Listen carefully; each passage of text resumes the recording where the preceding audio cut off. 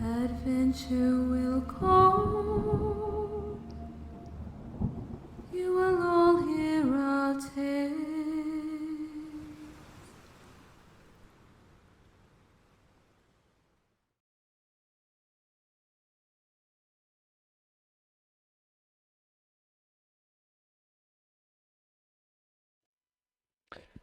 Hello, good evening folks, and welcome back to the channel for the newest episode of our homebrew D&D campaign, the Chronicles of Iridica.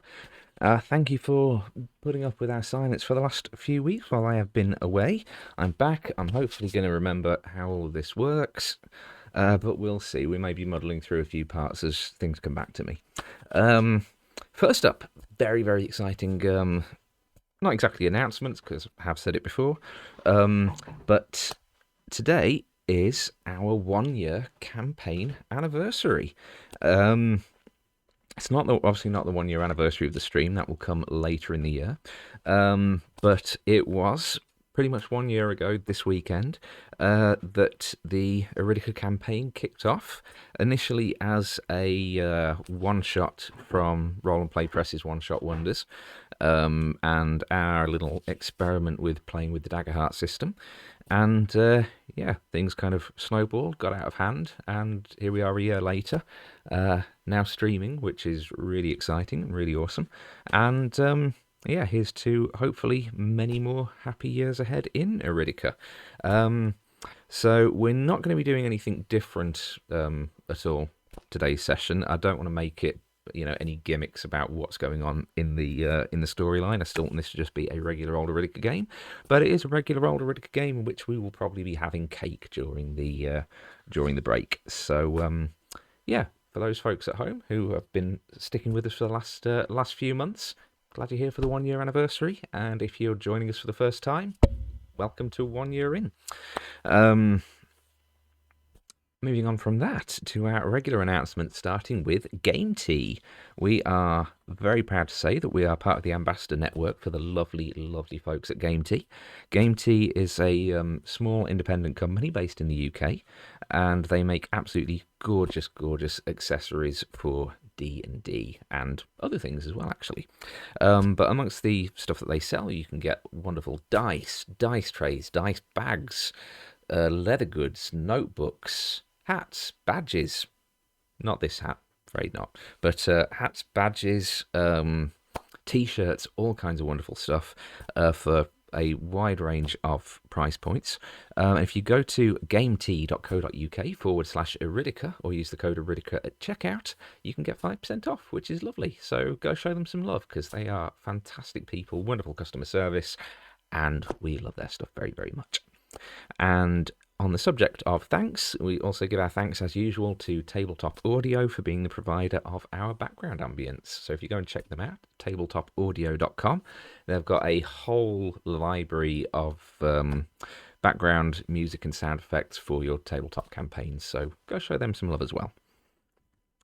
And then final announcement, just a quick no spoiler please, for the fact that for those of you who are familiar at all with Roleplay Press's One Shot Wonders, you may have noticed that the job that the crew is actually currently on is from their One Shot Wonders book. So if you have read it and you know what's coming, don't post spoilers in chat, and we would appreciate that. Thank you very much.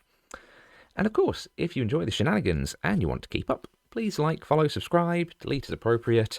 It all helps the channel, and it makes us feel all warm and fuzzy inside. Great place to start, especially with it now being a year in, is the Discord, where we feature detailed session recaps of everything back to that session 1. Frequently asked questions about world lore, characters, visual aids, and just a place to hang around with other Iridica fans and chit-chat. So, yeah, go and join that. The link for that will be cropping up sporadically in chat on Twitch, and it will be in the description below as well. So, join us there. With all that said, and without any further ado, gang, we are back to the world of Iridica.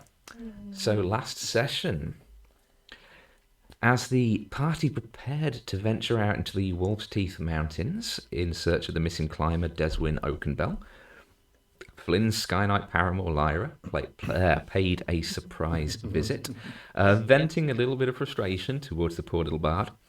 As tensions rose, Lyra and Sparrow clashed, but eventually managed to talk down the situation to a calmer point.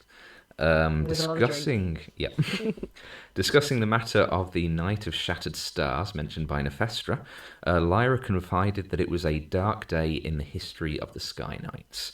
A fragment of a pre-Sundering artifact, the Codex of Creation, was stolen while on display at a noble gala, with the Sky Knight Zephyra Stormweaver being implicated in the theft and driven into exile. Mentioning House Shanlaran, another noble family, Lyra speculated on their involvement and promised to make some discreet inquiries upon her return. Taking the new recruits Vassama and Rick, the party headed to join their guides and their transport. On the way, seeing the body of the Spire's Light desk clerk being dragged from the glacial lagoon. With their moose and carriage secured, they headed out across the frozen wastes of the Frost Garden towards the mountains. En route, they discovered the body of an elven hunter who they laid to rest, and from whom they salvaged an unusual magic item. As the night wore on, the carriage stopped, with Segrid making camp with the tiny hut spell. Sparrow took this time to consult Flynn's Tome of Enlightenment and learnt that lunar dragons did not exist prior to the Great Sundering. During the night, Erebus and Vassama's watch was interrupted by sounds of someone calling for help. After alerting the rest of the group and carefully investigating, they discovered a panda parrot feasting on a recently slain orc. Retreating from the beast, the party planned to wait out the night before investigating the corpse, with the possibility of it being the missing climber. But their plans were forced to change, however, as the creature approached their arcane shelter, startling the moose and in turn drawing its attention. We pick back up as the beast begins its charge, and I'm going to need everyone to roll initiative. Oh no. How do I start this witch dice? Okay. Which one? Oh, for God, wrong dice. That's a 6 for Sparrow. Oh, no. Chronicles. I know. That is a 12. 16. So 16 for Erebus. Sparrow was what, sorry? A 6. It's okay. She's, you know, That's she some, doesn't know what to do. that's some Ashley Johnson initiative roll. I know. That dice, I need a dice jail. I really do. Flynn is, oh. Yeah, I keep forgetting that I've got a tablet now, so I can have Flynn's character sheet open and handily available. I forgot how much happened. I've just re-listened to the episode and everything, but I just forgot how many things we actually got done that episode. Jeez. On very little sleep as well. Okay, Tablet's decided that now is a time for an update, so I don't know what Flynn's modifier is, so I'm just going to take his as a straight dice roll.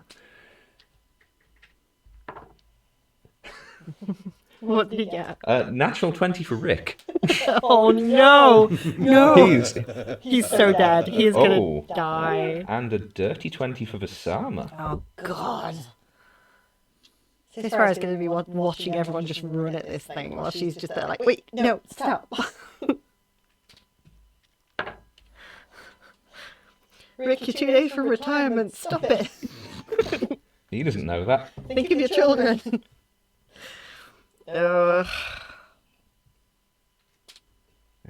Panda Parrot. Ooh. Good job, Panda Parrot. Oh no. I just need to see what his modifier is, 'cause I'm guessing it's not going to be much. Oh, okay, that's a, yeah. And for the, oh no. Was that the mooses? Yeah. The moose are last in the initiative order. Fuck me, this is a big initiative. Oh. Well, there's 7 people in the party, and then there's the moose and the owlbear.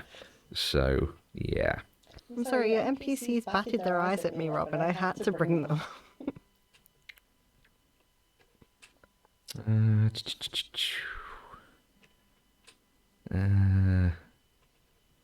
Erebus, then Sigrid, Flynn,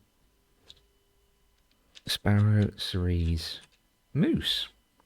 Okay. I just finished updating. It's like, would you like to leave a Google review for D&D Beyond? It's like, no, I'd like my fucking character sheet, please, if that's okay. It's like, now is not the time. Okay. There we are, gang. We finally figured out how to D&D.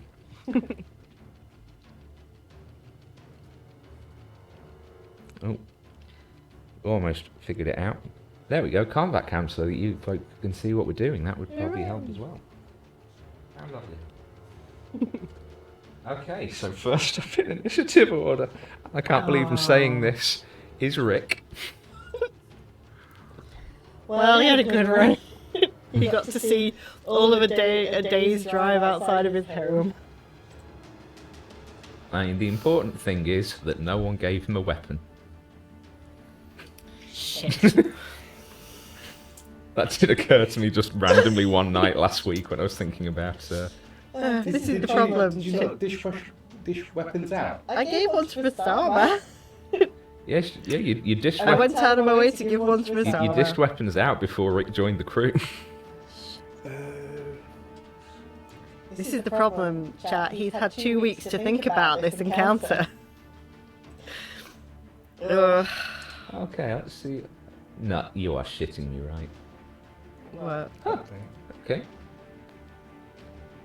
So apparently, Rick, I forgot when I rolled his when I rolled his stats. He has a strength of 10, which gives him a modifier of 0, which means he does actually do 1 point of damage with his unarmed strikes. So. Oh no! Don't get him! Don't worry, everyone. I got this. Right. And Rick is going to charge in, and he is going to attempt to bitch slap the panda parrot. Oh god, it really is Spur all over again, isn't it? That's a 5. That's a 5. That misses. Good. So you just see as he runs up and just...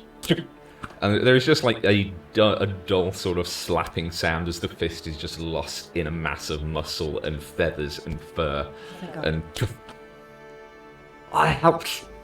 Get the fuck back in the zone! For some reason next. Could go wrong. Oh god, I'm gonna have to explain to the crew how they all died. And she is going to... Oh. Her thingy. Fireball. Okay, come on. Show us what you're made of. Okay. Erebus taught me how to handle the blade. Well, she's going to use the crossbow because Okay, that's what go. she was practicing with before the owlbear attack. Fireball Fuck me. insinuates the panda parrot and the moose. And the carriage. Well, well, they both rolled a 5 on the dice. Oh, So, at least it wasn't. Oh, that would have been beautiful. if it was a 1. If it was a natural 1, it would have hit Rick. Wow. Oh god, I wish that was a natural 1. I really don't. So yeah, Okay. yeah, Vassama kind of runs out of the dome slightly, levels the crossbow, fires. The bolt just soars harmlessly into the night. No wonder Sparrow's initiative is so low. She's just standing there in horror, like, what the fuck are they doing? The owlbear is up next. No. Sorry, the panda parrot. Why did I write it on the initiative tracker as an owlbear? Probably It's just easier to write than Panda Parrot, 'cause I've had to write it in 3 different posts now, and it's so difficult not to write that owlbear.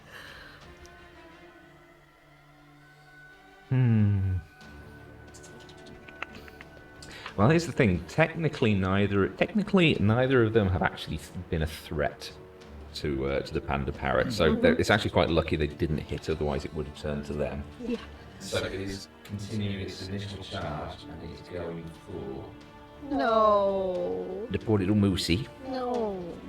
Oh, in case anyone at home is slightly confused by the combat map, I do not have any moose miniatures. So the moose are being represented by a nightmare, an elk, a giant goat, and an ox. So, but they are all moose.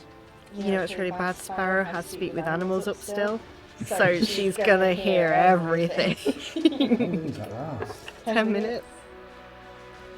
She literally just cast it to talk to the panda parrot. Yep.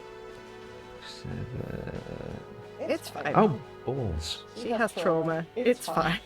Just occurs to me, I don't have a stat block for the moose. Oh, I have my elk here. Hold on. Oh, You want the elk yes, card? please. Here we are.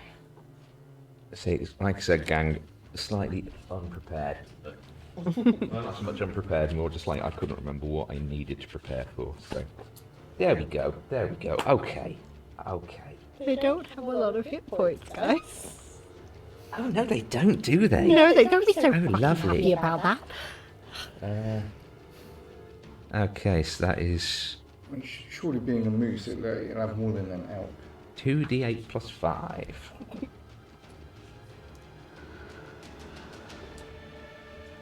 Sparrow's gonna dream about their screams. 16. Okay, so with a slash of its claws, there is just an arterial spray of blood. There is like a thin sort of steam erupting up from the snow underneath as the warm blood hits the snow, and you just hear Sparrow. Oh no! Oh no! Oh no! And then like the next moose along from him was like, Gary, Gary, Gary. Oh. It is going to make its second attack against the Nightmare Moose. Nightmare moose. That hits. Right, you can walk back to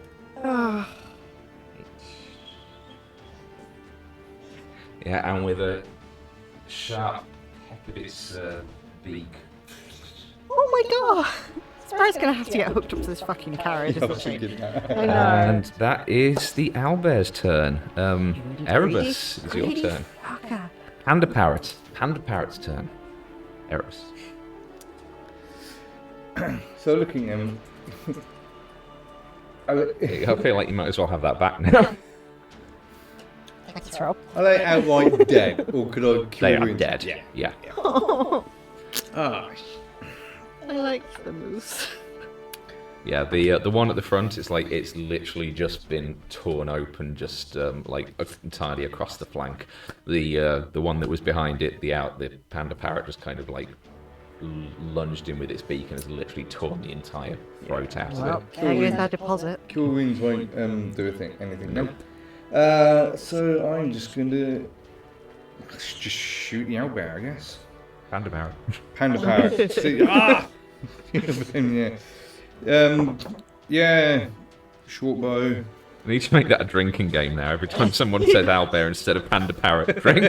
Or, you know, or the GM could just give us all, like, extra points for it. Again, you know, like hit points for the panda parrot just keep going down the minute you, every time you do it wrong. That would be great. So, Okay, but every time you do it wrong, it gets them back. I'm up for that too.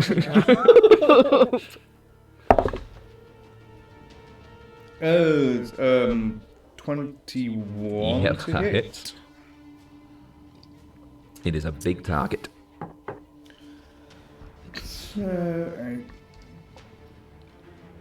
Jeremy? decent. Jeremy? I don't get sneak attack, do I? Because there's... Because There's a moose near it. there's a moose 10 foot away. I don't think that's going to do anything for... Can Rick not be classed as an ally? He is an ally, but he's not, Not 5 in feet. melee. No. Oh, I should God have damn done.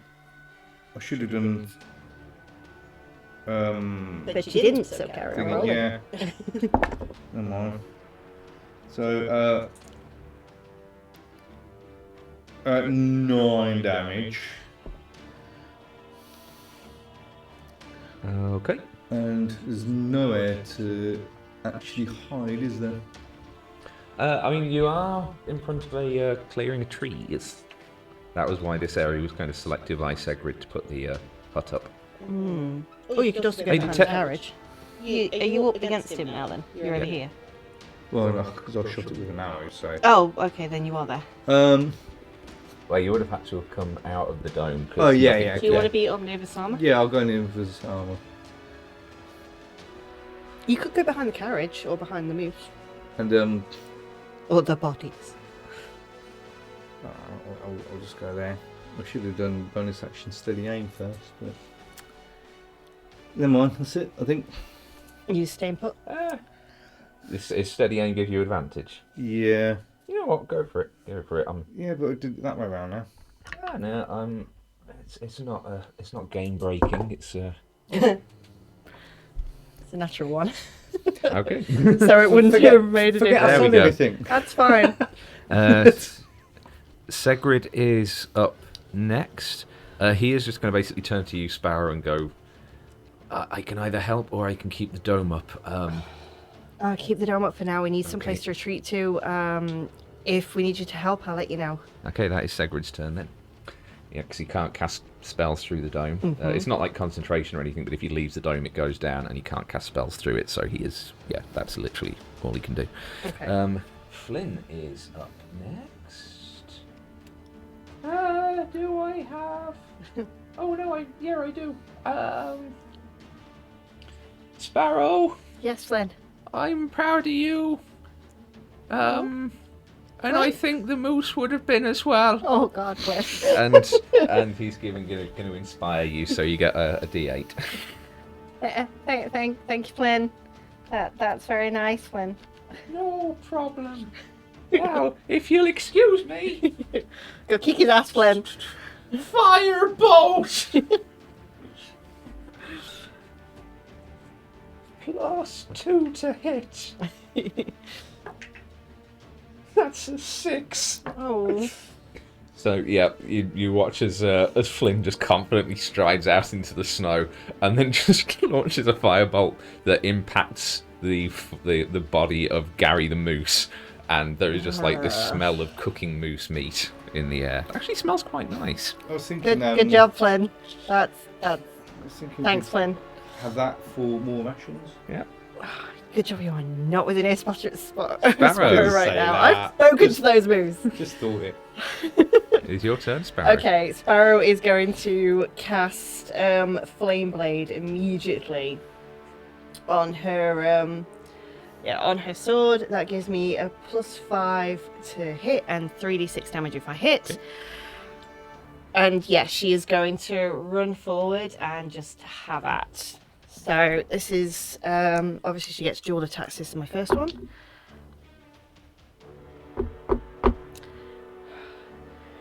I'm gonna use. No, I can't. That was 5 to hit with the flame blade, so that did not. Obviously I hit. believe Bardic Inspiration you can use after the roll, but before you know if it's a success or not. Oh, okay. Well, that was a 1 on the bardic. Oh. Anyway, that's a 6. So I'm my assuming that bardic's was what you gone. were going to say when you said I should have used ... No, I was going to say my inspiration. But Oh. yeah. Okay, so that one didn't work. So now I'm going to use my offhand attack with So my I other short I don't know if it's sword. just because I've been missing this so much, but like already, like in the first round of combat, this just feels so peak D&D. It's That wonderful. we're all fucking up so badly. Yeah. All right. There's 2 dead moose. There's 2 traumatized Oh, moose. that's more fucking like it. There's a kobold flailing. Alright, so I'm going in with my other short sword, so miss with the flame blade and go straight back in with like a cut up with the other sword for 22 to hit. That does hit. You fucking shit. Alright. Okay, that 22 is misses. It's an ancient dragon in disguise. 7 damage total. You Okay. fucker.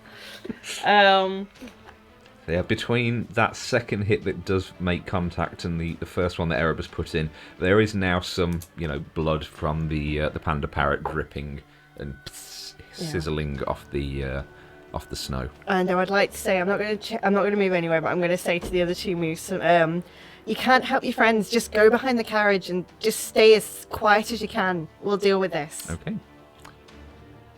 Okay, Cerise is up next.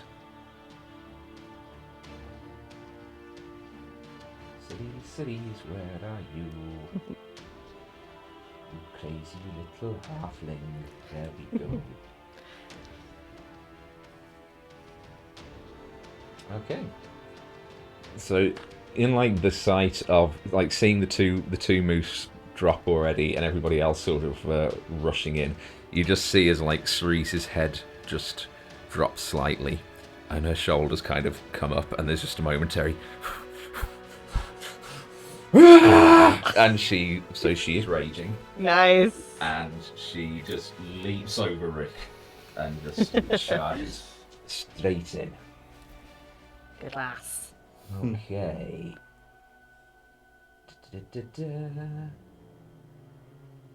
She is going to go Great Weapon Master.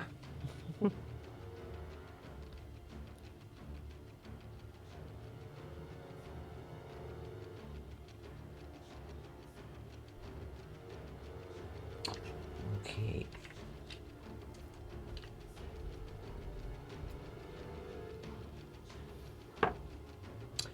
Uh, 10, 16. First attack misses. Both of her swings miss. Oh no.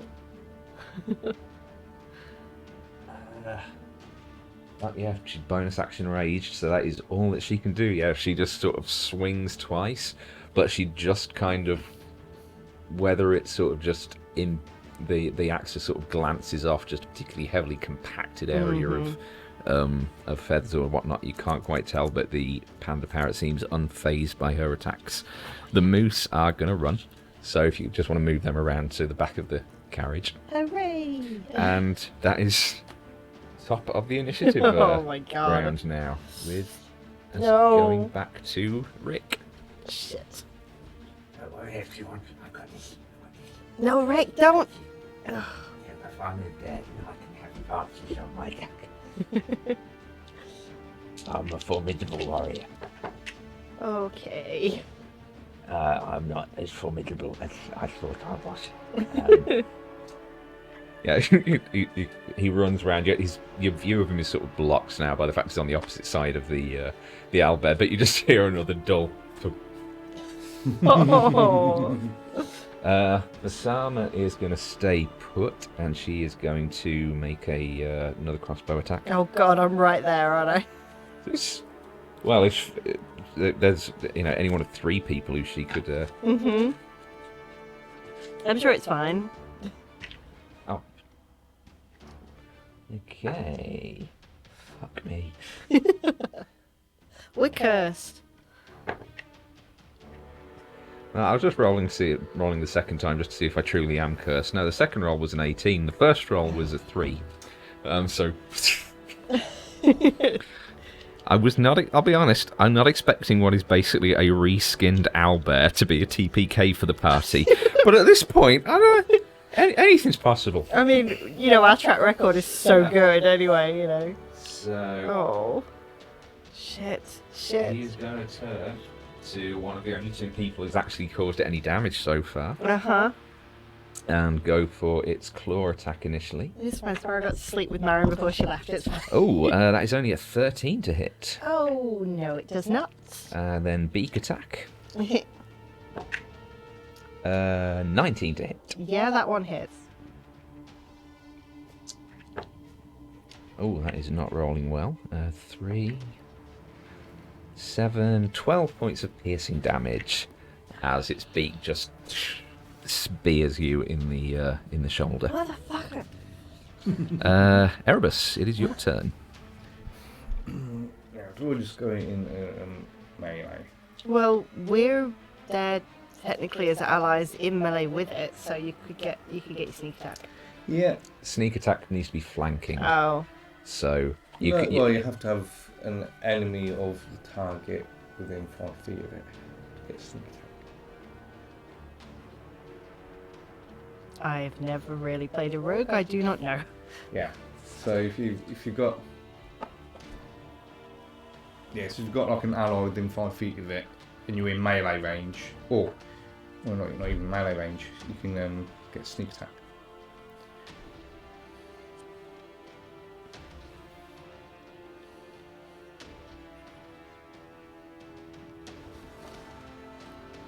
Yes, you do. He's got it. So I think I shall do that. Kill it. So I'm gonna. Oh yeah. Sorry, I'm thinking advantage is flank. Sorry, yeah. Sneak attack is. Yeah. That's where I'm getting myself mixed up. I say 3 weeks off. Yeah. Yeah. It's fine. It's okay. So can I get onto the other side of Vic? On top of Gary. Oh, here. Yeah. Yeah, you're on his face. It's fine. Oh, I. Technically, he's not in that space. Just his miniature is. Yeah. Oh, Gary. Okay, so in that case, you are definitely flanking then. So you get advantage, and your sneak attack. Ooh. I think I brought short swords with me, didn't I? For You this? did. You do have short swords now. So I'm going to use. But you are also free to draw your daggers again because of Vassama. Yes. Poor Yes. Varnes. She did not deserve that. Short sword. Also need to remember that you're attuned. Sparrow's attuned to the coin of curses, so any natural ones that you get are extra special. I know. I'm very worried. What was my short? So 17 to hit. Yeah, that is. Oh, thank God. What's really frustrating about all of these rolls is that owlbears do not have a high AC. They No. are big, chunky targets. We just need to roll above a 10. That would just be great. Just anything above a 10 would actually work out. I've even done the trick of putting my dice on ones. Yeah. Just like last time. Yeah, drain the ones out of them. Yeah, come on. That's how it works. It's got my 2d6 for sneak attack.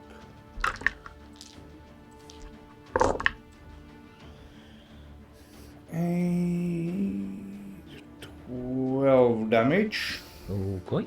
Cool. and then offhand attack. Still at advantage, which is 21 to hit. Yeah, that hits. That is definitely cocked. Yep, that is. So 4 damage for that. Okay, so those two managed to find purchase through the fur. You can see now, like, large of the white sections of the black and white fur are now just seeping through with like a dark crimson. Oh, good.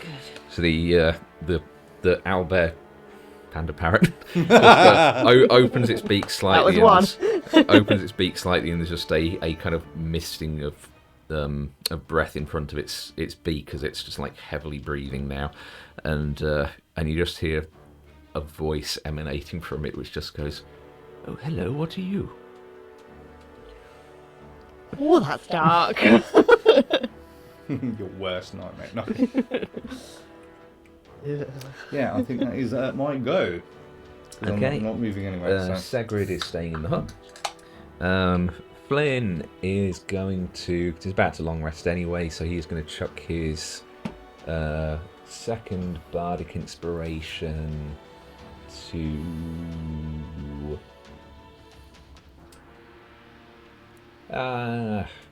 Let's make it fair. Odd Sparrow evens Erebus.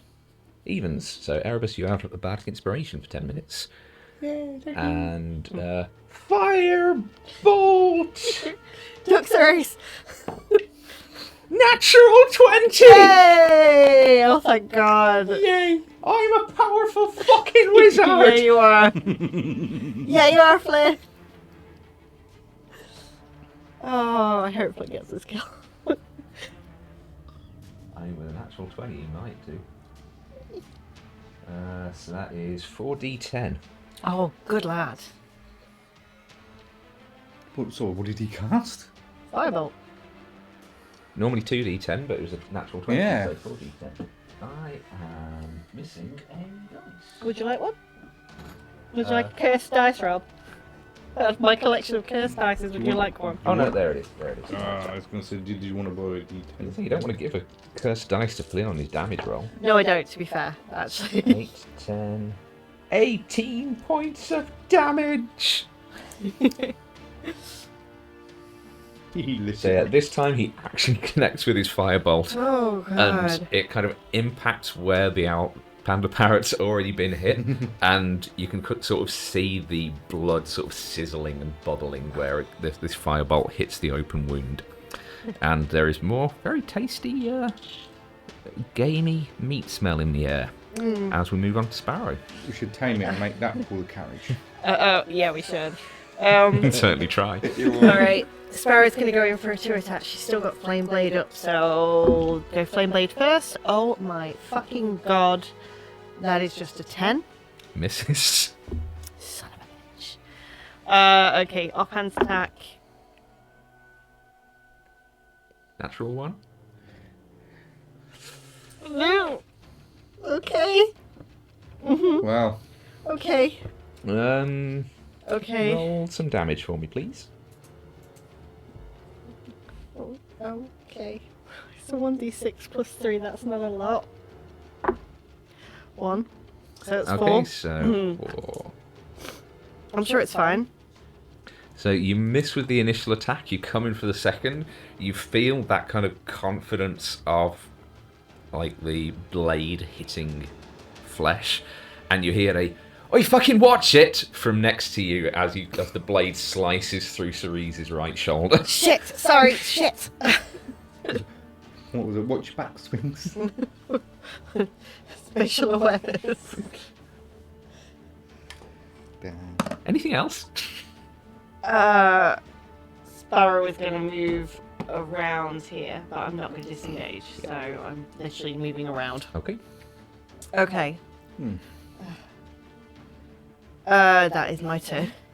Okay, Cerise is going to reposition herself slightly because she's a brawler. She's a veteran. She's been doing this for a long time, and she'll realise that technically Erebus doesn't have flanking anymore, so she moves to there Okay. because you have to be like Right. that sort of way opposite. So yeah, and I think it's more important that. Well, she thinks it's more important that Erebus gets flanking than Rick. Yeah.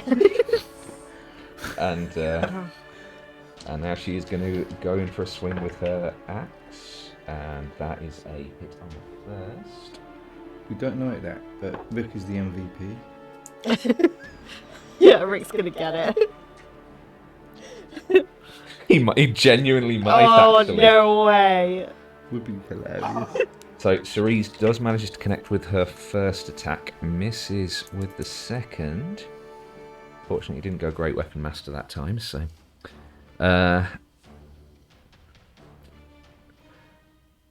Oh, no, he can't, but it... What?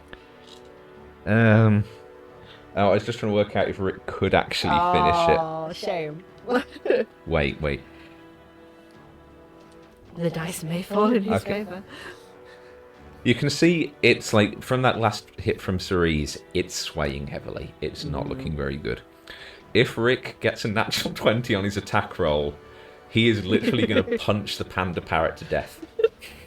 Oh, come on, I want this. If ever there was a time to get a natural 20. Come on, natural 20, That would be manifest. hilarious. Natural 20, come on. What was it? It was so close. It was almost on the 20 and then it rocked onto an 8. Oh, poor Rick. So it's like, yeah, from that side, yeah, you're just watching now that you're next to him, Sparrow. As he's trying his best, he genuinely is, and he is just pummeling this thing and hitting nothing but soft feathers. Vassama, on the other hand, she could. Come on, Vassama. That is a 16 to hit. Oh, this could make her so happy. Okay. Erebus. Oh. Seeing as you were the one tutoring her with the crossbow, I will grant you the privilege of describing Vassama's killing blow. I don't know. No, With all that training with the trees, you see. Your NPC, if you want to, then. Wow, I'm giving you the privilege. Right in the eye. I'm thinking maybe. I mean, probably not quite that angle, but maybe hits it in the one side of the temple, and then right through to the other.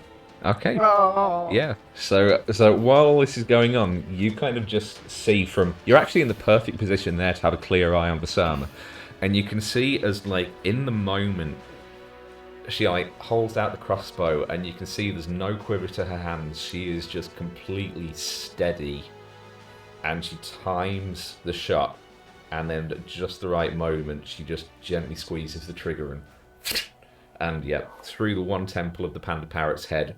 And then you just see like the splintering of bone as the end of the bolt just, and it with one last sort of screech, it slumps down. And yeah, we are out of initiative. Oh, well done, lads. Did I You killed get it? You did it. Well done. You did it. I'll wipe my blades on the owlbear. Now there's a story you can tell a few people. Panda parrot. Ah, it comes back to life with one hit point. Kills us all. No. You did it. You've got a story to tell. How's that feel? Oh, that was quite exhilarating. I'll wander over to her. Oh. You know, yeah. So bear with me a few moments, folks. The OBS has completely crashed. I don't know if this is actually going out or not. So I'm just gonna give it. still see it. I'm just gonna give it a moment just until. There we go. Yeah, we are running. Okay, sorry. Continue. Yeah. I think Erebus will go over and just say to Vassama, well done. I'm very proud. Impressed. I'll do, donkey. That'll do. That'll do. Yeah. I turned to Rick and I'm like, Rick, I helped. you did. Apologies that I didn't realise you were unarmed. We'll see what we can do to remedy that. But next time, maybe we'll have a buddy system going. You and Vassama kept a distance, which is good. Next time, I'd rather you came in with a couple of us instead of alone. But well done, you did it.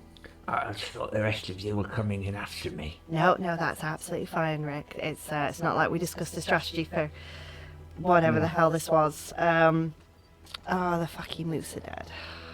Yeah, you see the other two, now the sound of commotion is dying down, kind of come trotting around from the back of the carriage and just come over and just start gently nudging the corpses. Oh no, I go over. Is Gary okay? No, Gary's not. But What about Jeremy? No, Jeremy's not okay either. It was 3 days from retirement. Well, he was very excited on one last trip, and we did our best. I'm sorry. Oh, okay. Okay. Do you want some extra food? I've got some treats. Okay. Okay. I just go back to the carriage and I get them both a handful of like apples or something. I'm like, there we go. That's okay. Cerise is already sort of axe just sort of put down in the snow. She's just drawn a knife from one of her side pouches, and she's already in the process of like butchering the owlbear for meat. Panda parrot. It's dead again. I was just thinking, Erebus wouldn't say, he wouldn't think it, but he's like, steaks on the menu tonight. Looks like meat's back on the menu, Yes. boys. Can Sparrow go over and like get a claw or something, just a talon from it? Yeah. Yeah, so she gets a talon and she takes it over to Vassama and she's like, trophy, reminder of what you've done. Oh, That's what I was going to do. I stole it. thank you, Captain. It's well earned. You did a good job, lass. Looks around the pouches on a belt and finds one to sort of tuck it into. I think if Sparrow's got like a piece of, like, I think she'll look at Erebus and she'll like nick a leather tie from his from like his uniform, just like, alright, fuck you, and like ties it around the talon, and then just kind of puts it over her neck. You did well. All right, everyone. We need rest. We need sleep. I'll carry on my watch. We'll carry on in the morning.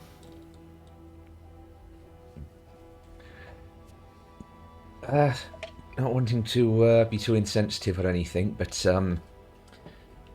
there's nothing that can be done for. And Cerise sort of nods to the two dead moose. She goes, supplies. Let me lead the other two away. You do what you gotta do. And I'm just like, I don't know their names. What are your names? If they were Gary and Jeffrey, what are your names? Jeremy. Sorry, not Jeffrey. How insensitive on me. I'm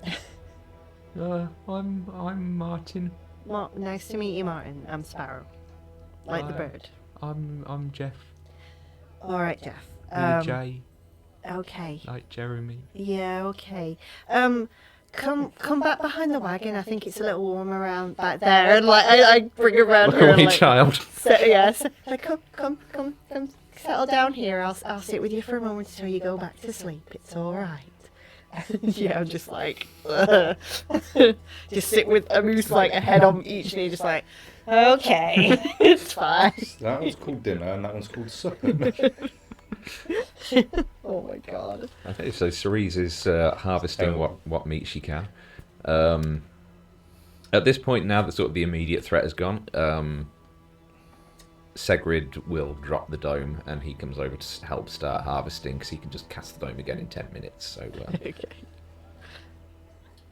So is there anything else anyone would like to do before bedding back down to finish the long rest? Or I think if the moose are like settled, I think Sparrow will do a quick perimeter check just to make sure nothing else is coming. Okay.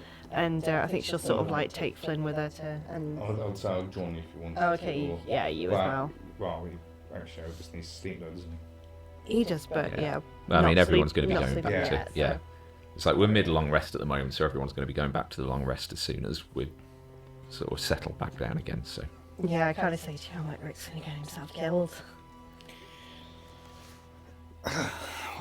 Well, we'll have to just do our best to keep him alive. Can you give him a weapon or something? I could give up one of my daggers. Do you want to? Is that alright? Well, I'm going to short swords at the minute. So, yeah, it's fine. Alright then. I'll give him I might have something. Really? Well, I mean, I'm a powerful wizard now, so I don't need weapons. I mean, Flynn, you've been training with those weapons for a long time. I mean, do you really want to give them up? It's nice. I mean, given how you are with Rick, I'm quite pleased you've even... Well, you told me I need to try harder. Well, thank you for doing so, Flynn. I appreciate that. So, Erebus, actually, I would prefer it to come from Flynn. I think it'd mean a lot to You Rick. sure? Yeah. Okay. All right, I'll then. give him my dagger. Thank you, Flynn. I appreciate that. If he dies, I'm having it back. Yes, you are, Flynn. That's absolutely fine. In fact, if you like, I can make it very clear it's a loner, and then we can get him properly kitted out when we get back to Frostholm. If you genuinely don't like him, Flynn, he doesn't have to be part of the crew. Okay. Oh, okay. I thought we were having a discussion. But all right then. All right. If that does make your rest easier, yeah, he's clearly not a good fit. If this is how you feel about it, so I'll have a conversation with him back at Frostholm. All right. Gosh, fuck! I'd send him back now if I could. Okay. All right. So yeah, I'm just kind of looking around. Is there any tracks in the snow of anything else? Is there anything around? We'll make a perception check. There wouldn't be any tracks Oh, because now I fucking you're roll. yeah. I was going to say, would I be able to 22. I was going to say, would I be able to give advantage? I mean, like to- signs of like like broken twigs on plants or Okay, anything like that. yeah. So 22. I mean, if you want to make a separate one as well, just to cast your eyes around, then you are more than welcome to. Oh, I know what I've left in here. No, I didn't. I left it in my other book. 26. 26. So between the two of you, you do a fairly comprehensive scout of the surrounding area, and yeah, there's some kind of heavy signs of loose branches and twigs and stuff being broken underfoot, which seem to track with the actual panda parrot itself. Apart from that, pretty confident there's nothing else around these parts. Okay. So in game, what you told me out of game last time, does Sparrow know? Yes, yeah, that was something I forgot to touch on in the recap. So yeah, as you were rousing everyone from their sleep for the approaching panda parrot, when you shook Cerise awake, you did feel a reaction from your talk. Oh, we've got to talk to you. That's alright, go pee, I'll talk to Yeah. him. Shouldn't have that cup of tea. Nah, everybody should always have a cup of tea. The tea alarm is a real thing. So, yeah, so I think Sparrow will just sort of whisper to Flynn and say, Flynn, I think Cerise has got a medallion, like a coin, from the Sundering on her, somewhere. Oh, so do we have to fight her now? No, not at all, Flynn. I think I can take the orc. We're both powerful wizards. No, what I'm gonna say, Flynn, is you're already making nice and being friendly. Keep it up. Oh, you want me to pickpocket him? No, I'm not saying that, Flynn. What I'm saying is I have an interest. I don't know what to do about that just yet. Oh, that'd be just like in that book, The Thief of My Heart. I mean, if you want to have at Cerise, you could, but I don't think that Lyra would like it. But I mean, it's got a lot in there about pickpocketing techniques. All right. Tell you You what. know, the secret is you take the thing and you don't let them know that you're doing it. Oh wow, That's what I learned. That's a revelation, Flynn. Yeah, I can do that. You know who does that really well is Erebus. Oh. Yeah, you should get him to teach you. But for now, I'd like you to get close to Sigrid. Talk to him a lot, under the pretense of learning to be a wizard. But I am learning to be a wizard. I know, but give him extra time with the book. Okay. Be generous. Little bit of just, I don't know, greasing the wheels so they might be a little bit more receptive to something I might ask for later on. Don't let on anything about the coins. Don't let on that I know anything. Okay. Just I can be be friendly. very subtle. Thank you, Flynn. I know you can. But like I say, just do things without asking anything in return. Let's let them know we're nice, generous people, and perhaps they'll be nice and generous to us in return. Okay. Okay. Thank you, Flynn. Where the fuck is Erebus gone? Oh, I saw him go behind a tree. I think he was peeing. Oh, great. That's all we need. Just, let every animal in the fucking vicinity know we're here. It's fine. Okay. Isn't that like marking your territory? I mean, he's very welcome to do that. Just nowhere near camp. Come on, we'll head off. Did you learn anything else from Segred? Interesting, or is there anything he said he could teach you? Yeah, I have been oh god, I forgot what it was already. That's alright, Flynn, you can ask him again. Where's my spell list? There it is. He has taught me a spell which I am going to call Flynn's Magic Missile. Oh, this is what he was talking about before with their... Oh, the I could guarantee. have used that actually. You probably could, but I appreciate you not trying new magic in a situation like that. Like, you could probably practice a little bit at some point, but anyway, we need to go get some sleep. Oh, you're fucking back, are you?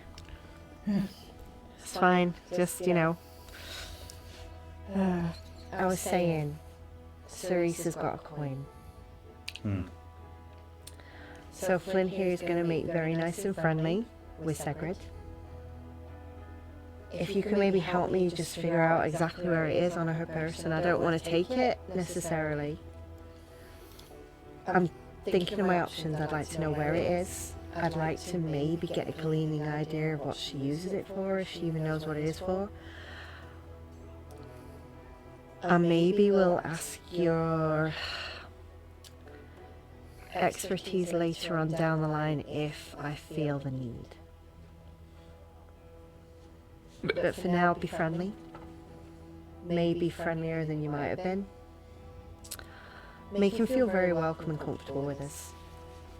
When you say expertise, I was be saying to Like No. the thief of the heart. The pickpocketing. Oh. Okay. I don't mean murder. I don't mean I want you to slit a throat in a sleep or anything. I'm... So we weren't doing that anymore. No, we're not doing that. I just want you to be aware that I have another vested interest here. And friendly is better than not in this situation. And if I say anything, and this goes for you, Flynn, if I say anything, even if it sounds strange, you both go along like it's the truth. Alright? Okay. Okay. Everything Sparrow says No, is no. truth. Well, okay. I don't at this moment know They how that call could go that wrong. alternative facts. Sparrow has a visceral reaction, doesn't know why. Alright then, we're gonna go back. I'll take a watch. Let's go and get some sleep. Okay? On the walk back to camp, Flynn just kind of sidles over to Erebus, just goes, Are we in a cult now? Probably. Okay. That's right, and I'm your indisputable fucking leader. I'll keep fucking walking. okay, you make your way back. Segred is just finishing recasting the hut. Cerise is still working to harvest as much of the meat as possible. Rick's giving her a hand with that. Vassama's gone back and is just sort of sat on the inside of the hut. So yep, returning to our long rests then. Mm-hmm. I think Sparrow is going to be eyeing, like side-eyeing Cerise. Just I'll go over on the pretense of. Do you mind if I have a look at the sword cut? Sorry about that. I was distracted. It was a stupid mistake. Are you all right? That happens. They've had worse. Oh, let's have a look. Bloody How bad sharp is those it? things are. It is. I try and keep them well. Like, I'm sure you would the same with your axe. And I'm like, it's a fine weapon. Can I have a look? Sure. Have a look. Is there any sign of a coin on the axe? Make a perception investigation check.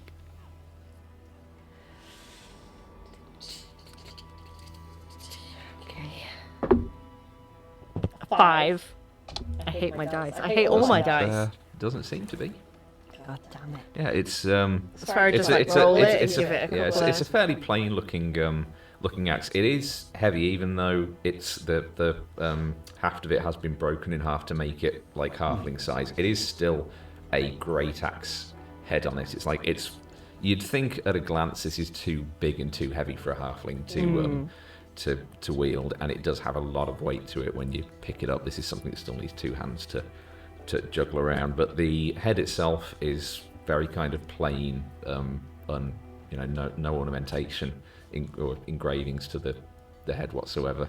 The haft of it is just plain wood with just some like cloth wraps around where the grip, effectively a new grip has been made, with the old one having been further down the handle.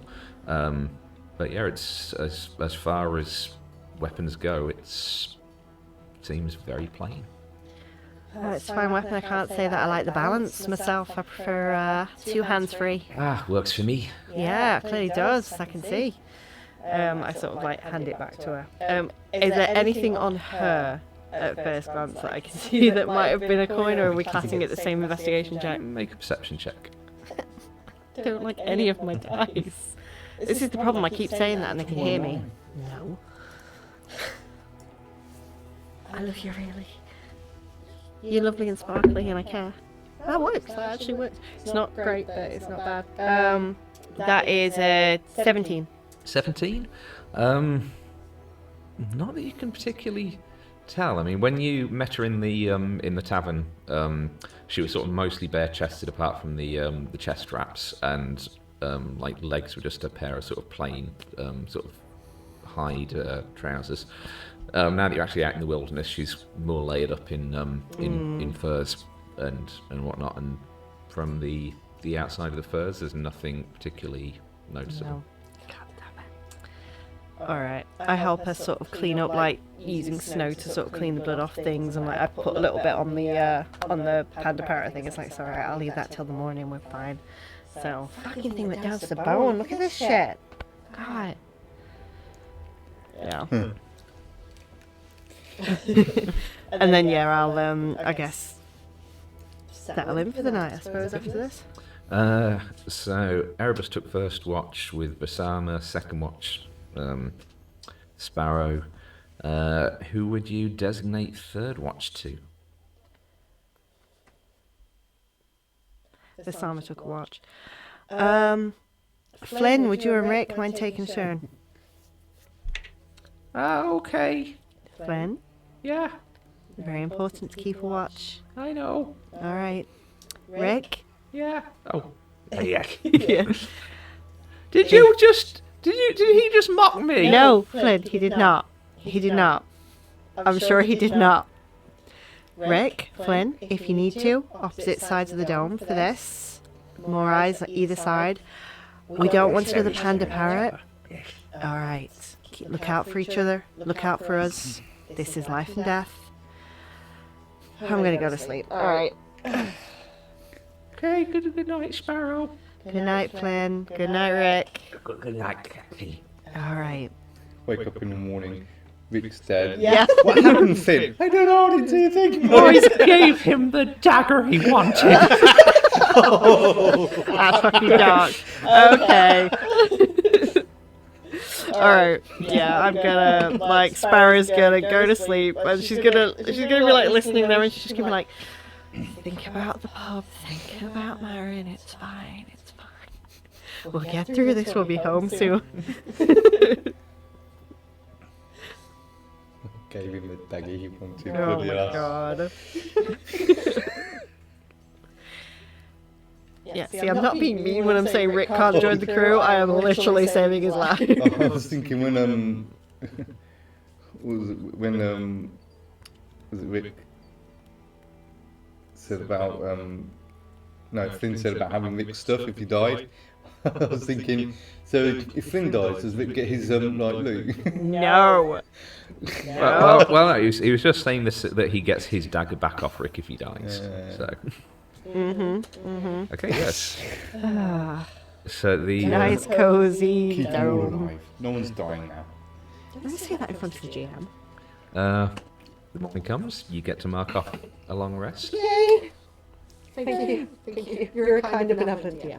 and you awake to a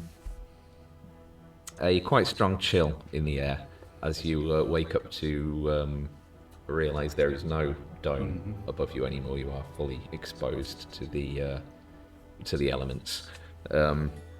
Cerise is only about sort of 20, 25, 30 feet away from you, and she's just seems to have gathered a bit of firewood from the trees just behind you, and is in the middle of prepping a campfire just to quickly warm up a little bit before you head off the next leg of your journey. I'll say to her, do you need a hand with collecting any wood and getting Oh, this going? I think I got everything I need. You're welcome to help get it started, but I think we've got enough enough wood.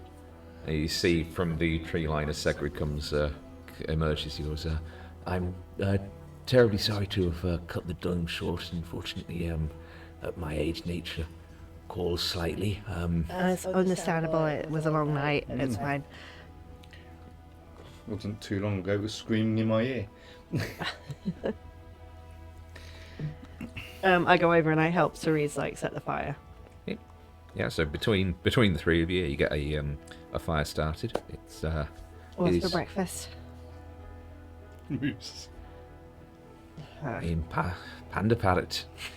All right, let's give this a try then. I mean, Yeah, you spend a bit of time cooking up some panda parrot. Rick comes over and offers to assist with that. Turns out he's no felon, but he's he seems to be good at sort of looking after himself, which includes things like basic cooking and stuff like that. So he Fallon won't believe this when we're eating panda parrot. I mean, it's not Phoenix, but it's Do you something. think we should take some back for him? I think if there's any left, Flynn, we probably should. It'll keep. In this weather, it will. Oh, maybe take the beak, Flynn. Ugh. Oh, here he might boil it up in the soup or something. Oh, guy, I don't know. Maybe. I heard too many voices coming out of that beak. I don't think I could touch it. Let's not give him any ideas on my ship. I don't want to eat panda parrot soup and wonder if that was the bloody tongue or the beak or anything. This is a necessity on my ship. I don't really want that.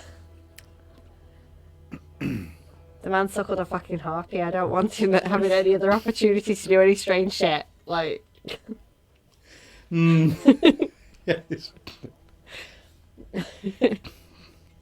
Everyone has their kinks, I guess. I'm sure he has many. Vassama, how are you doing this morning? I'm a very good captain. Did you sleep well? Well enough. All right. Are we going to still be able to make our schedule with the two moose? I'll go ask him, I suppose. Right. I finish my breakfast and I go over and I cast Speak with Animals. Martin, Deaf, you alright? Oh, Miss Gary. So, there's only We're the going to run away together. my condolences. Are you able to continue? Do you think you'd be able to pull the carriage? Oh, do you think we can do? I think we can. Yeah, we might be a bit slower, but That's alright if you think you can do it. Would a third help? oh yeah. Oh, is Gary coming back? No, Oh, you're never gonna see Gary again. I'm Jeffrey afraid. then. No, neither. Oh. Me? I can be one of you, if that would help. I don't understand. I don't understand either. All right, I'll show you in a bit. Let's get you hooked up and get you breakfast, and then we'll go from here then. Okay. All right, I go back to the group. I'm like, okay, so I'm gonna be a fucking moose for a little while, just to help us keep up the speed and everything. So. Oh, like in that book I read, The Beast of the Heart. Now that book sounds fucking suspicious, Flynn, and I'm starting to worry about those books. So I think I'll have to look through that library for you. It's about a druid who is he's in wild shape. Uh-huh. And he... Is there a vampire, Flynn? No. No. No. But he gets cursed by an evil wizard that makes him stuck in beast form, and then he meets this beautiful young woman from the village, and she's a bit weird because she's what's it called? The people who make things. An inventor. Not an inventor. Artificer. She's like an artificer, and the rest of the town thinks she's really weird because it's like a small parochial town. Oh. And she I think I've read this book, Flynn. Oh, yeah. Yeah, I think she was very disappointed in the end when he turned human. You could, apparently, he read very strange in the book, maybe it was a problem that he got turned back into his normal form, but... Aye. But then it's okay because, a few years later there was a revolution and he was executed as nobility. How'd she go with him? No. Oh, that's all right then, fine. So not the best happy ending in the world then. But I'm not going to get stuck as a fucking moose, Flynn. I'm just going to be a moose for a little while. As long as no dark wizards come along and curse you. I sigh by him a little bit. Because that's what happened in the book. I mean, unless you're feeling like that would be a funny thing to do, and I hope you're not. I'd rather you know... I'm not that powerful yet. Oh, good. Oh, good. Let's hope that Sigrid isn't Apparently either. there are spells that I could do that with. No, Flynn, you're a good person. Let's keep it that way. Use your powers for good, Flynn. I will. Okay. Alright, let's pack up. Thank you for the knife, Mr. Orwick. I will try and put it to good use. I look at Flynn and I nod. Okay, everyone get settled. I can give you a couple of hours of this, and then I'm gonna have to rest up a bit before I do it again. So let's start the day strong, and then maybe push a little bit before nightfall. I'll do it again. All right. Okay. I turn into a moose. Okay. So Now your name is Mussolini. No, it fucking is not. So the two remaining moose and Sparrow will get harnessed up to the carriage. The indignity of it all. Sigrid kind of sits upon the driver's bench, but with basically being a sentient person at the head of the pack now. There's no need for him to be there. He's just kind of there more out of as a watch than anything else.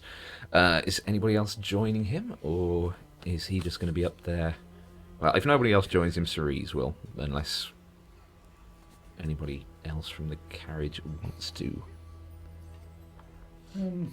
At some point, if Cerise wants to swap whatever, Erebus can go up and keep watch as well.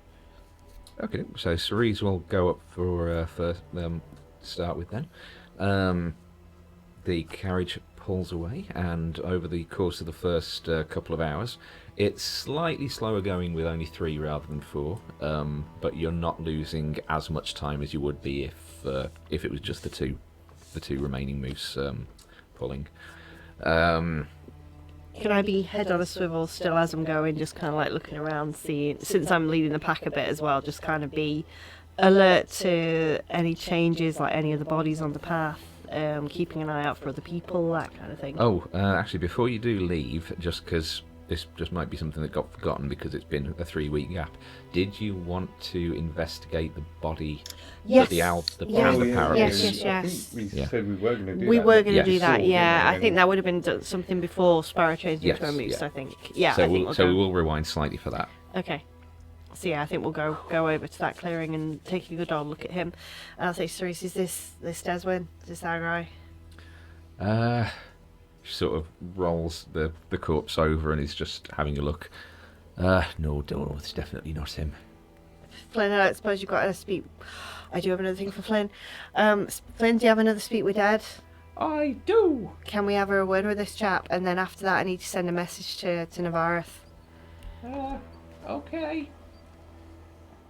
Oh, wait a minute. Pulls out his sending stone. I ate panda parrot this morning. No, you didn't mishear that. That was...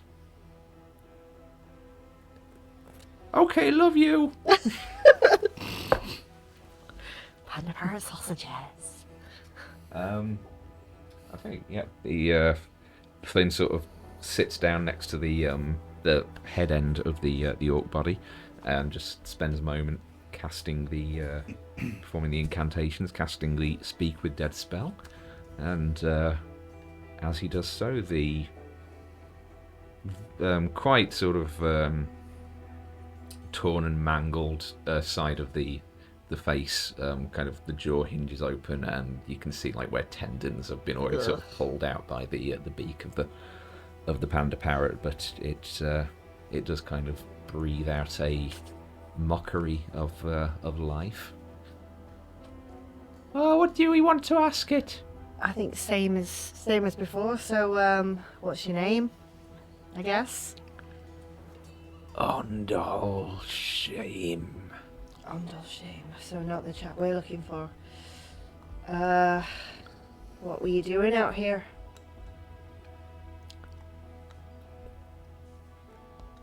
Left the clan after getting sick. Shamans weren't able to find a cure, so I chose to die in Frigorix's embrace. Alright, anyone to inform of your death? I guess they already know. Final wishes? Leave my remains under Solaris light to feed the beasts of the plains. Okay, that's 3. I don't think that... Oh, have you seen another orc with a halfling and a human pass by recently? Some weeks ago they passed our clan. What direction is your clan? We were heading... Brain, word, map. Oh no. That's right.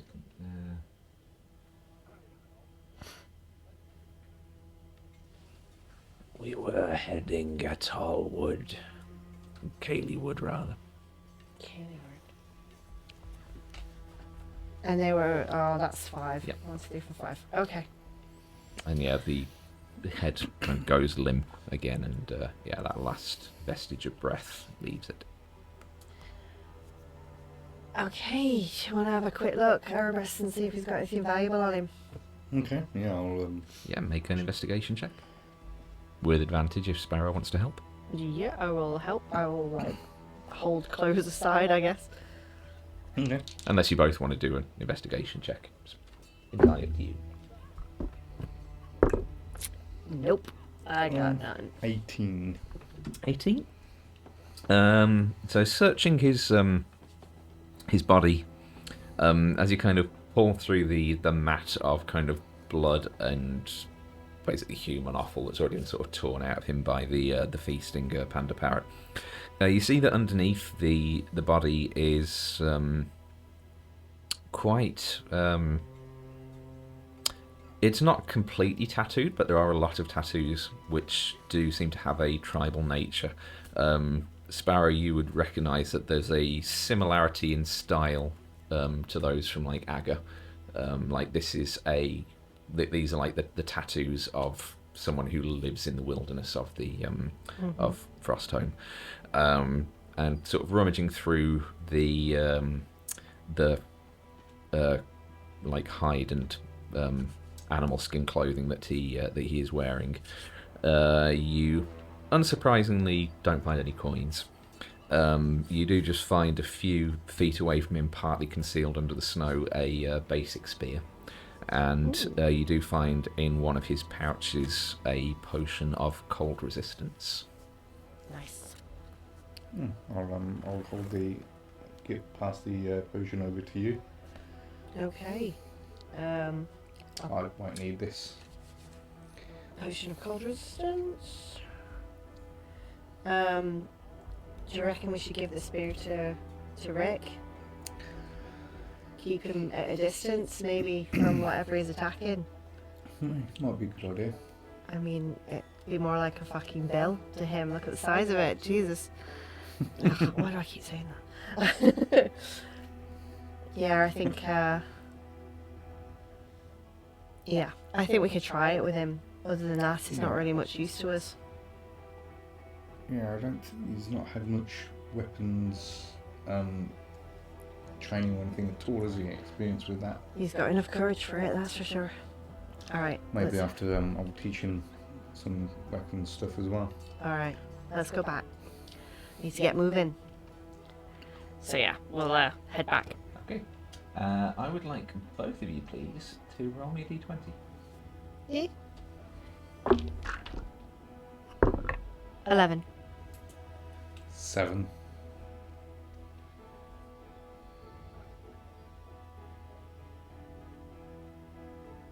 Thank you.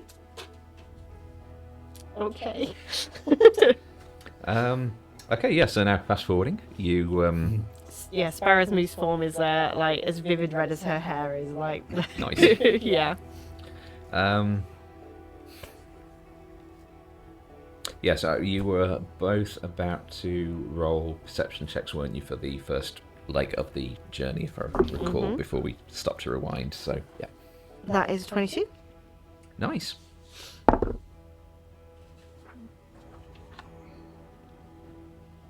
So 18. Okay.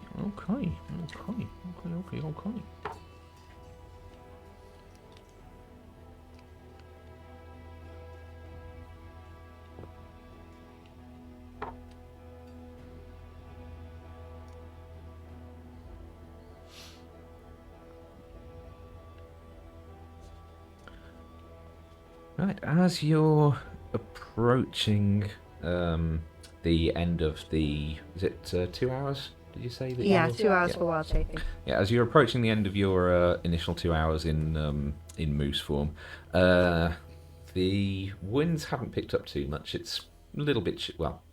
it would be absolutely bloody freezing out here, but for the natural insulation of your moose fur. Just I've got cold resistance as a sea elf as well. But yeah, you're sort of powering through it.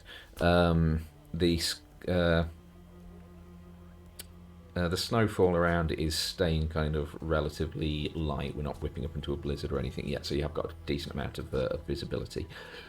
You do see, as the mountains are getting closer now, still probably a day's travel away in the distance, that sort of looking up towards them, you can see where sort of whirls of wind patterns do seem to be getting quite a lot stronger at higher altitudes, which you would surmise is probably at least part of the reason why they suggest that you do not fly ships around around this area. It's not a case of don't fly around here because pointy mountains. It's a case of don't fly around here because of extremely strong and unpredictable wind patterns. And 22, did you say? No, 22 and 18. 22. Okay. I got 22, he's got 18. Right. So you'd both notice the wind patterns. With a 22, you would see, not on the path that you're currently treading, but a few miles away on the horizon, off towards your right-hand side, you see the large form of what appears to be a woolly mammoth just Oh, wow. approaching past. That's pretty cool. But aside from that, fairly unincidental. Oh, well, I would say actually, just slightly retconning what I did say about how Sigrid wouldn't have really been doing much on the bench because of you leading the charge. The entire reason that you needed to bring them was because you needed As a to guide. Yeah, So I'm taking direction. So they would be. You haven't got reins on or anything, but he's just sort of calling out, just Left, slight right. Yeah. Okay. And you revert back into Sparrow. Yep. And I'm gonna just go into the cabin and be into the carriage, just be like, I just need to be fucking warm for a second if you don't mind. God, that's hard fucking work. Those moves that I'm giving them extra treats, I'm giving them extra scritches. They're gonna have the best time with us, because do you know that Martin and Gary were a thing? That's devastating. That is. Poor Martin and Gary. Well, Gary's one of them that is currently chopped up in our supplies, and Martin's the one at the front with the little star. Oh, they're moose. Yes, yeah, they're people. It's fine. Well, okay, but you said Martin and Gary as if I'd know who that is. Well, all right, their names are Martin. Gary is no more, poor Gary. Martin and apparently they had a beautiful relationship with, we've been chatting as we've been going along. It's really quite sad now. Flynn actually. gets out of the carriage and just goes up to the front. He goes, I'm sorry about Gary. Well, that's just really sweet fun. I'm just gonna sit here for a minute. Okay, I'll get out before nightfall and do it again. okay, we continue on with just the two moves. So it is again a little bit slower. Sigrid will come into the carriage to start warming up a little bit. Hand over the reins to Cerise. Does anyone wish to join Cerise up front, or will you be staying in the cabin for the next leg of the journey?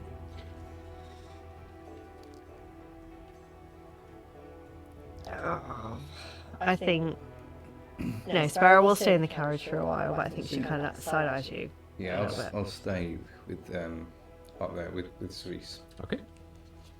So next leg continues. So you're up there with Cerise. Sparrow, you're in with everyone else sort of packed into the back. Mm-hmm.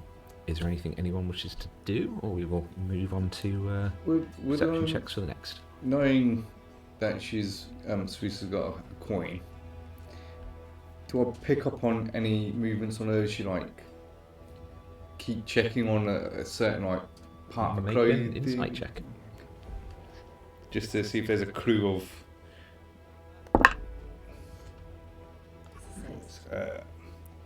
So that's a 12 total.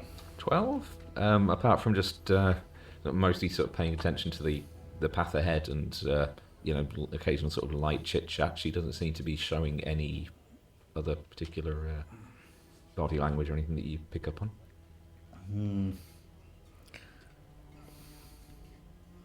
I'll just keep an eye on. Maybe just once in a while, have check in, see, talk to her, chit chat thing. I saw your little student did quite well with her crossbow last night. Yeah, she's not been using it. She's not had a lot of training with it. I think before we set off, she'd never really had any training with a crossbow or anything before. Ah, girls are natural. Yeah, she seemed to do really well. I was impressed. Might you actually saying that? I think if I recall correctly, it took her 3 attempts to hit it, but yeah, but when she did, that was bloody good. Say she's only had a couple of lessons in weapons training, so quite impressed. Well, you want to keep that one around then?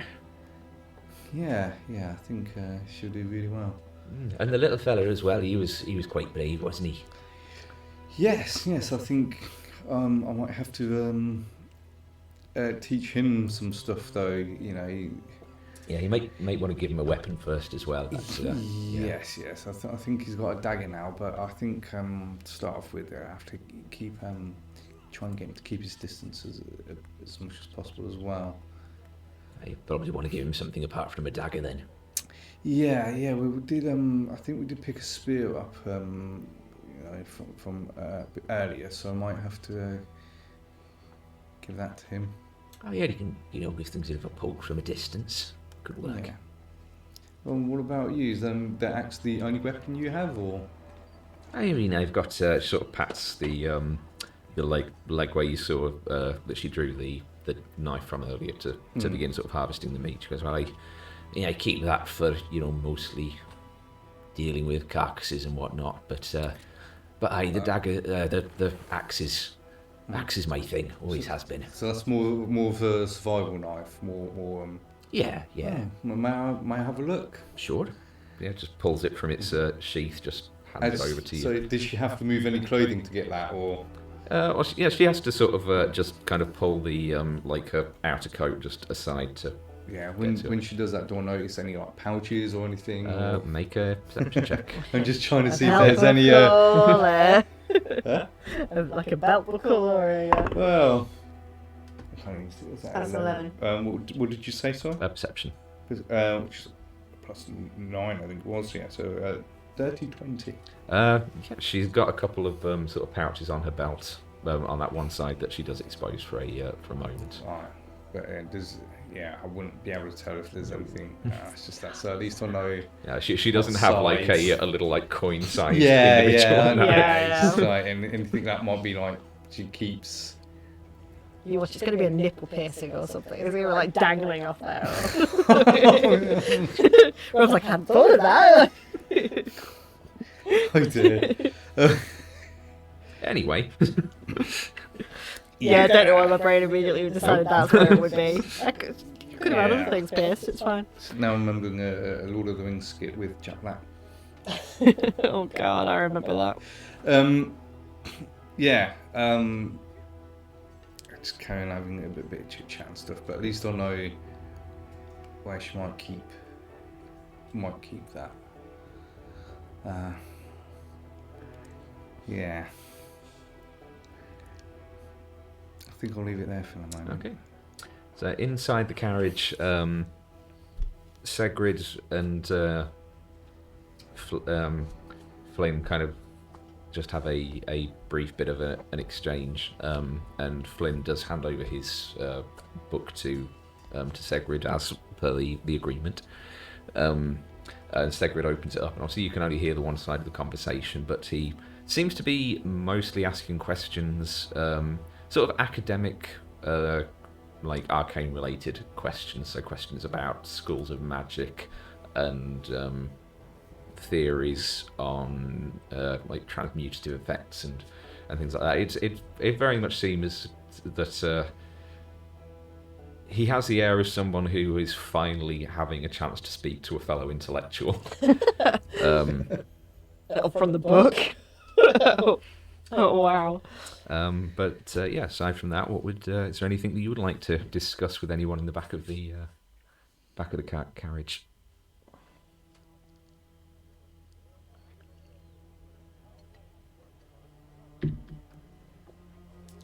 I do turn to Vassama and I say, so you've had an adventure.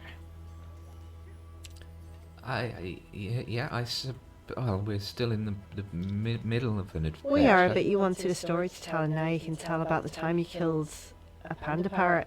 It's not something anyone can just say. No, that's quite different. It is a bit. You got a trophy as well. Yeah, she pats the pouch on the side where she put the claw. Yeah. Would you Oh like... no, sorry, you put it around her neck. I didn't did, you? yeah. Sorry.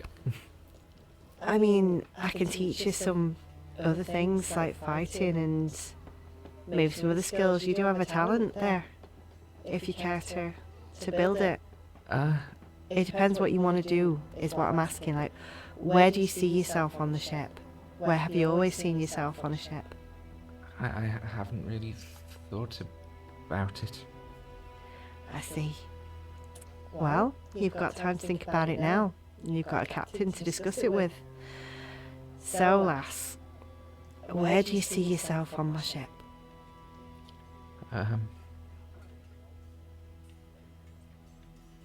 The answer can just be being on the ship, you know.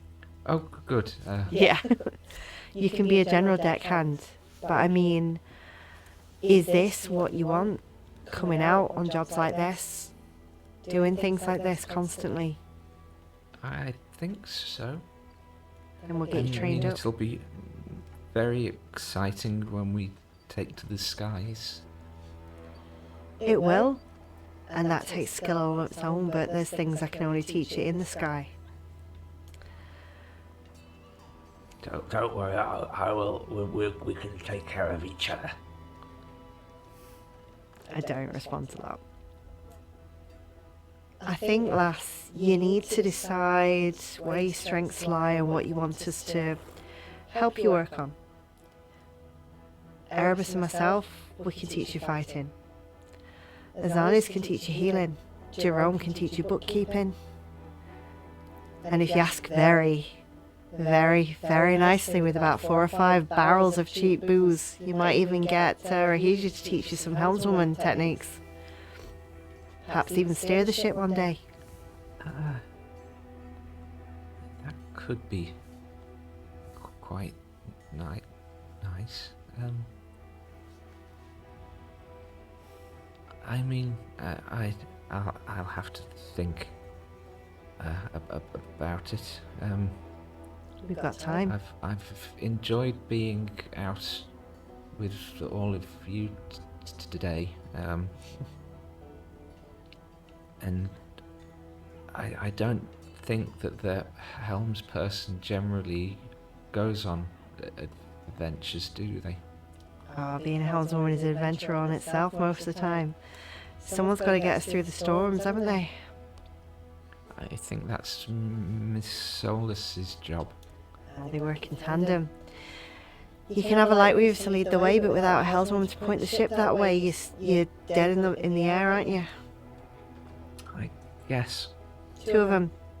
They're the heart of the ship. Not the captain, not anyone else. Them. Without either of them, ship don't fly. Noted, sir. Nice of the Sarah plays at Sparrow.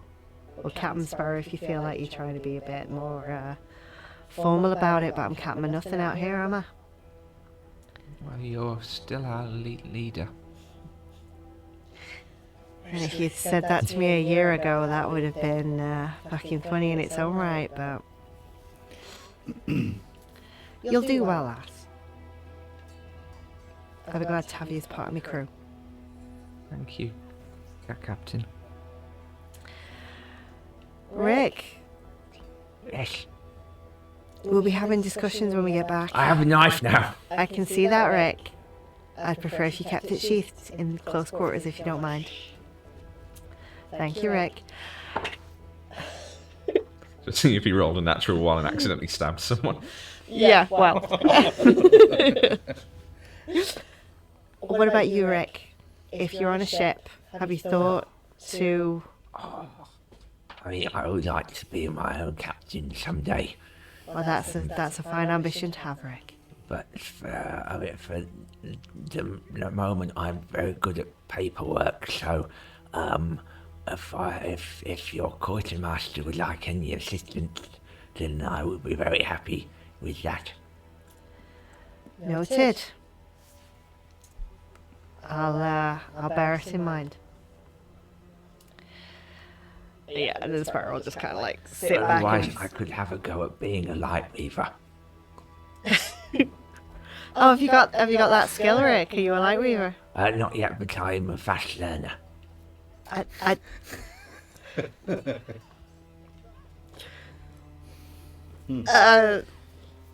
don't know enough about light weaving, but I'm pretty sure you have to be born to it, Rick. I'm sorry to say. Oh. So I don't. Yeah, never mind, that's alright. That's it's not alright. your fault. I'm sure you've got other things. I'm sure you've got other skills, Rick. You're very brave today. Yes, I'm very good at paperwork. All right, I'll bear it in mind, Rick. Sparrow's gonna sit down and she's like, I'm assuming she's like picked up a little bit of wood from like the campfire and she's just gonna be whittling like a little figure of the panda parrot.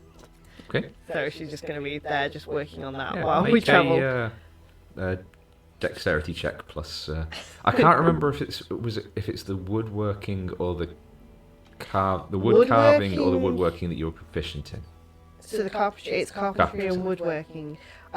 We originally said carpentry because we thought that would cover it, but then we switched it to woodworking because we realised the rules basically said they were two separate things. Cool. So it's the woodworking. I Okay, only so you rolled do a get your proficiency then. I only rolled a 7. Okay. Well, I rolled a 4, but it's a 7 total because these dice are fucking I mean, awful. it's a rudimentary beast. The form. carriage is like rocking Yeah. me about. And yeah. combined with the fact that it's like you had a brief frenzied encounter with this creature in almost pitch darkness before it was swiftly butchered by your halfling friend. So yeah, it's rudimentary. Well, I've just made more kindling for the fire for later anyway, and like, put it in my pouch. Okay, both of you make a second perception check for the remainder of the day. Would I have been able 15. to... what was it, sorry, perception? Yeah. Perception, that's... 22. 22. Would I have been able to retune to the Quacksilver Blade? Yeah, if you wanted to. Excellent. Because, yeah, now we're out, like, yeah. You do see,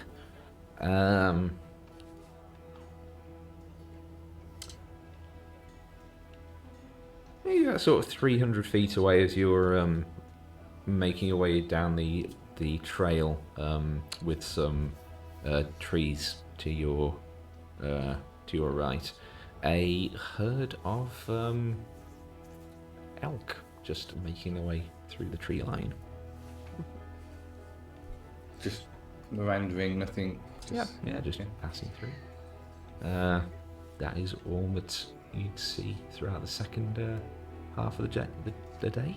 Sparrow will wild shape again and moose up again for the last leg just to push on and get a few miles behind us before nightfall. Okay. Sparrow moves forms again. You push ahead a little further. When you do stop to do that, Cerise comes back inside. Segrid goes up on the front again. While I was talking to Cerise, would I, talking away, would I would have been asking her about, say, like her weapons and stuff, and kind of, I don't want to like do this sort of meta game sort of thing, but would I have been able to check the axe as well because I know I'm looking for a coin. Yeah, make an investigation check. She would have been axe. Yeah, she would have been happy for you to Yeah. take a look at it. So. Do I? Does it need to be in the thing? Yeah, we have rules That's that. Because that was a 1. So, and what did you say it was? Investigation. The investigation. That's a 13. 13. Same as when Sparrow looked at it. It does seem to be a fairly plain, well looked after, well maintained, but nothing ornamental about it whatsoever. Hand it back over and goes, yeah, it's nice weapon stuff, but I'm again, it's too heavy for me. I'll go for much more finer, more precise attacks. I mean, finesse has its place, but sometimes you just want to hit something with a big fucking bit of metal. Oh, I concur yeah. with that. That's why he was Sparrow. That's Sarah. Hell yeah. I absolutely appreciate that. Does it have any magical properties or? It does actually, yes. Does it? Yeah. It kind of wakes me up if someone, wake me up inside if somebody gets a bit too close while we're sleeping. It's got me and Seggy out of a few scrapes in the past. That is a really useful thing. I wonder if I can maybe get In fact, I think it should have given me a bonus on my initiative roll earlier. I forgot about that, but never mind. I wonder if Dallin can do something like that. I don't think it's a particularly complicated enchantment, so if you've got access to someone who can do such things, I'm sure probably could. Yeah, I've got a magical weapon myself, and All right. I'll pull out just a normal dagger, hand that over. I'm just kidding. Very Pass nice. that back, and then I hand over the Quacksilver Blade and go, I'm just joking. That's That's what I've got. fancy, isn't it? I had to had to make a Duck on it. That's all she got with a 4. We've got a jack. You had to make her deal with an archery for that. Have you got any other magical items? I mean, this is the only one I've got, but Make a persuasion check. I might use Oh, my. good lad. Do I have to declare my inspiration first? Yes. Yes. So we'll use inspiration. on Okay, this. go for it. So that's with advantage then. Or is it? Well, actually, before you hand this over, you actually reminded me of something then. Before you hand this over, because I will let you decide whether or not you want to use it. Okay. As you're having this discussion, it's like you've got the furs on that you were provided with by Jerome after you went shopping when you arrived here. And like I said, the wind hasn't particularly picked up. It's still kind of light dusting of snow around you. But it should still be chillier than it is. And underneath your furs, you're actually perspiring quite a bit and you are feeling a bit of heat. And as you're kind of having this discussion, you're finding it harder to sort of focus your thoughts on kind of maintain concentration on this conversation. So this persuasion check will be at disadvantage. So would you like to use it, your inspiration check, to make it a straight roll? Yes. I think I will. Okay. Because I want to. I'm trying to find out where this. Your last couple of ability checks should have been at disadvantage, and I keep forgetting about it. So that's on me for forgetting, and a bonus for you guys for it. If I'd have known, I would have said. But okay, so straight roll. Yeah. For persuasion, which just 0. Oh. It's 9. Yeah, it's only a 9. No, just the axe, I'm afraid. And knowing that she's supposed to have one of these coins would. Oh no, she's lying anyway, so I wouldn't even need to do an insight, would I? No, not unless you're in any way questioning. It's basically a question of, do you completely trust Sparrow's assessment that she definitely has a coin? No reason I would. Yeah, so you would know that yes, she does have a coin without. Yeah. Okay. Yeah, and she doesn't again have any subtle movements to grasp anything. Just no. I mean, you're warmer than you should be. Yeah. Yes. That could be a thing. Well. That could be a thing.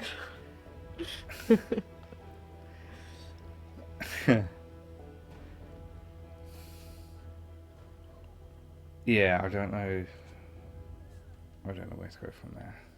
But I know she's. Yeah, I might say it's actually really quite warm though, isn't it? Considering we're out in the middle of. Well, I mean, I'm quite used to being out here. I've been here for a fair few weeks now, but it's still bloody cold. Well, I'm starting to perspire a bit, and You're looking a little bit peaky. Shit. We examined the orc body and he had a mysterious illness. did he? Did you tell me that? You were there when we asked him the question. He told you that. Oh yeah. And the DM asked you to both roll a d20 after handling the Oh, body. you did. Oh my Would Erebus- god. Would Erebus piece that together? Make an intelligence check Oh, with disadvantage. Okay. Oh shit. As you both have the poison condition at the moment. Oh, intelligence, sharp intelligence Yes. with disadvantage. Oh, okay. Oh yeah, I don't know. 2. God damn it. Oh, this is great, isn't it? That's why Sparrow can't carve properly. She's fucked. Yeah, that should have been disadvantage as well, but yeah, I kept forgetting about that. Yes. Oh, okay. See, I don't think enough DMs bring disease and stuff into it because it's it seems to always be overlooked. It's brilliant. It's like, okay, well, yeah, I'm feeling a little bit. Yeah. Okay, I think I'll leave you to it for a minute, and I'll go get.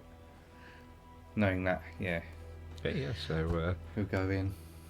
and so they, shift change. Segrid comes out onto the bench. Moose Sparrow. Rick comes up and joins him on watch.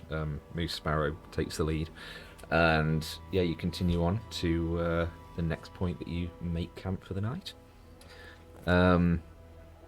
Sparrow, you do also now start to feel the effects of whatever sickness that was beginning to kick in.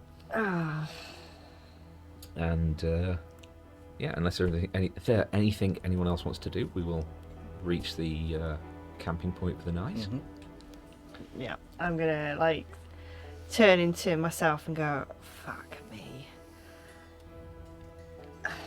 You okay, Sparrow? No. You're looking a bit sweaty. No, I feel like shit, Flynn.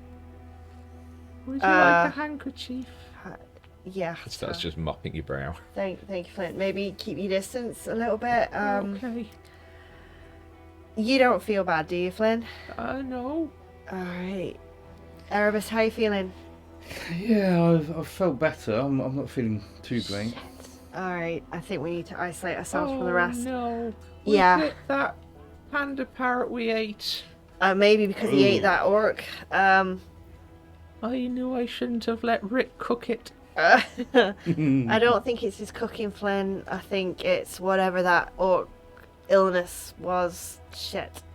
Okay. Okay. Did you want me to send a message to Navareth several hours Oh, ago? fuck. I did, Flynn. I did. I'm gonna have to go for another week. Yes. It's that plague, whatever it is. Alright, Flynn. I've got the message. So, are you ready, Flynn? I'm ready. Sparrow says, Sparrow says, the Tempest Fury pirate ship the Tempest Fury pirate ship is not an enemy. is not an enemy. Captain Zephyr Stormweaver Captain Zephyr Stormweaver has questions. has questions. Answer honestly. Answer honestly. Be polite. Be polite. She has a big dragon. She has a big dragon. Okay, that's it. Thank you, Flynn. I was gonna sit and put my head in the snow. Okay. Flynn, do you want to like ask your book? She says, Oh, duly noted. How far off are they? do you have another sending, Flynn? I have one more. We don't know. We don't know.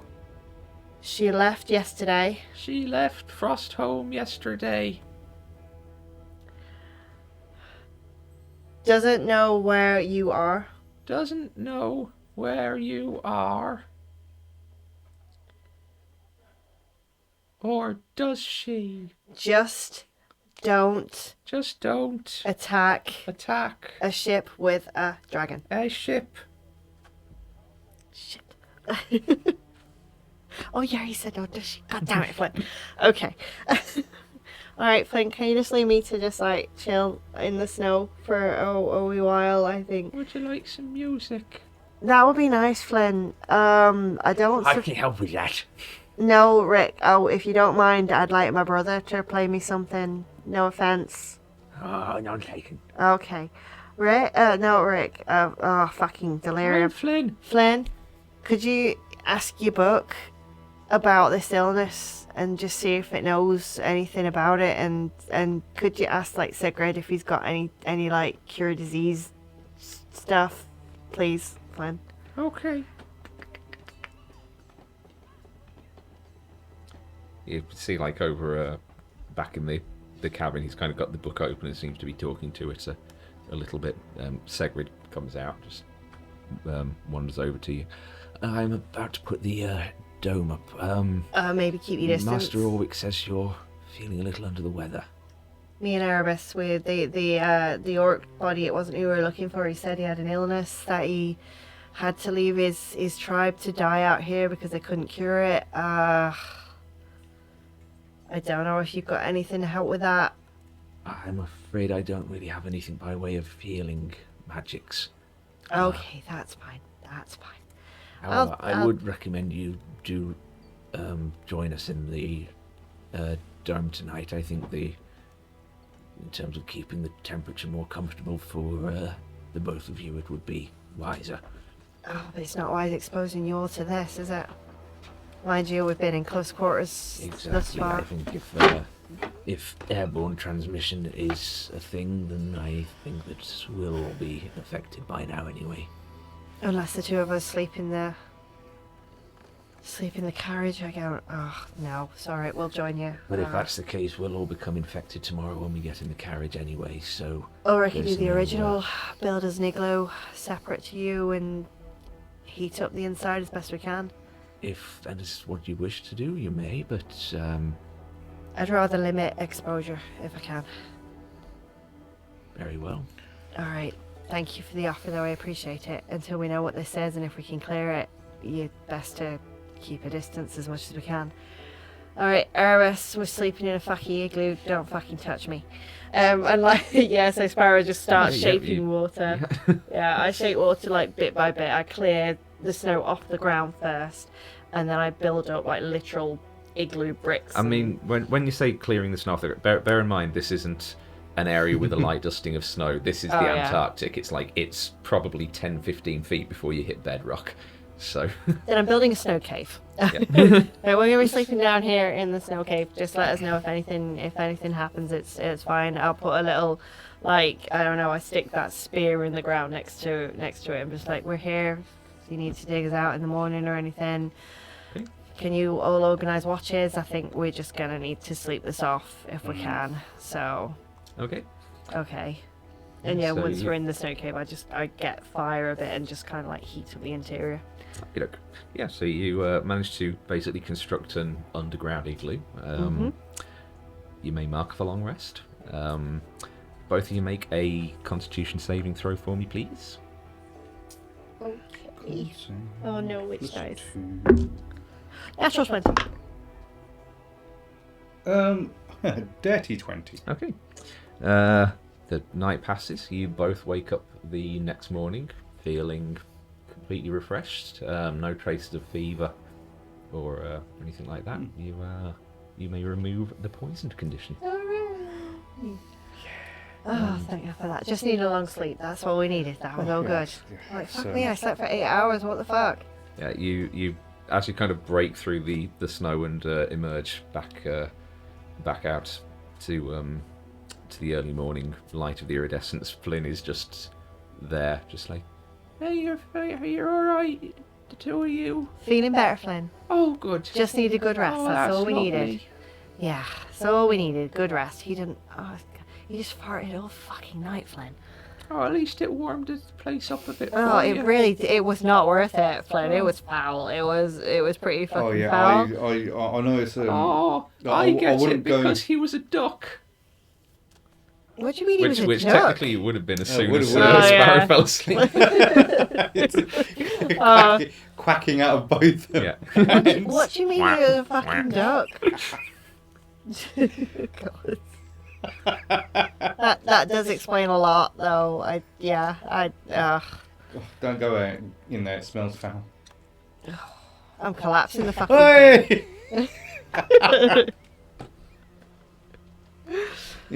Inspiration.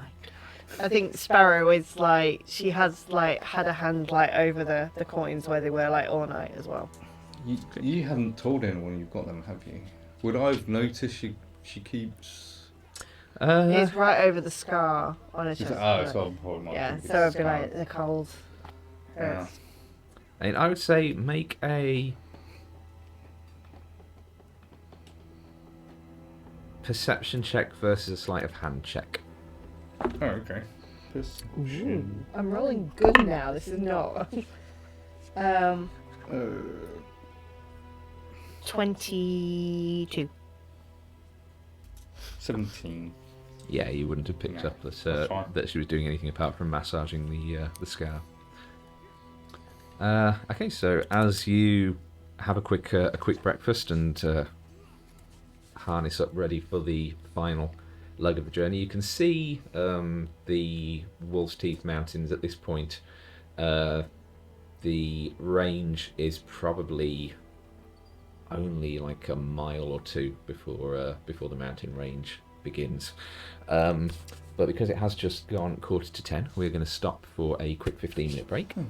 We're going to stretch our legs, use the bathroom, and then we will pop back in 15 minutes, have some cake as well. And then we will complete our journey to the Wolf's Teeth Mountains and hopefully begin our ascent. So stick with us, and we'll be back in about 15 minutes or so. Don't go anywhere.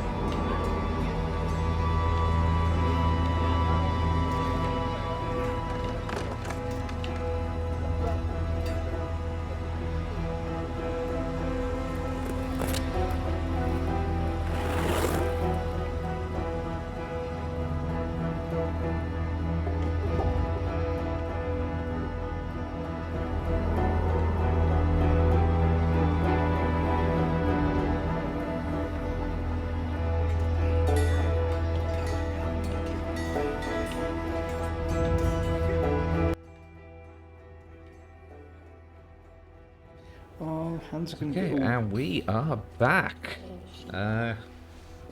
We are back, and we have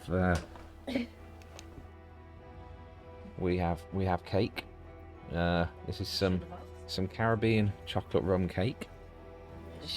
And we also have There we go. some caterpillar cake, as is traditional for a child's birthday in this country. But yeah, just before there we go. This is Slinky the caterpillar. Other caterpillar cakes are available. So just before break, we made camp for our second night of carriage travel out to the False Teeth Mountains. Erebus and Sparrow have managed to shake off the effects of whatever illness had affected the older orc that you found being feasted on by the owlbear, which on reflection you probably spared the panda parrot, a bit of a miserable death from having eaten a diseased corpse anyway. You've just had a long rest and are setting off for the last leg of the journey to the mountains. The mountains aren't particularly far away from you now, like within a couple of miles. Who is joining Segrid up on the bench, up on the driver's bench?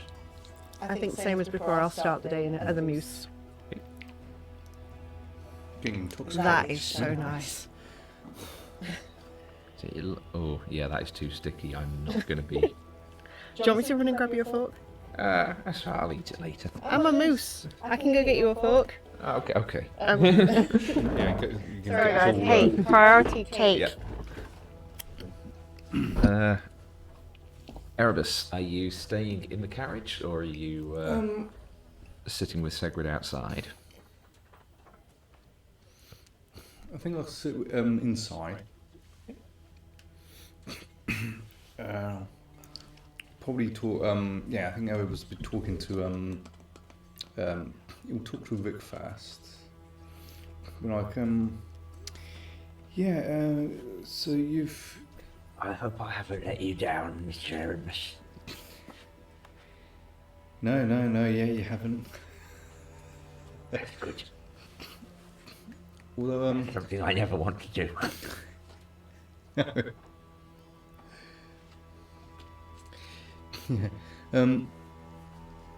maybe, have you ever had any training with them? I think we've had this conversation before, but it feels like a while.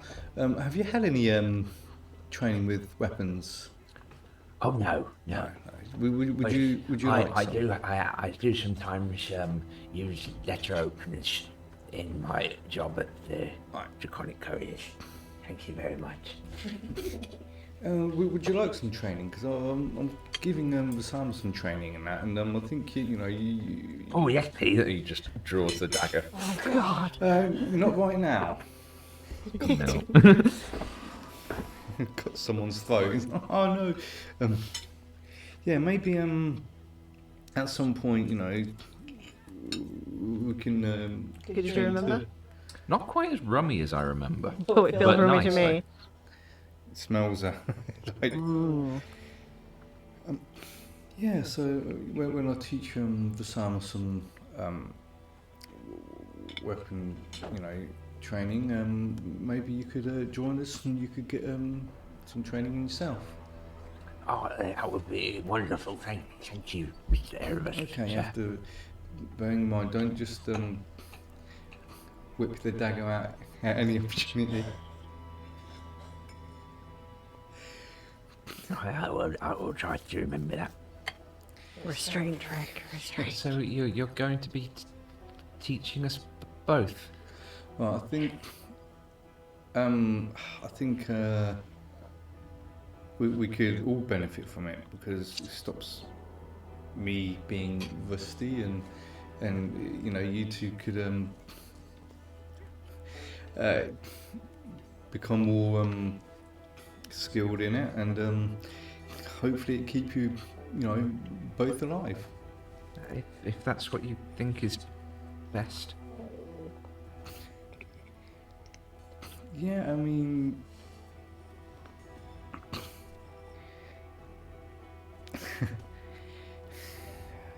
yes, it could save our lives.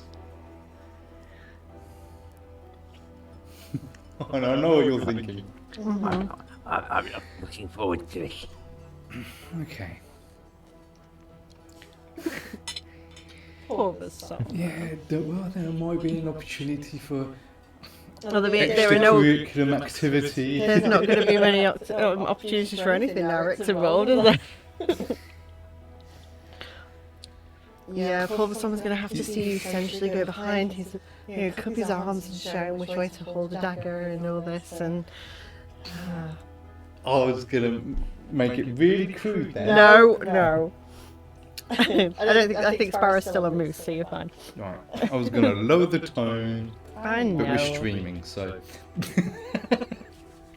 Okay, you proceed on for the next. Probably only like 45 minutes or so before you reach the actual base of the mountains.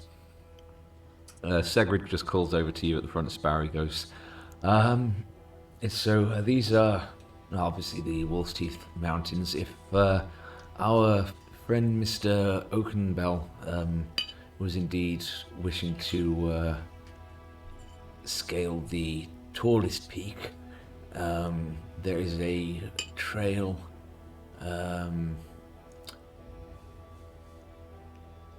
probably about another 3 hours from this point that begins up the mountains. That's where you would be wanting to head up. There is a base camp there that we can stop at to leave the carriage and the moose.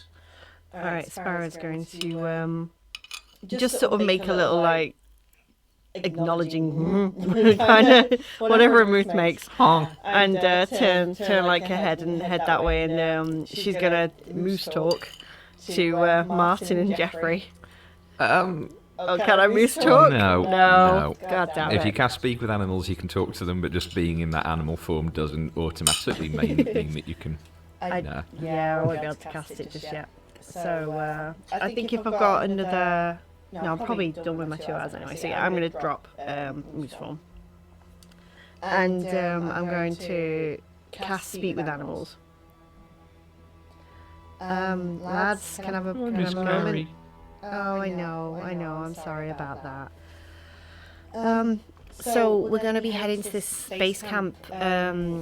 Hopefully it'll be safe to leave you both there. We're going to space camp. Base camp. Oh. Don't get so eager there, Jeffrey, it's fine. We'll leave you there. I'm going to leave a couple of people to watch you. And stay with you and make sure you're well and fed. And Are there more of those things out there? not here, I hope. But there might be other people. So we just want to make sure you're safe. Oh, people are okay. Well, I like Some people are okay. Some are not. Your people? Yeah, debatable. But I'm sometimes, so it's. There are some people who can't be trusted, and there's desperate people out here who might be. You'll be safe. I'll make sure. Oh, okay. Okay. Right. I'm gonna sit up front with them. Yeah, we'll be safe. Oh, good. I'm gonna sit up front with Segrid. And be like, so have you been to space camp before then? Will the moose be safe, or do we need to leave someone with them? Well, if I recall, the terms of our agreement was that Cerise and I would escort you to the base of the mountains, so we will happily remain to watch over the moose in the carriage until you return. Alright, that sounds like a plan. The trail up the mountains is fairly easy to follow, so... Alright. I will sort of, at one point, accidentally bump against him just to see if the talk reacts to him. Okay. Make a... performance check. Oh no! Oh, sorry. Bang it down. Oh, I fell. Yeah. That button is persuasion checks, isn't it? Not. Okay. I thought I'd ask. It's fine. Okay. I think. Where the hell is my stuff? There it is. Oh God, which? Okay. Okay. Yeah, it's -1, so it's an 18, but Okay. not terrible. Yeah, you bump Oh, into him. You manage to make it look very natural. There's no reaction from the talk. Just checking. Okay. We'll leave you with enough supplies then, and Well, only if you can spare. If not, Cerise and I can make do on our own. We should be able to find something to keep us fed until you return. as long as it's not the moose. Oh no. Okay. I don't think I asked where you met, like Cerise. I think it was. He sort of like looks around, kind of getting his bearings a little bit. He goes, No, not around these parts of Frost Garden, but it was a small isolated tavern somewhere on the other side of the Frost Garden, I think it was. She hadn't long left the Iron Bastion, and I had returned home after a little while out studying for my arcane talents, and yes, we stumbled across one another in a tavern. She's Iron Bastion, I didn't know that. We're across a few of them in my time. Recently, in fact. There's a weird cult going off from them at the minute, like... Oh, there's always a strange cult. Is there? Isn't that kind of a place? I honestly don't know enough about No, it. I mean in the world in general. I mean, this lot were like, as far as I can tell, they were gathering things to try and bring the sun back. I mean, how fucking stupid do you have to be to even think that's a possibility? I mean, surely that's Well, tempting a lot of fate.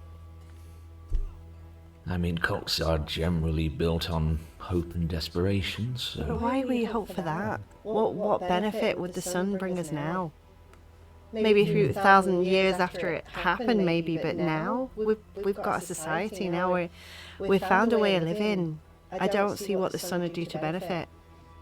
Well, it's a bit beyond my purview, but I find often when people are in search of hope, they look for things grander and almost more abstract than themselves. The idea of bringing back a permanent source of light to the world, it's...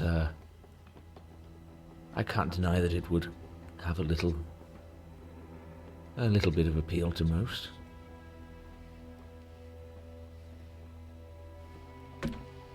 Sparrow's like her mind goes back to the sun, like in the Fae realm, and she just remembers the way it felt and how it looked, and she sort of says half to herself that I just remember fear first.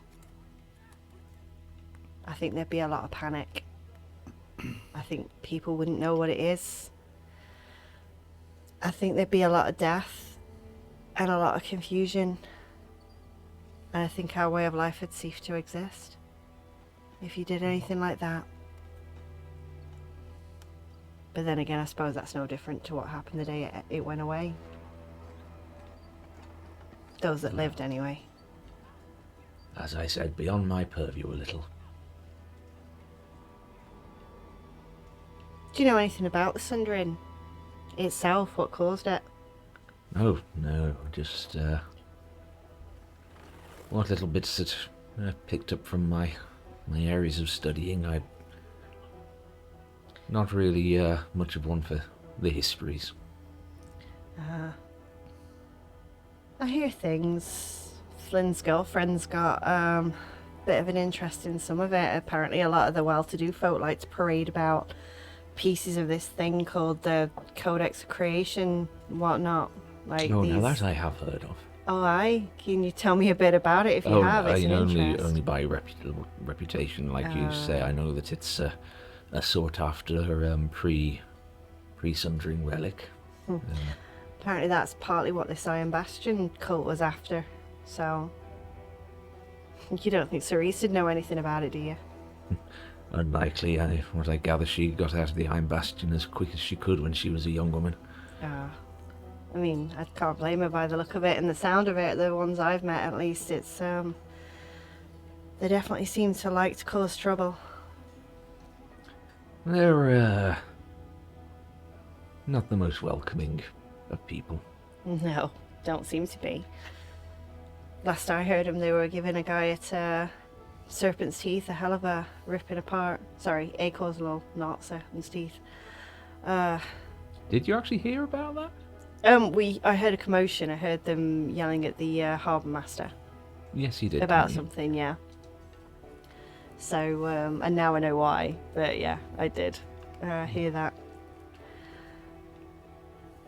She not fond of going back there then? I don't think she has any particular desire to head back there. She's good at swinging an axe, so she realised that the only real career opportunities for her there would have been as part of the army, which she was not particularly inclined towards.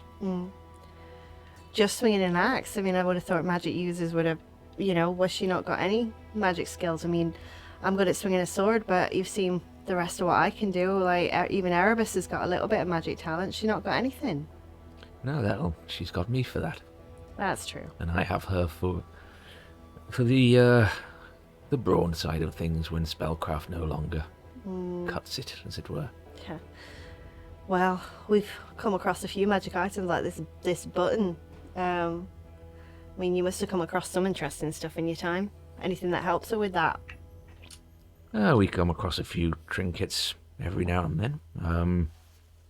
Make a persuasion check with advantage because of your magic button.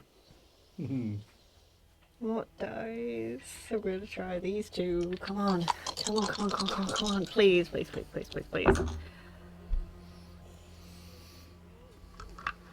Does the magic button add anything else to? Just advantage. Yeah, advantage and adding stuff would be beyond broken. 13. 13. Oh, well, we've picked up a few trinkets here and there along the way. She's her axe carries a sort of enchantment to stir us from our slumber if danger is nearby. It gets us through. Aye. Is that something that the axe could do originally, or has she had that enchanted? We've got an enchanter from on our ship. If you're interested in anything else being added to. Oh, I may pay him a visit. But no, the axe could do that when she acquired it. Ah, I see. Well, word of warning, if you want to come talk to Thalan, he's the enchanter aboard the ship. He's a turtle, so it'll take you most of the day. But he's talented. He will get stuff for you when you need it. Interesting. I would certainly be intrigued to talk shop, as they say. With him. Yeah. I mean, obviously, I'm not an enchanter myself, but it's certainly one of the areas I'm intrigued by. Sparrow does think about pushing it a little bit, but she's kind of knows when to stop. So, yeah. Okay. Probably less than an hour after you've reverted back to your CL form, you do see kind of emerging in the near distance a small kind of cluster of trees at the base of what appears to be a quite rough rocky trail that begins to ascend up the mountainside, and you can see there are some heavy wooden stakes that have been sort of impaled into the ground at sort of various angles. Looks like they're there as kind of permanent moorings for heavier tent canvases to be erected. And this does appear to be the base camp that Segrid did speak of as he brings the carriage over to a halt. And you have arrived at the base of the Wolf's Teeth. Brilliant. What sort of time of day is it now? At this point, it's probably late morning, maybe pushing on for midday. It's only taking about 3 hours from setting out first thing to get to this point. So when you're thinking of heading off, I think sooner rather than later. We're already nearly 6 days into this. We only had 10 days to do it. We've got 4 more. That's a day most to the rest of this day and tomorrow just to find this person and then head back. Otherwise we lose the pay.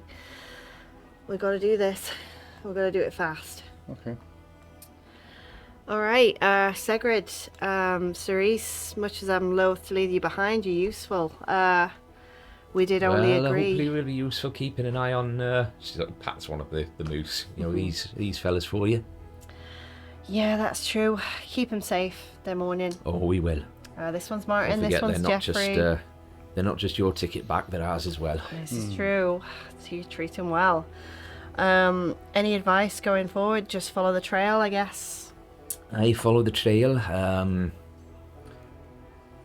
Watch your footing.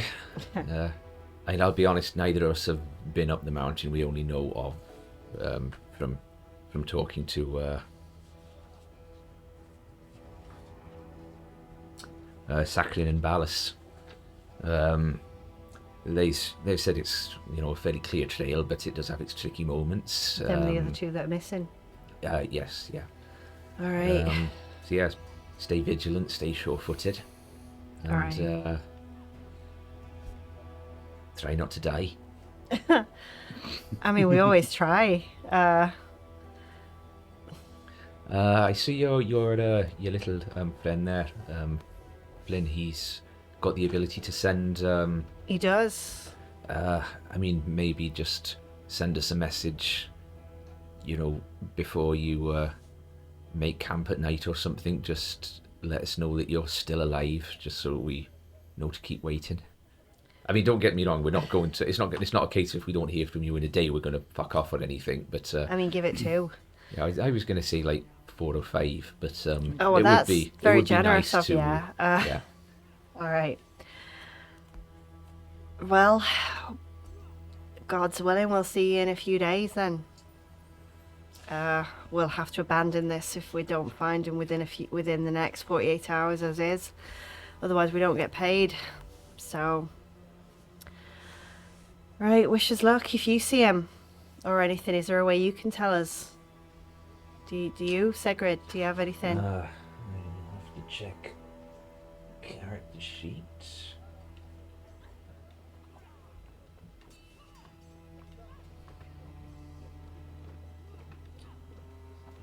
Segrid.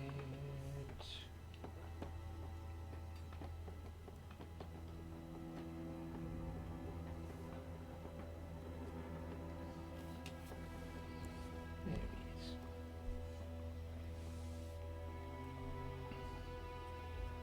Spells.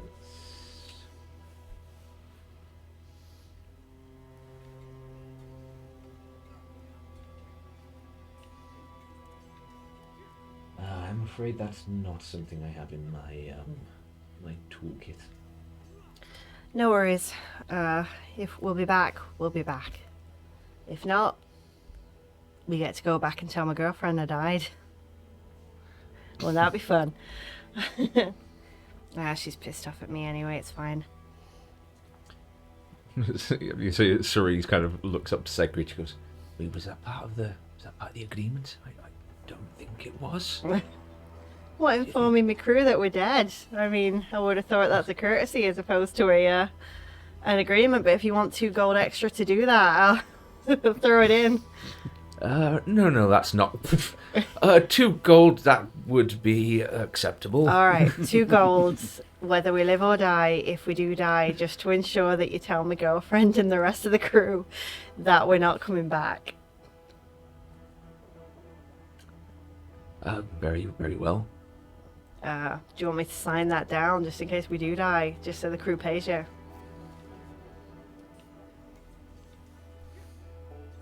Do we need... yeah. Yes, that would be All right. quite acceptable. I get like my sketchbook out and I do like rip a page off and I just kind of like scribble we owe these guys like it's 7 gold a day, that's you extra for 7 each per day. 7 each per day, and yeah, I sign it and like hand it over. There's your ticket of assurance. Cerise just reaches up, just thank you. That's all right. That you don't abandon us just to get paid. Like, Of course we don't. good. I'm counting on your goodwill. All right, Vassama, Rick, Yes. how are you both with climbing? If it's anything like paperwork, I'm very good at it. It is not. Oh. Hmm. I'll figure it out as we go. All right. As captain and as leader of this expedition, Yes. I'm going to tell you both. We're going to attempt this climb. I am going to judge based on how the both of you perform in the next, say, half an hour as to whether you're going to stay here or whether you're going to accompany us. This is not a slight on either of you. You've done more than you share on this trip. And I look at Vassama, especially you. This is highly skilled, and we've got to concentrate on what we're doing. I want to keep you safe and get you back to the ship. Part of being a captain is knowing the strengths of your crew. So, you either attempt this and risk me turning around and saying you're not capable for the next half hour, or you stay and you help guard the moose, which is our way home. And you also safeguard our guides, who now have a ticket to a lot of money. And nothing but their integrity keeping them here. I'm saying this like out of earshot. Mhm. So it's a job on its own. I'd rather leave someone just to make sure they don't abandon us. Speak now. Understood, Captain. Alright. I look at both of them. So speak now. Stay or go. I'm here for the job, Captain. Then Rick, it falls on you to remain, I'm afraid. I would like to leave someone. Oh. Make a persuasion check with advantage because we're. I am the fucking captain. Like, what I say goes. That is a 14. With advantage. Oh, Button. Don't forget your button. I do have button. Who's got the button? Yeah, 14. 14. Don't worry, I won't let them out of my sight, Captain. Treat them cordial, they're still friendly. Yes. You just hear as an assurance. Alright then. Thank you, Rick. And, yeah, we go. Okay. So as you are. Both of you make a perception check, actually. 19. That's a Or I would allow survival, but I think perception is probably better. 17. Okay, as you're kind of grabbing your just sort of like supplies for heading up, so things like bedrolls, rations, and Rick's sort of preparing to sort of stay behind, and Segrid and Cerise are sort of just surveying the state of the campsite as it currently stands. You both do see signs of footsteps, footprints, not in the snow, but like as the rocky trail begins to rise up, there are notable signs of a few different sets of relatively recent footprints in the ground on the way up. Will we be able to determine like roughly how many, how recent, or? That would be a survival check because that is basically looking for investigating tracks. Yeah. Can I roll for Sparrow as well? Oh no, that's Survival. my mind's one of the things. That was in that one. Okay. 18. 18 looks like.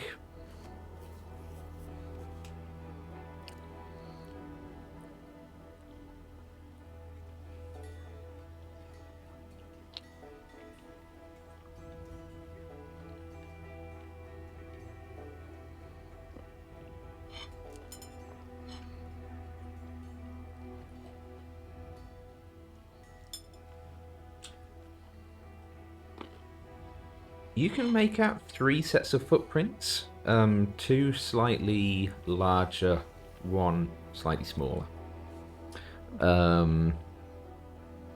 One of the larger sets of footprints, a very short distance up the trail, maybe barely 100 yards or so from the base camp, actually sort of breaks away from the other 2 sets and heads down a slightly kind of narrow ridgeway and seems to come back. I'll be right back. I'm going to actually... I'm going to wild shape into a goat.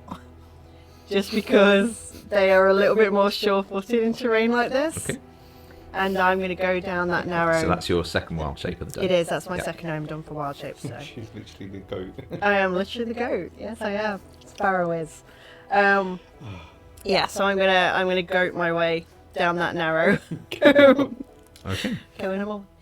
Yeah. Yeah, you the path sort of breaks away slightly. It looks like where they head, this isn't an actual trail. It's very much off the beaten path, even by mountaineering standards. Mm-hmm. And as this ridgeway kind of descends back slightly through a kind of cleft in the rock, the pathway does start to become from the sort of grey granite type colour of the rock. There is a darker reddish brown colour of dried blood as the path continues on. I'm going to keep following it. Okay, you continue on. Make a perception check. Sorry, caterpillar. I had this feeling of you trolling us and you just found a frozen turd. It's like... Natural one.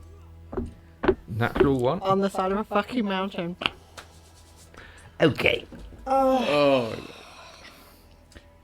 So as you are following this this path around, being uneven and kind of narrow passage, your foot does slip and you slide down. Not particularly far. You just begin your ascent, but you end up sliding down some loose gravel and stone, down maybe about sort of 30 feet or so to a ditch, lying in which is the quite heavily gnawed upon and ruined body of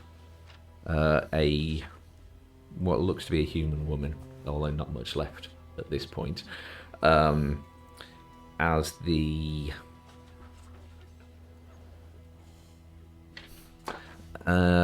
pack of wolves that were scavenging on it become startled by your crash into them. What do you do, Goat Sparrow?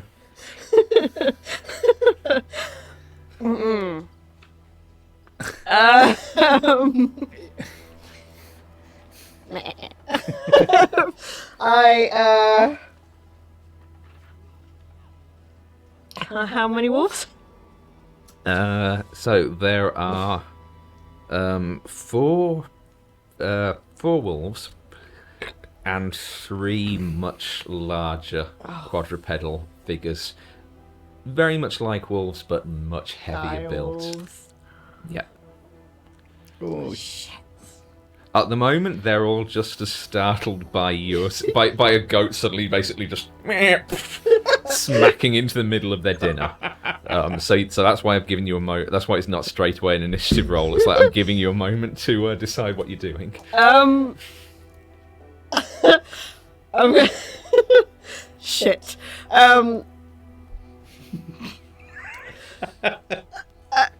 Gotta love that coin of curses. Oh god, that was my last fucking wild shape as well. Oh, fuck. At least we've got a miniature for it. I'm gonna fucking die. I'm gonna have some cake. Yeah. Stop being so giddy about this. Damn. Oh, God.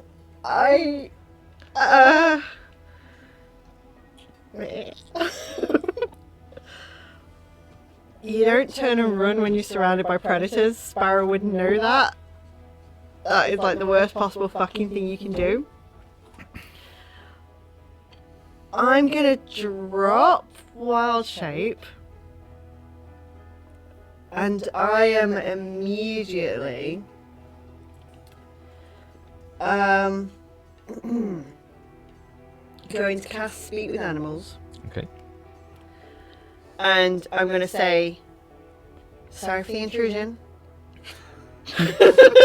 Pardon me, gents. I'll be on my way and leave you to your dinner. And I'm going to back away slowly towards... Make your choice either a persuasion or animal handling check. Just like in Jurassic Park. Oh, with the God. predators. Wait, what, animal handling? Animal handling or persuasion. I'm going to go animal handling because that's the +5. Okay. Oh no, what dice? What dice? Oh, my dice hate me. Alright, I'm gonna risk it. I'm getting the big boy out. Frozen turtle was joking about, you landed in it. I'm gonna be it. At the other end of the fucking wolf. 21. 21. Okay. So, yep. So, Okay. Just, I'm putting myself up as big as I can get. yeah, the Short of putting my jacket up in there. the four regular wolves just sort of just startled, just sort of back off a pace or two. Two of the dire wolves just like their hackles rise and they get into a more making themselves bigger basically. The other dire wolf, slightly bigger than the other two, sort of takes a couple of paces forward and just bares its teeth. Bear with me just a second while I double check. Is a direwolf actually a beast? I think it is. I think so. But I think it's just larger, because 'cause it's like- 100%. Yeah, large Yeah. beast. I just wanted to be 100%. It wasn't technically a monstrosity or something. Alright. In which case, speak with animals would do. Mind you, it's still an animal handling check, so that's still would have passed. Mm-hmm. But it was a question of whether you'd be able to understand its speech or not. Okay. And it just sort of bares its teeth at you and goes, "This is our kill. Be gone." I'm going. I'm gone. You'll kill. And I back away slowly. I do not drop eye contact with them. But yeah, I'm going up, and as I leave, can I cast my eye across the body as much as possible? I would say make a perception check with disadvantage because again, you would know worst thing you can do in this situation is break eye contact with the wolves as well. So Kind of with disadvantage, that is a 13.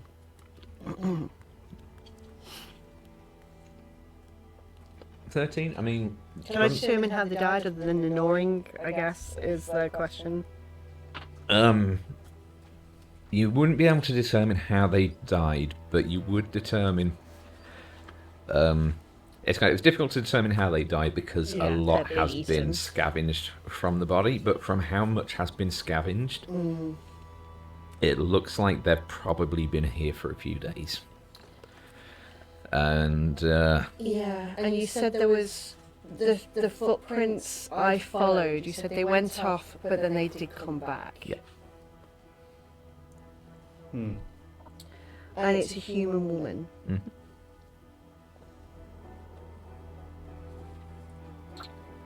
Because that's, human female is one of the people we're searching for. Yeah. That matches this. Right, okay, so I'm going to make my way back up the cliff. And I'm going to examine, assuming I make it, assuming none of the wolves follow. I'm going to take a moment to, as a human now, crouch by both sets of prints and just look to see around the blood and everything at the edge of the cliff. Is there like any sign of struggle or anything? Yeah, make a investigation or survival check.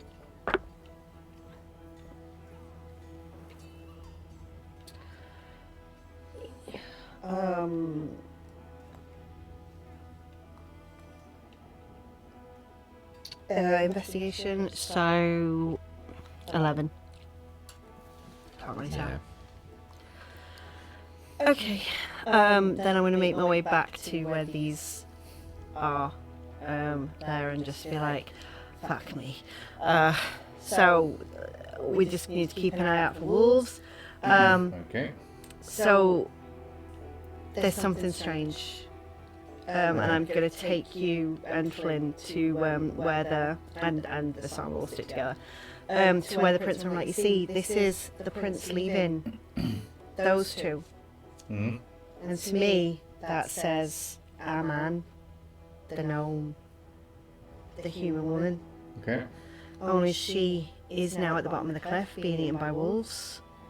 Shall we help her? No, she's dead. Oh, okay. Flynn. But Do you want me to cast Speak with Dead? how do we feel about taking on a pack of wolves? There's a lot of them. How many was there? 4 regular and 3 dire. There were 7. 4 of them, no wolves. Not really a problem. 3 dire wolves.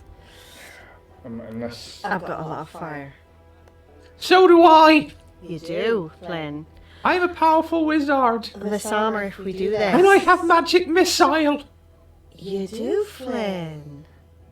Give me a moment, Flynn. Let me just talk to Vassama, okay?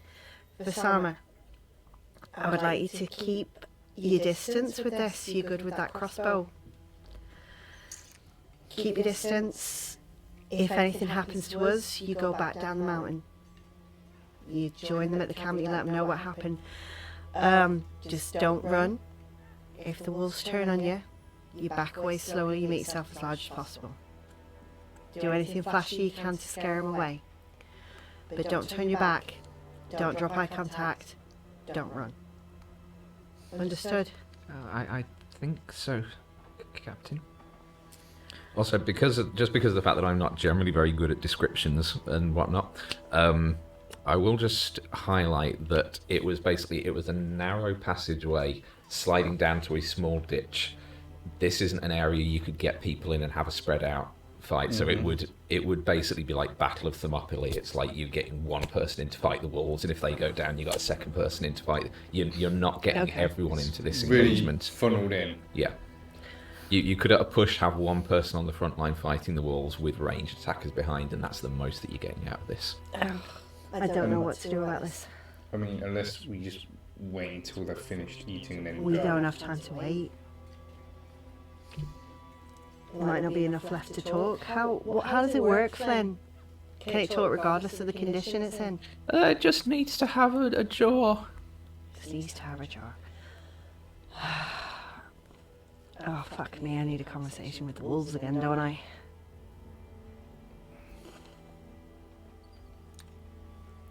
Go back. Okay. I cast Speak with Ted again, because I assume Speak with it's been... animals. Speak with animals, because I assume... And I keep my distance, but I call down to the wolves. Like, oi, We told you this was our meal. can I trade you for the head? The bit that you don't get much from. I just want the head, and I'll trade you, and I've got like, I'm assuming I've got like moose meat on me. Moose steaks. Make a persuasion check with advantage.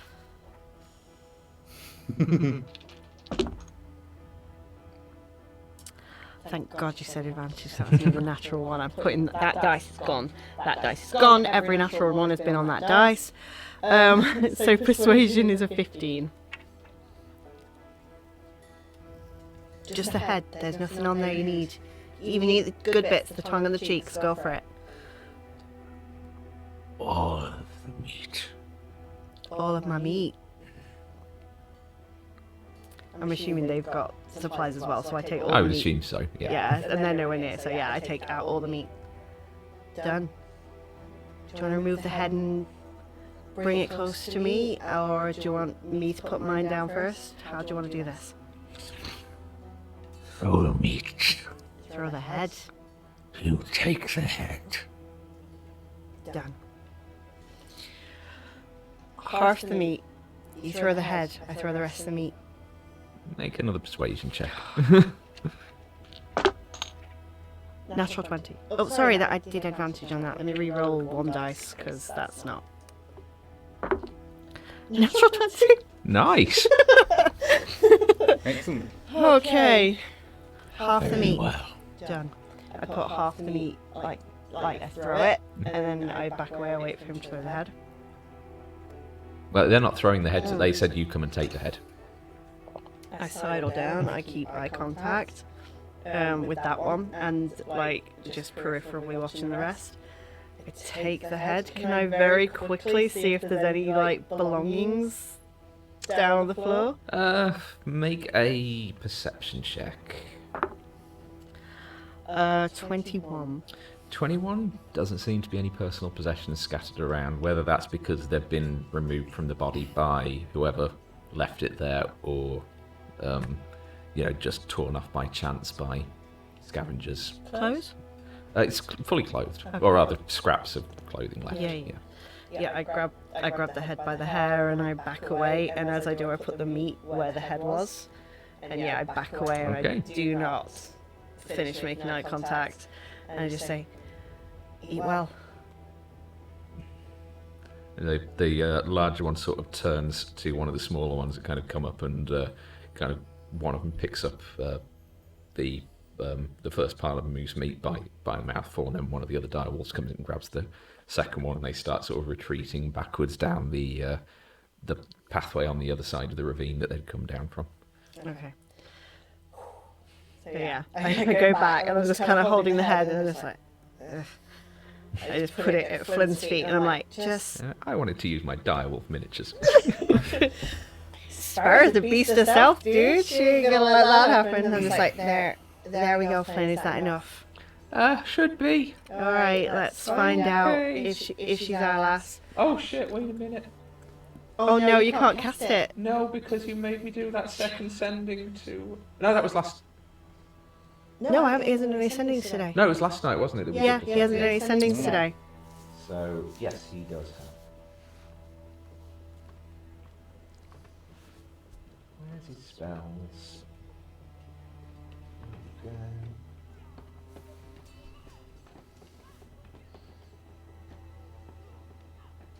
Okay. Like right here, or... Is there anyone around? I don't think it's. I mean, Cerise and Segrid are about 100 yards back down the mountain. That's fine, I think. Okay, let's figure out what we're asking first. I'm assuming we confirm we don't really need the name per se, but just say, was she with Deswyn? Yeah, maybe confirm identity. How did probably. she die? Yeah. Could you not just... And Vassama sort of turns back down the pathway to the base camp at the bottom of the slope. Would it not be better to ask? They know what she looks like. You're right, lass. Yes, they know what she looks like. Alright, Maybe explain the situation before you show them the head. Flynn, do you think you could just fly the head down there? I mean, it save you from slipping, I guess, just that short distance. I can. Do you want to go down there and just see if she's our lass? Okay. Okay.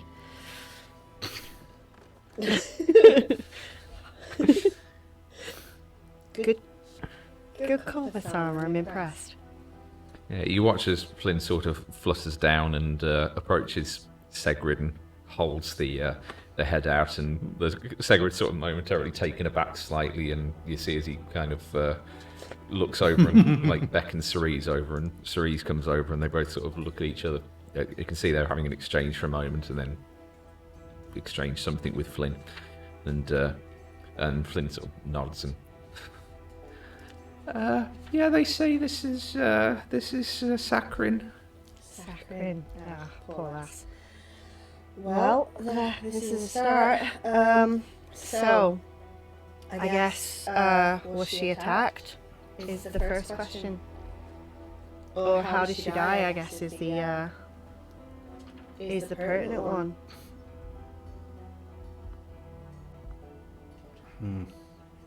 Okay. Okay.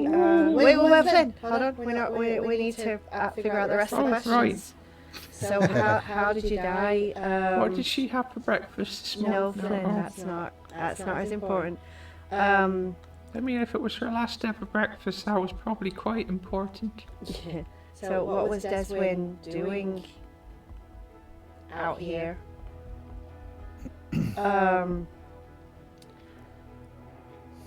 Why would there be another pair of, like, does she know why it looks like she returned to the group, maybe? Whose footprints were those? Well, there was only supposed to be 3. There was only 3. Right. And she walked away, and then we she asked. walked back. Then again, if we ask how many of you were there, Oh. might be a bit of a No, waste. the tracks said there were 3 tracks. That's it. There were 3 of them, there were 3 tracks, but then suddenly her tracks go away, but then they come back, but she's dead. If we ask how she dies, Mm-hmm.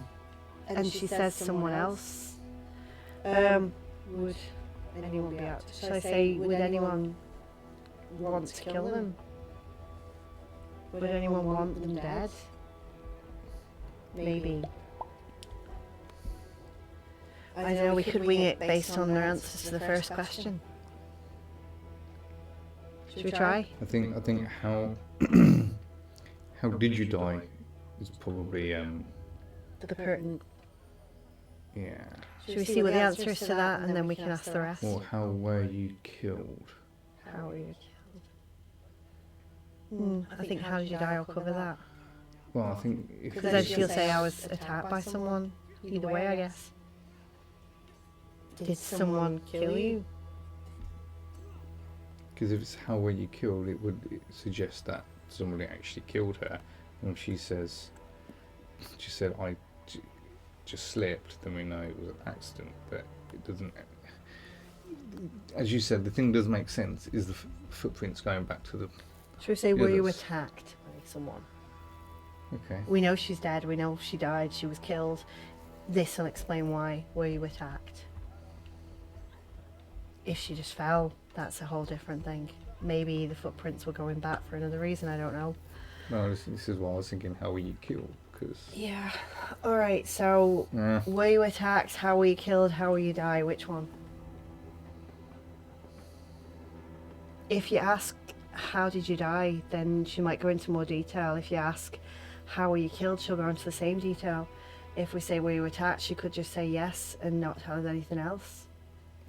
So yeah, because I think how were you killed is implied that somebody killed her already. how were you killed? Because if she wasn't killed by someone, then she'll probably just say I, All right, we can try it. as if she knows. All right, Flynn, whenever you're ready. Speak with death. I feel like it shouldn't be that theatrical, you know. It could be a little bit more respectful. Can you imagine if a cleric does that every time? I guess it depends Sorry. on. Yeah, okay, Flynn. Yeah, the jaw opens slightly and a thin mist emanates. What is your first question? Sakrin, how were you killed? I was on watch at our base camp. Something got me from behind. I felt sharp claws in my back.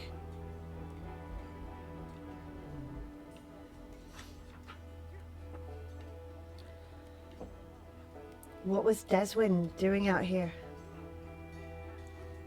He wished to reach the summit of the Wolf's Peak for his own There's no sense of achievement. Do you know anyone that might have wanted you dead? No. During your journey, was there anything hunting you specifically? We saw some wolves, but aside from that, nothing stalking us especially. Wolves don't kill with claws. I've got one more question. Well, make a nature check. Yeah. Hmm. I was taking notes and I need to switch a page. I'm so suspicious of all my dice. Use different dice.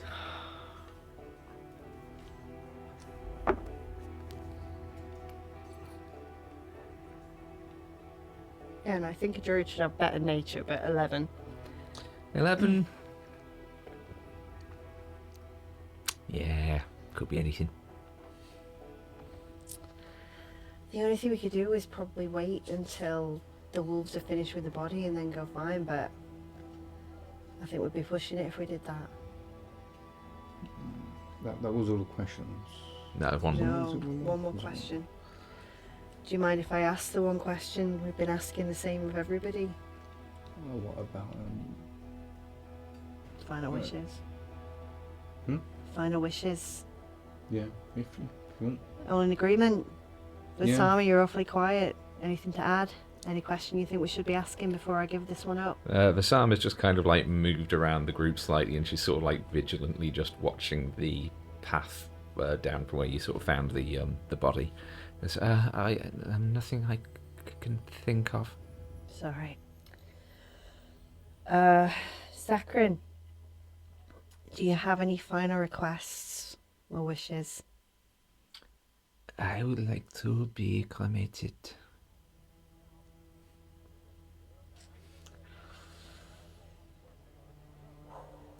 Returned to the embrace of Pyrenor.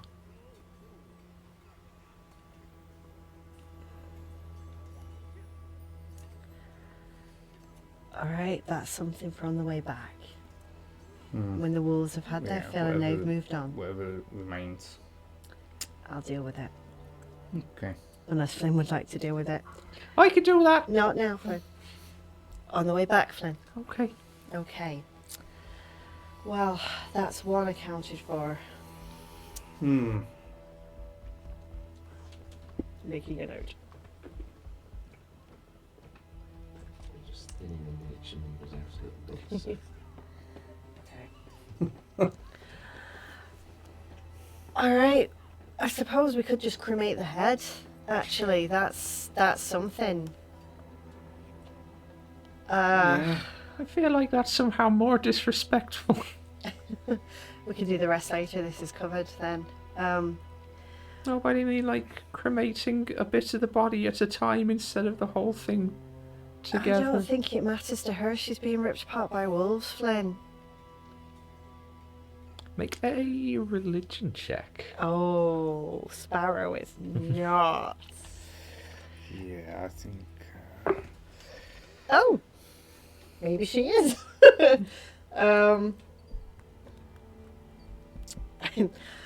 That is a 16. 16, as far as you know, the worshippers of Pyrenor, like, while cremation is sort of part of their, like, you know, grieving process, there isn't, as opposed to some cultures where cremation is done as a almost like convenient manner of disposing of the body due to, you know, smaller land masses, not much room for burials, etc., etc. With Pyrenor, the act of the burning itself is the most sacred thing. There isn't really much pomp and circumstance around it, and so as long as the entire body does get cremated at some point, It shouldn't It matter if we wouldn't- go head first. it wouldn't be considered particularly an affront if it was done a bit at a time, basically. Flynn, as far as I know, we'll be doing her a kindness and starting it. Something we intend to finish. So, that being said, I'm going to cast... The second half's locked behind a paywall. 3 gold! 3 gold and a coin of wonder, please. I'm going to cast Flaming Spear at 2nd level, located like in my hands, sort of thing. So, so green flame, because it would be, shoots up, and the head itself, I'm going to pick it up and basically control flame to levitate the sphere out a little bit. And what was the god called? Pyronor. Pyronor. And I just say, Pyronor, keep your secret. And I'll burn it in the air in front of us. Just with all of us paying our respects as Nice. it goes. Down payment.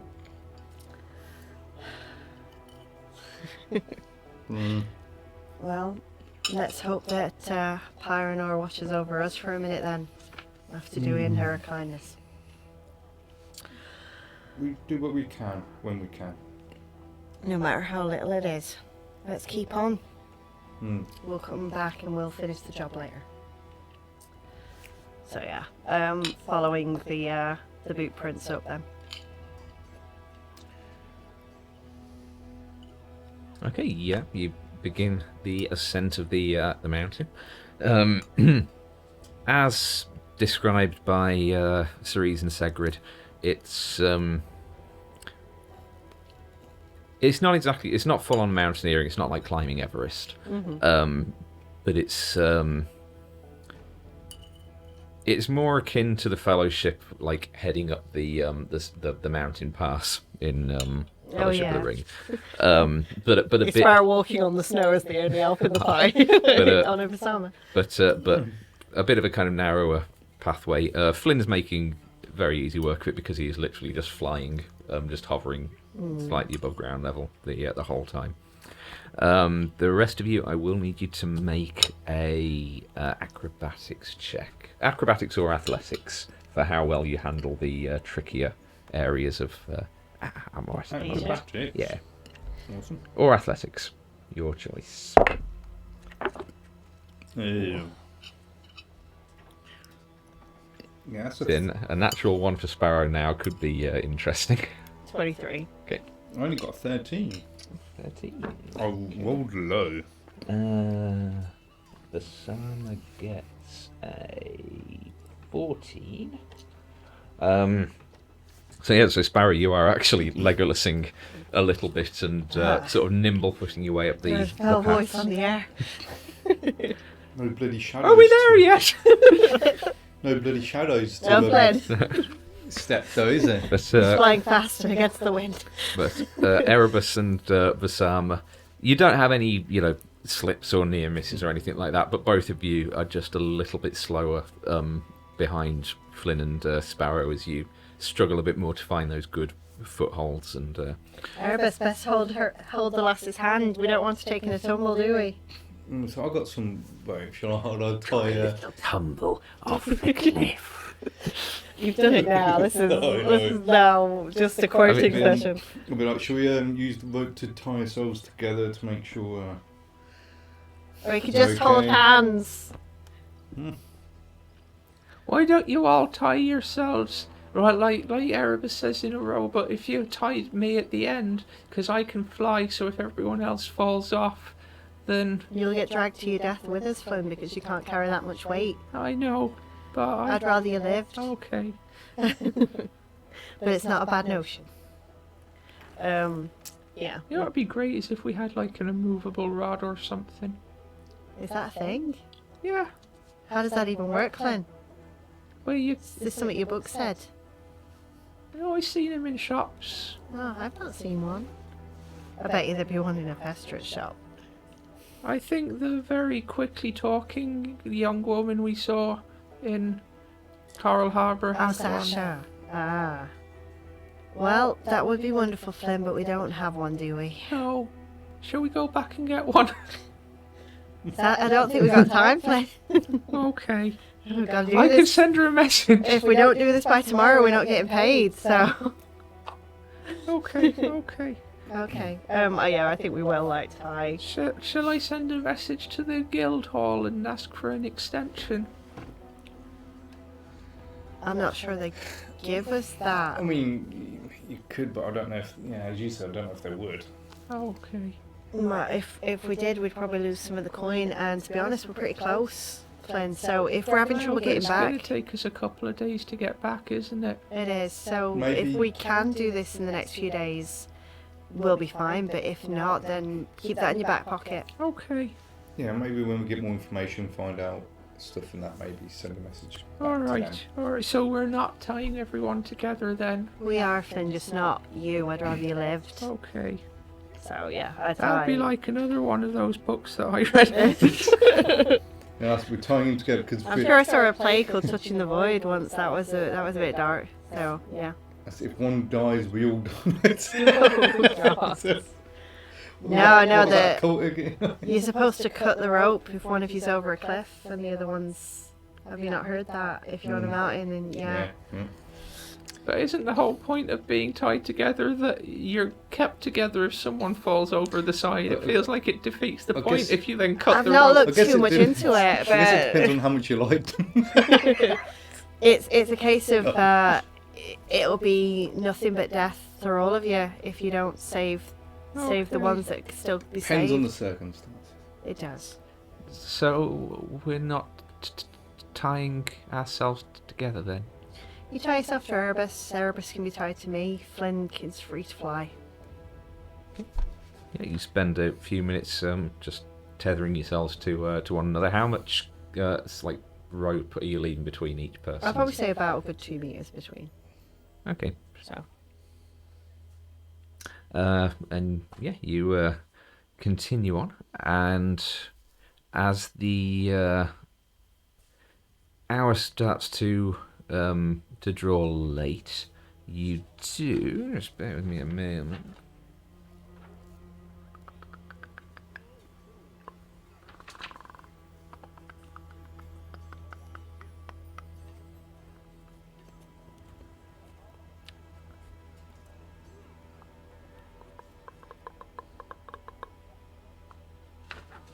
Damn it, where did I just read this?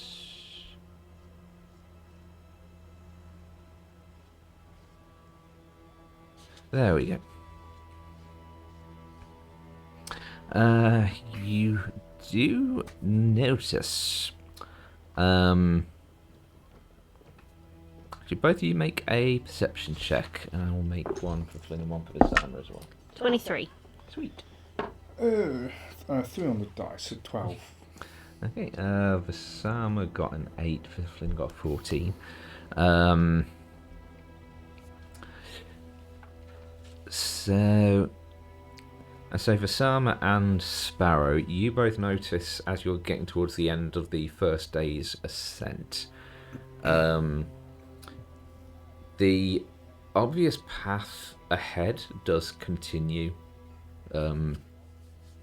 up the sort of winding around the side of the mountain.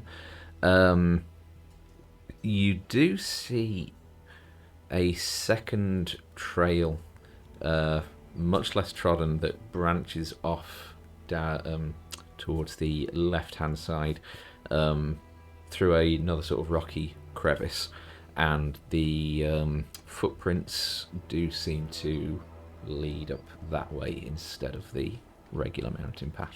Are there still 3 sets of prints? Appears to be. Erebus. Mm-hmm. They've deviated from the path. We need to go that way. Okay. Do you want to set up camp now or later? How Follow much? as much as we can. Maybe part of me wants to follow it as much as we can. Alright then, we'll carry on. Looking up ahead, is there anywhere it looks like there would be a place to camp? Make a perception check.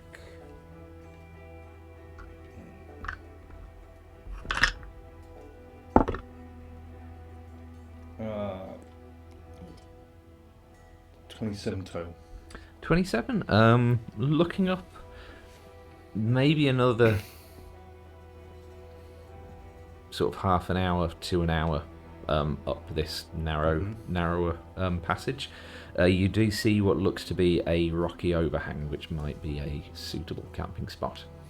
Yeah, so that, yeah, see that rocky overhang? I do. Maybe that'd be a good place to. Alright, we might even come across wherever they camped. They have Maybe. to stop at some point. Yeah. Alright, so I'm we're going to follow those footprints going up. They kind of know she was dead.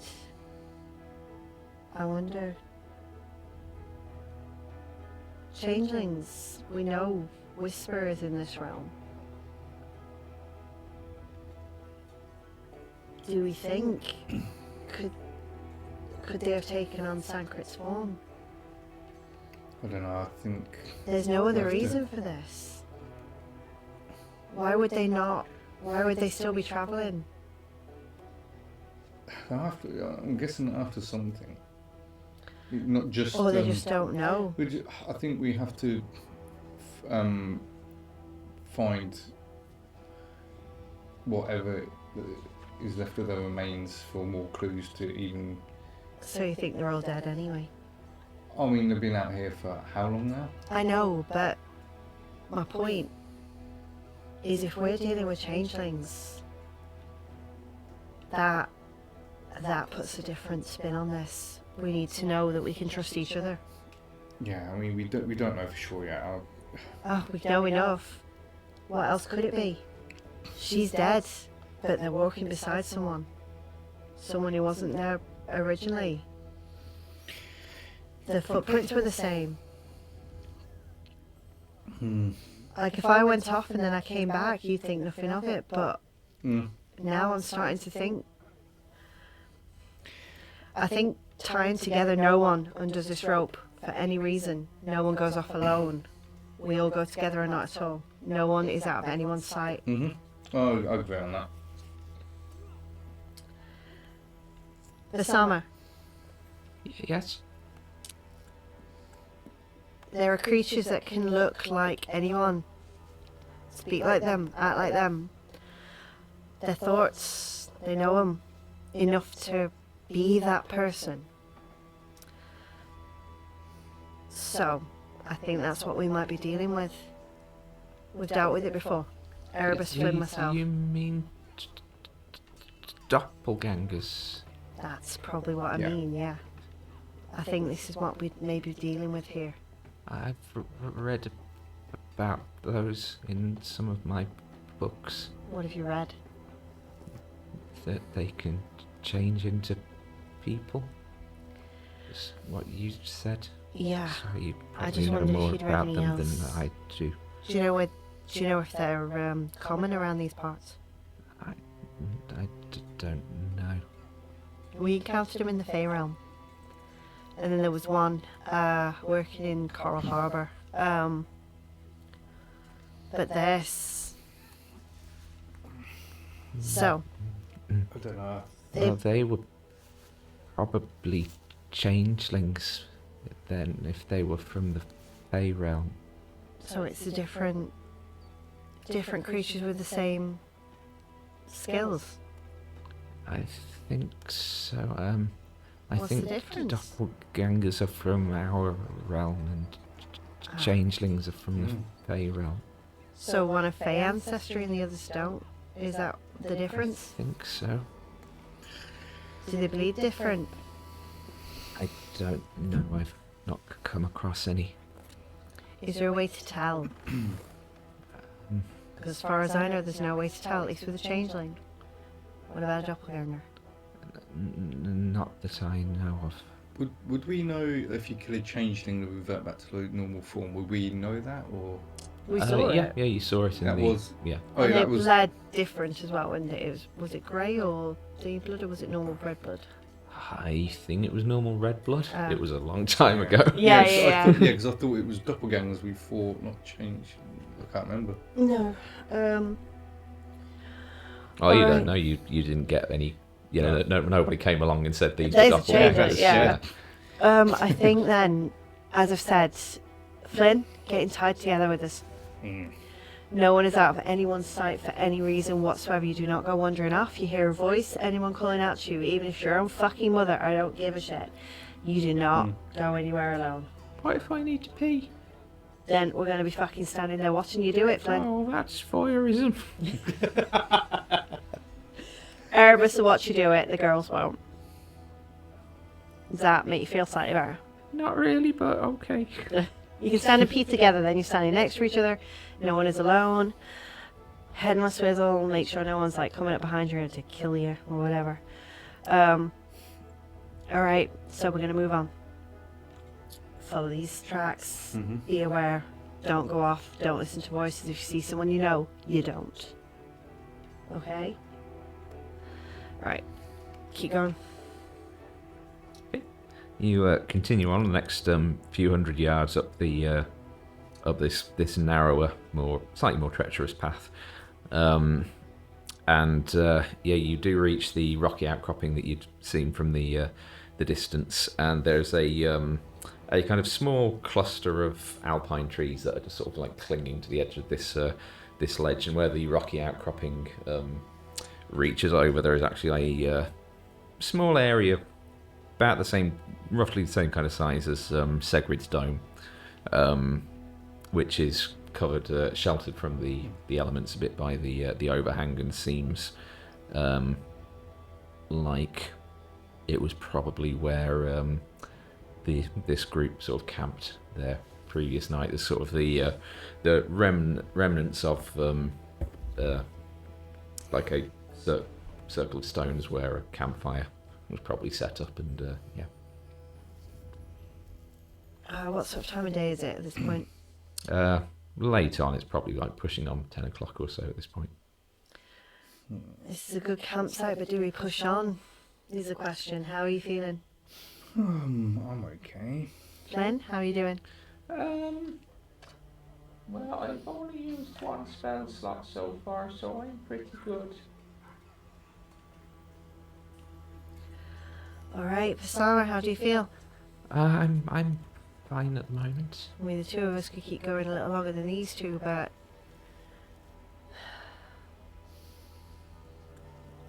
I don't know if there's a suitable camping site any further from this. I just know that I can burrow us into the snow further if we need to later on. Push on. I mean, up this point, it's like this is mountainside. This is rock. Right. It's Okay. like this is there are dustings of snow. There are kind of clumps of ice, but there's no deep snow to shelter yourselves in. Can I tell how long ago the footprints happened? You said she was dead a couple of days. Make a survival check.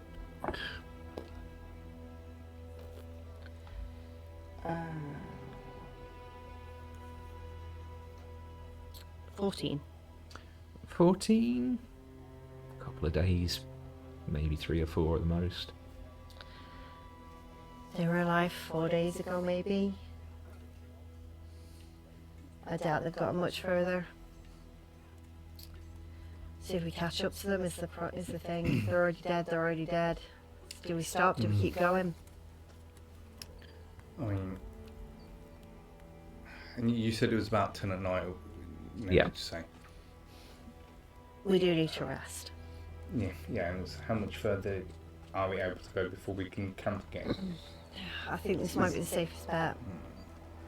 Does it look like there's any other caves or anything up ahead, or this is not the from best? Yeah, it's. I mean, again, this is a path that's sort of winding its way up and around the mountain, so you can't see particularly far up ahead from where you are. So. All right, we're gonna have to camp. We'll stop here. Okay. All right. Watches. No one watches alone. Alright. No one goes off alone.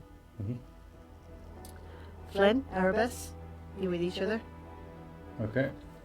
Vassama and I will take over. Alright. Okay. Yeah. It might mean you don't get enough rest. So I'm just checking something.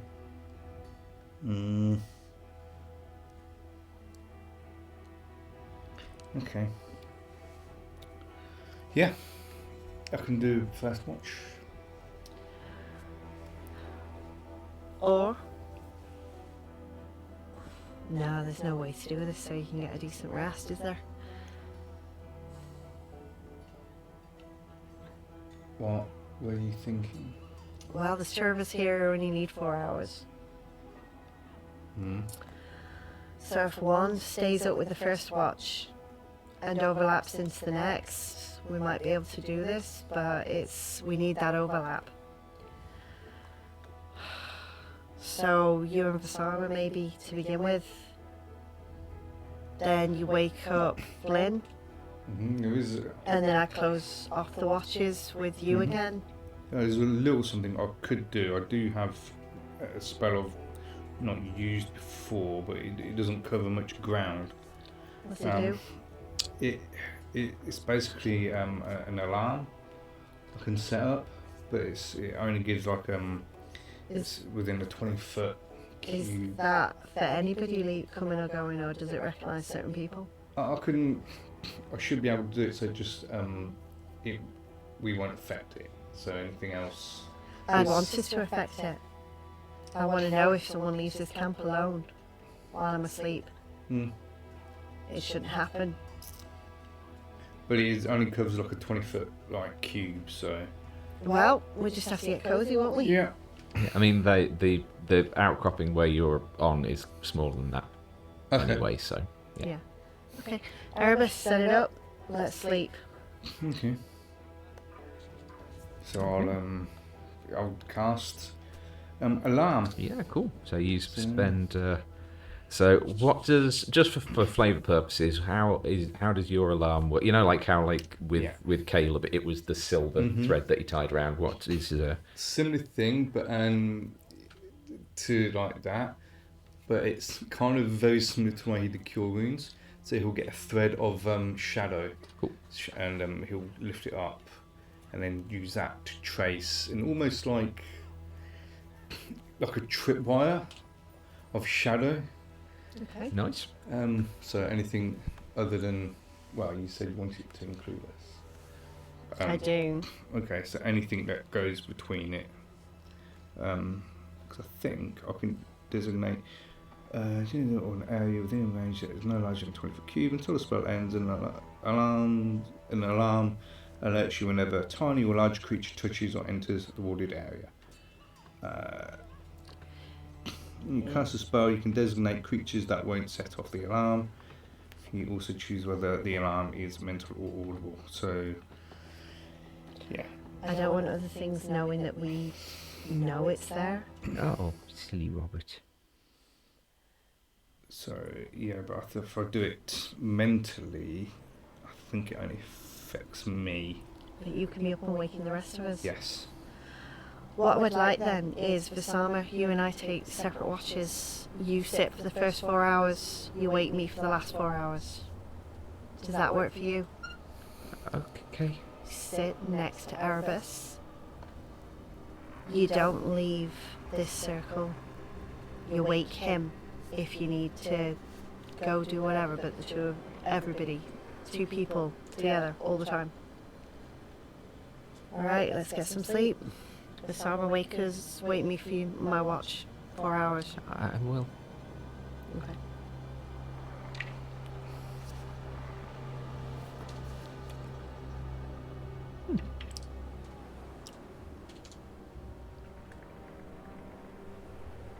Okay, that's not bad.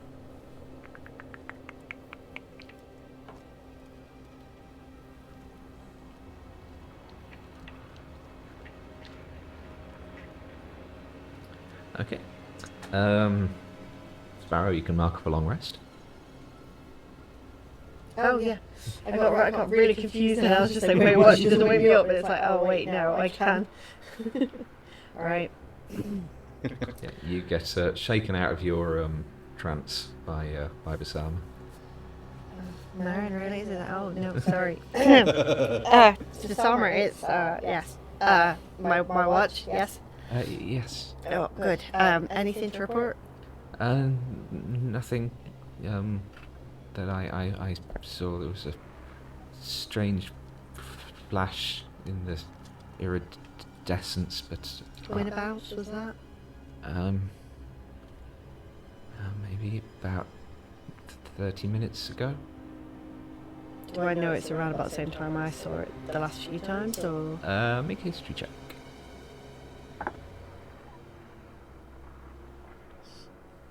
No, it's the music. 10. That one. 10. Potentially, it's kind of difficult to tell without an accurate sort of time. What Time direction, piece. lass? Well, up. Just directly up, not in any particular direction. Okay. Good to know. Thank you, lass. Get some sleep, if you can. So, yeah, I will start a watch. Yep, you bed yourself down. Yeah, make a persuasion perception check. That is a 14. 14.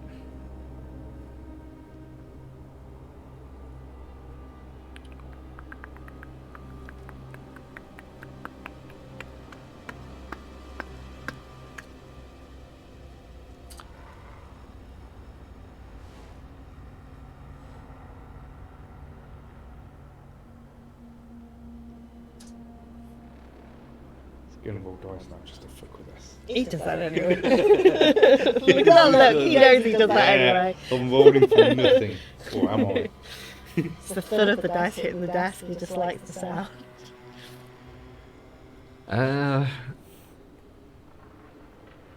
You do see.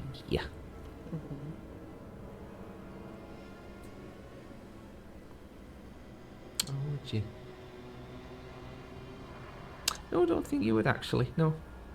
I don't like how you did that in a Fester's voice. That's just not nice, Robert. It's an uneventful 4 hours watch. Sure.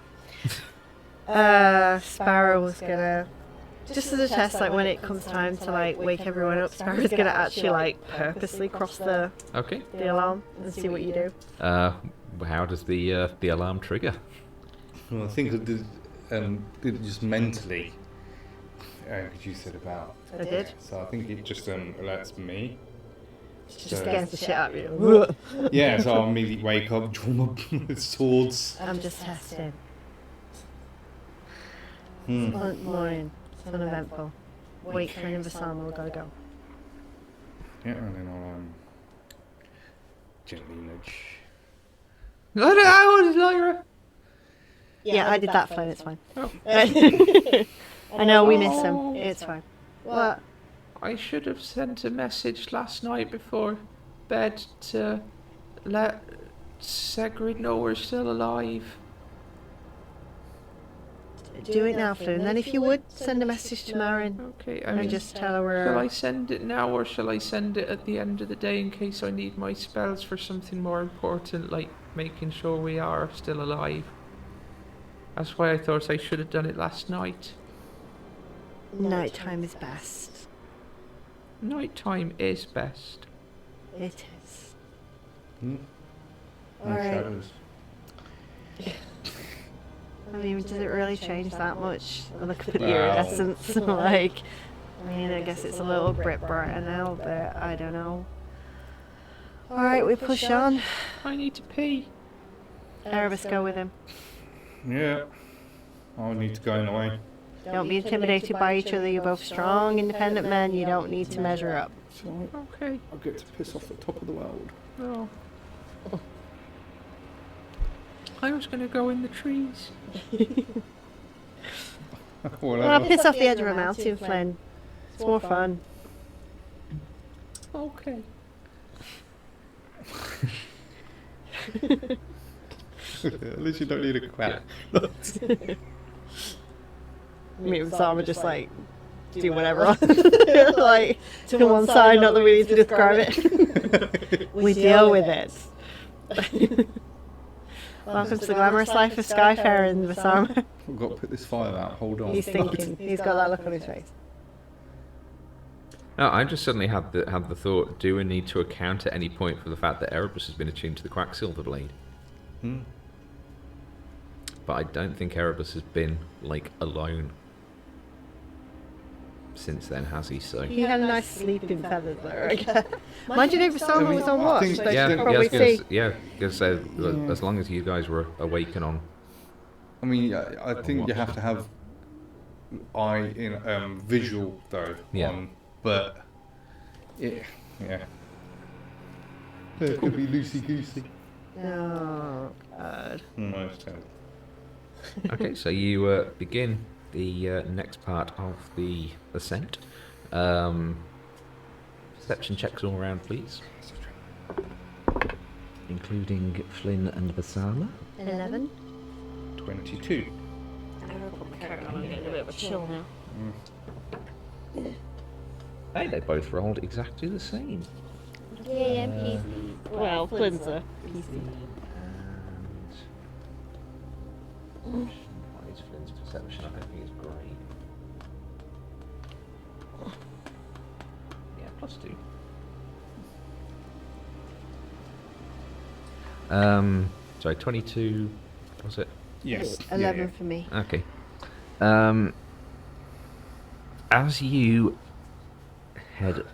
begin to head off, there is a slight change in the direction of the wind, and Erebus, you notice a smell on the air which is very familiar to someone in your former line of work. The stench of blood and decay, which seems to be coming from the area of the small cluster of alpine trees close to your base camp, to your camp on the ridge. I'll tell everyone else. It's like, yeah, there's Alright. smell of death in the air just over there. I'm gonna be like, Flynn, maybe get that spell ready. Which one? Speak with Dad. Oh, Alright, I'm gonna head over. I've got a long rest, didn't I? So yeah, I'm gonna head over and take a look around. I think you head into the trees, and short distance in, it's almost like it's been sort of pushed back as far behind the trees up against the mountain side as possible. The small figure of a gnomish body. I'm guessing it seems like we're all tied together. Were there any tracks leading to there as I was going? Like, were there signs of 3 people leaving again? Okay, survival check. Would I be able to give advantage on that? Yeah, or you can make Oh, wow. it. Yeah, you can either give advantage or do your own. I rolled really well, so it's up to you. See if I get a natural 20. Yeah. Nope. So survival was 20, dirty 20. Dirty 20. You see just one set of larger sized footprints heading in and then heading back out again.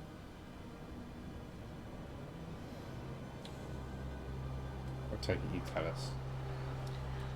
Flynn, it's the gnome. Come over and let's talk to him.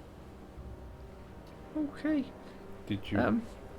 We need questions. I just want to say that this job we've been on has been some of the best times of my life, and Well- I'd like to thank you all for being a part of it. Did you want me to check the body first, see if there's any wounds Give and it a stuff? please while I just talk to my brother. Flynn, Do that. I'm Flynn. am I gonna have a problem with you and dead people, Flynn? I'm slightly worried how this is affecting you. Well, I kind of feel like this is the first time in my life I've been useful. Flynn,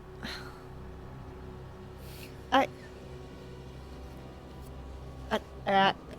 can't argue with that. I you would like to say, without you, I wouldn't be here because, well, between You between kept you us two. alive, yeah. Well, you brought me back from the dead, so... Flynn did that. No, that was Nephestra. No, that was for you, Flynn. No, I don't have that spell. You asked her. You made the deal. You did that, Flynn. And if you hadn't done that, I would still be a corpse in the Feywild. This is very true.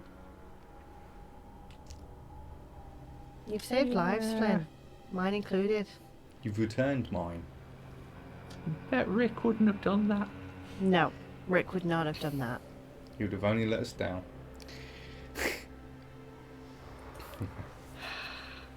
Alright, Erebus, have you found anything? Yeah, do I check to see what would have killed him? Any like wounds or Yeah, anything? make an investigation check. Medicine? Uh, No, I do. well, medicine. Yeah, rather medicine, but not that. Oh, okay. Nat 20. So Oh, nice. 23 for medicine. So the body, as you kind of pull it out from where it's been sort of stashed, it's slightly wrapped in a discarded bedroll, and as you kind of unravel that, kind of the closer you get to the corpse underneath it, the more it's kind of sticky and sort of peeling. Ugh. Underneath, the corpse looks partly consumed. There are several bite marks, which are rather chunks that have been sort of bitten out of it, all of which, with a natural 20, seem to be like humanoid sized and like teeth, as opposed to, you know, like the ragged teeth marks of, like, you know, a wolf or something like that. So this doesn't look like from a natural predator. It looks like it's from humanoid. I mean, maybe that's why they're doing this for food. Maybe. Would I be able to with that would determine what the killing blow or whatever, what actually specifically killed him, opposed to just bite marks or what? You can't see a killing wound on there, but with the amount of like flesh that's been bitten out of this body, it's possible or likely that the area that, you know, the killing blow was delivered on has been consumed already. Alright, questions then. Did Sankrit kill you? First one. Wasn't her name Sakrin? Yes. It's right here on my notes, right above it. Sankrit. I'm helping. Yeah. Like, Yeah. who killed you? Or what killed you?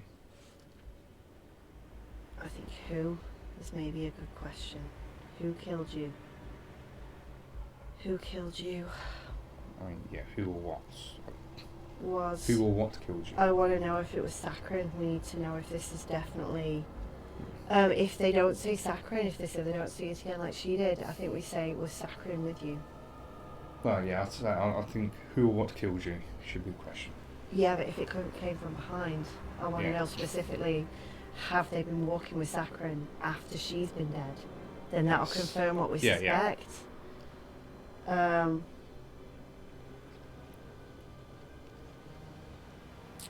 So who killed you? Was Sakrin with you at this camp?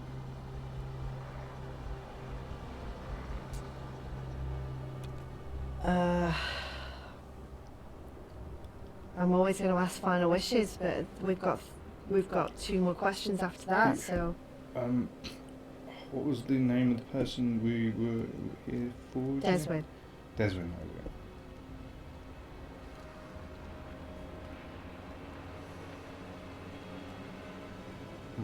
So I think it should be as Who? one question: who or what killed you?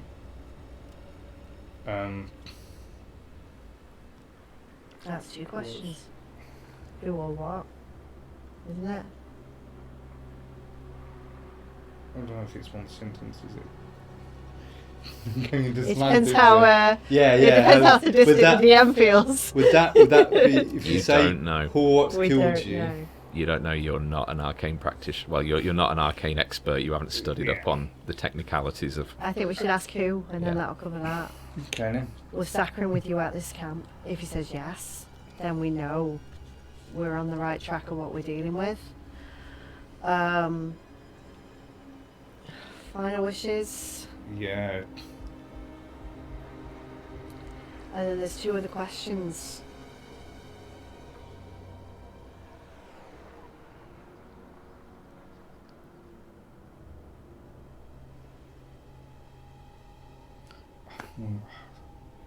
Part of me wants to maybe ask why were you killed? Let's ask the first 2. Who killed you? Was Saccharin with you? I don't want to say Saccharin. What the fuck is wrong with me? It's only developed dyslexia in my older life, yeah. Was Saccharin with you at this camp? And then see what the responses to them might give us the other 2 questions. Alright, Flynn, let's go. Okay. Speak. Ooh, I with. feel like it gets more each time. I'm not sure this is for the spell. No, this is definitely just for Flynn. Flynn, you're just making That that was noise. lightning. Yeah, I know. It's Okay. dramatic. Next time I'll add lightning for you, Flynn. I'm Oh, sold. thank you. Yeah. I'm Gets glad better every someone time, Flynn. appreciates it. Maybe we could take this to the stage.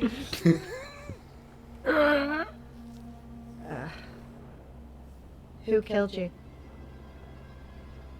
I don't know. I was asleep. I never woke up. Oh, that's nice way to go. Well, I'd like to go that way. It's fucking painful getting stabbed through the chest, I know. Was Saccharin with you at this camp? Saccharin and Deswin were both at the camp with me.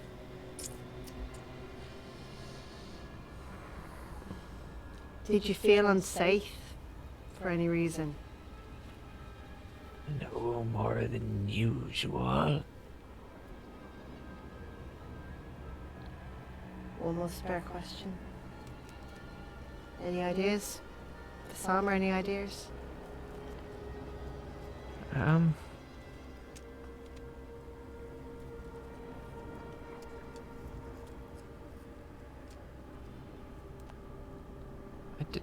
Would we be able to ask him how long ago he died, or would he not? Would he know? Probably wouldn't know. I think they do know. Didn't they know a time of how long they've been dead?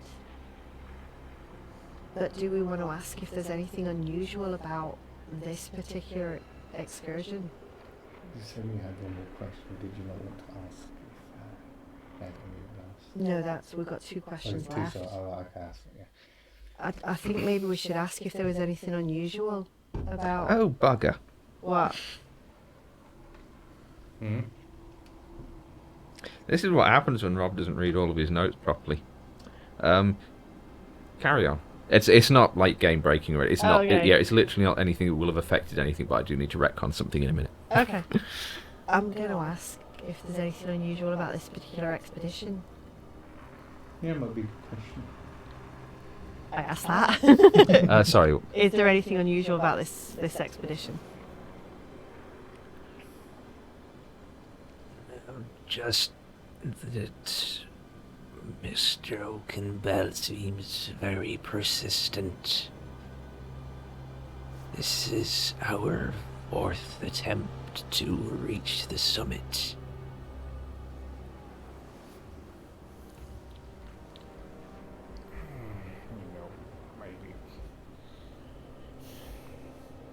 So what I was going to say, or rather what I should have noted earlier, when you checked Saccharin's body for, gave it a glance over for possessions earlier, you would have noticed 2 what appeared to be healing potions were sort of on the belt. Oh, that's going to be a very healthy direwolf if they snap at that. Okay. Final wishes. Are there any final wishes? Leave me up here where I'm closer to Eris.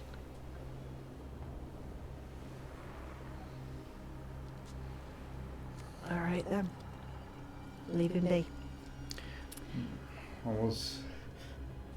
Asking that question to every dead body makes it so much more difficult because now it's like I've got to decide what the religious persuasion of every corpse you come across is. Sparrow thinks it's important.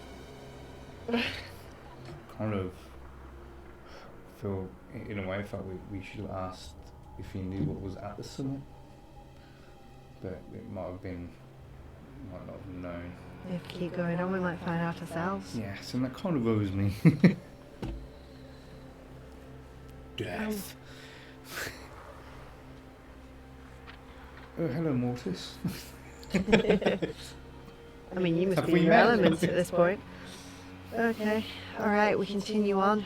I think our suspicions might be apt. Sakharin was here, even though she wasn't. Can I look around purposely to see if there's any footsteps leaving this camp to continue on? Yeah. If there's still 3 and if there's still large, small, large. Yeah, make another survival check. Anything that looks like Sakharin's footprints still. So it's Large, Yeah. small, large. Yeah. Make a survival check as well. I can never find it. 13. Inspiration, because I keep forgetting I got it. Oh!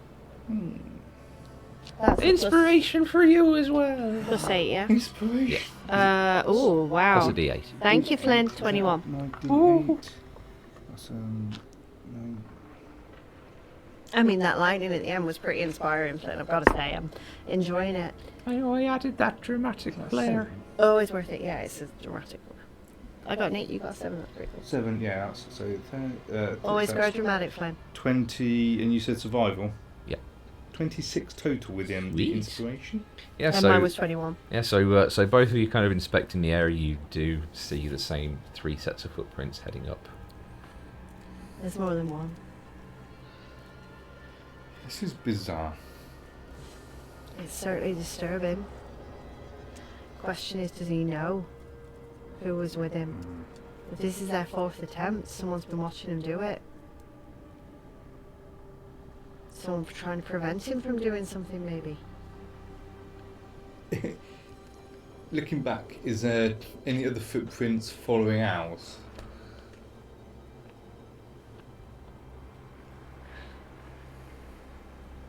But If that How makes far sense. back are you going?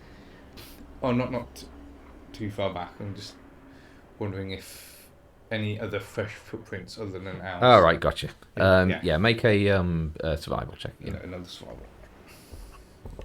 Do you want some caterpillar cake? Oh, I will have a little bit in a minute.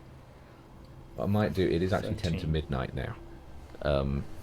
So I might just, if you're okay to, if you're still happy with running on a little bit over, I might just stop for a quick 5-minute break, just to have another pee break, have another bit of cake, and then just carry on just till we get to the mountain summit, and then sort of, Okay. yeah. 13, sorry. 13. Don't see any fresher prints than the.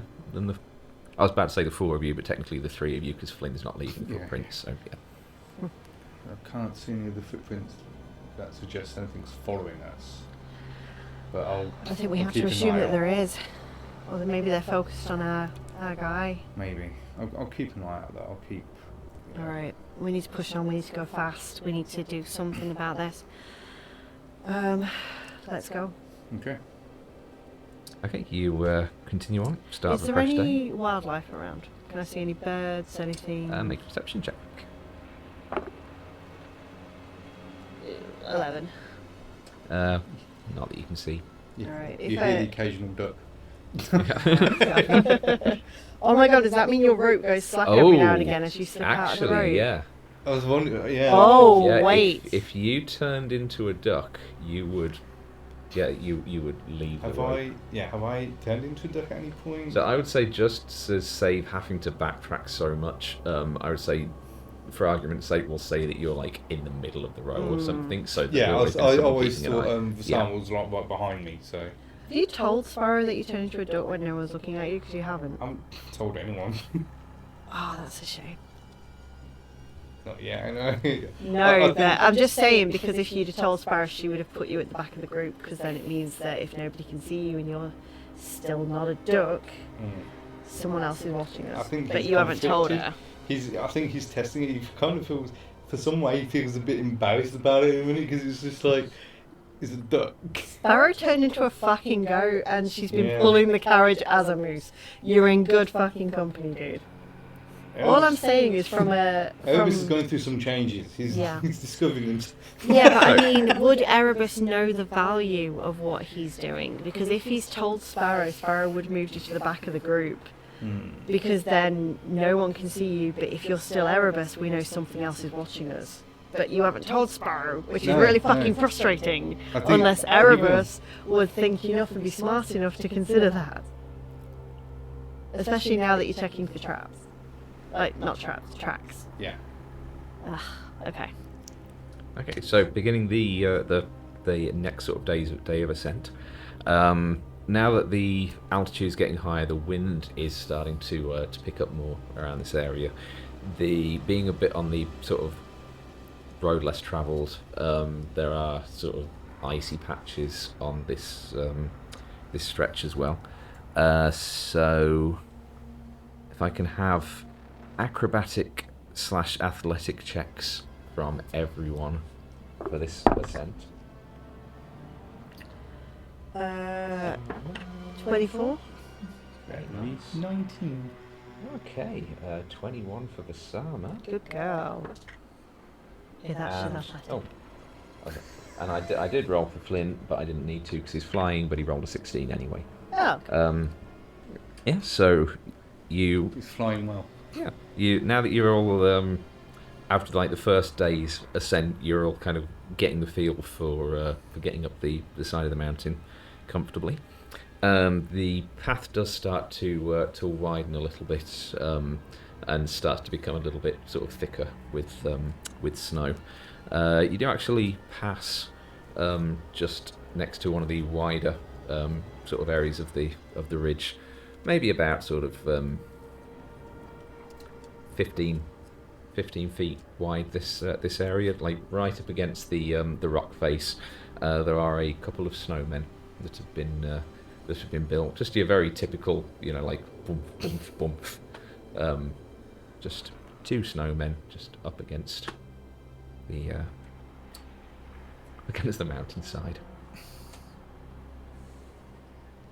Can I thorn whip them both? Oh, wait, hold on. Wait. Sure. Hey, I'm assuming I'm taking point.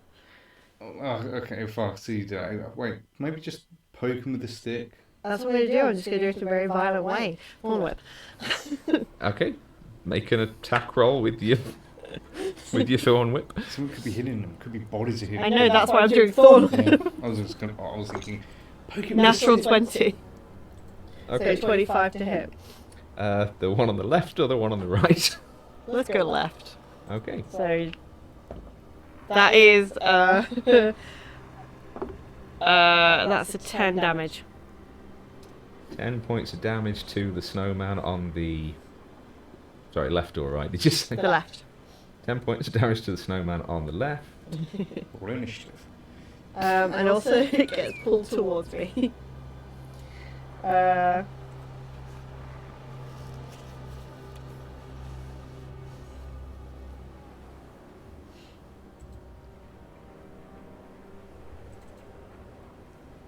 I'm assuming I just obliterated it. It's a Yeti. No, it'll be the fucking changeling. You watch. It's a Yeti. Some snowmen looking bomb. I thought a Yeti was like a Bigfoot just in Yeah. snow. So they wouldn't look like a snowman. Have you ever seen a Yeti? Yes. The pictures that people tend to go, look, I got a Yeti on camera. Okay, 11 points, did you say? No, 10. 10 points. 10 points of damage and pulled towards me. Whatever. These are going to be fucking changelings. You watch. Yetis. No, not fucking yetis. Okay, so yeah, you lash out with the thorn whip. It kind of wraps itself around the snowman on the left. You tug it in, and as it does so, this maw opens up in the head of the snowman as Oh, fuck! it lunges towards you. And we're going to stop for a quick 5-minute break, because I need to pee. Yeah. And then we're going to fight some snowmen. Abominable. Sure, okay. Abominable. A bob and a bob. A bob and a bob. Okay, so The rum cake is kicking in. so don't go anywhere, gang. We're fighting snowmen now. Apparently, that's the thing that happens, and we'll be back in about 5 minutes.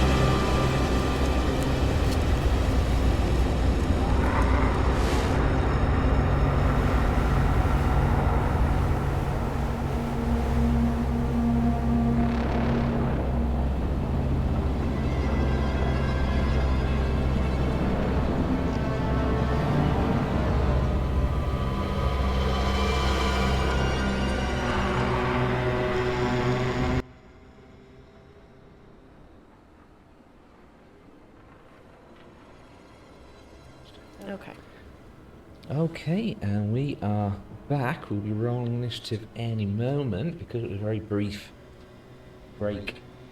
Not everyone has gone to pee yet, so we're just going to call the nature to be finished. Before you go, roll initiative for me. Yep. And then I can get you on the counter. Natural 20. God damn it. 23. 23. Sparrow 23. I'll be right back. Erebus.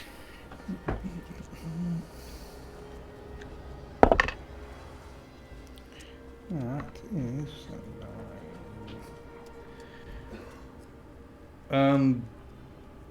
13.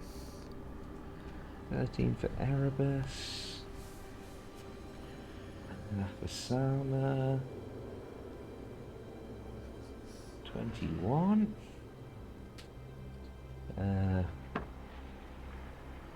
Flynn 16. And snow golems.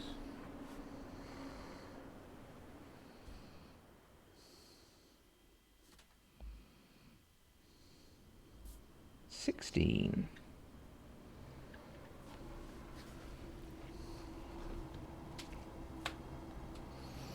I do like my initiative tracker, it's very useful. Okay, so Sparrow is going to be first up in initiative order.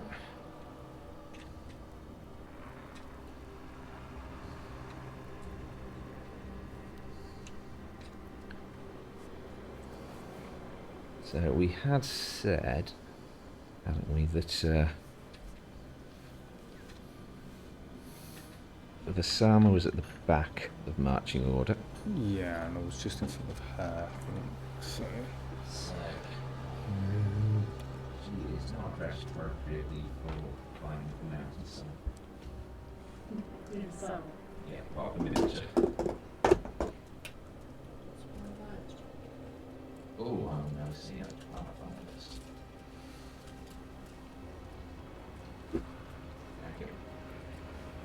Okay, so Sparrow, you are first up in initiative order.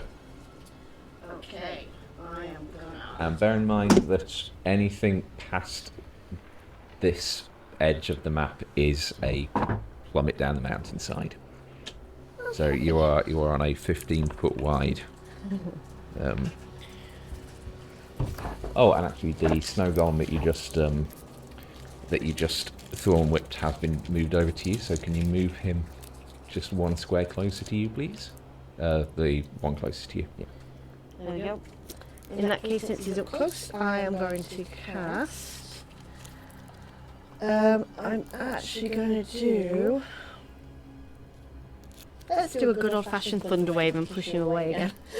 Okay. It's a pity you can't get on the other side. Oh no! Wait, I don't have to roll for that. They just need to roll a Constitution saving throw. They've got to beat a 13. That's a 12 on the dice. Excellent, excellent. For a total of 14. Oh bollocks! Then yes, they did it. So they're going to take half damage. So that is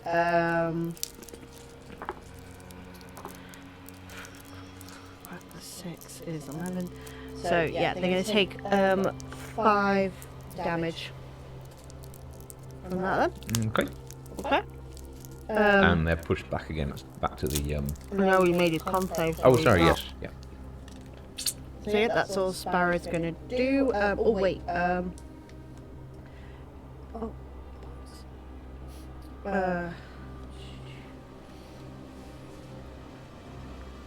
And as a bonus action, I'm going to cast Flame Blade on one of my swords. So Sparrow's going to run her hand down the blade, and fire's going to just come up on the sword. So, and then that's going to be my turn. Okay. Vassama is up next. She is going to pull out her crossbow, take aim at the one closest to her. Roll a 5. Is their AC? That's a good question.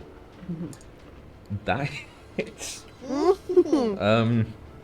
So you watch as she, a little bit kind of flustered by the sudden combat that's come on, she pulls the crossbow, aims it at the snowman nearest to her. Slightly shaking hand pulls the trigger, but the bolt still kind of finds its mark, and you watch as it passes harmlessly through and just clatters against the rock behind it. Oh, bother! You still hit it there, lass. I was about to say she backs off a little bit, but she can't because she's tied into everyone. Brings us to Flynn.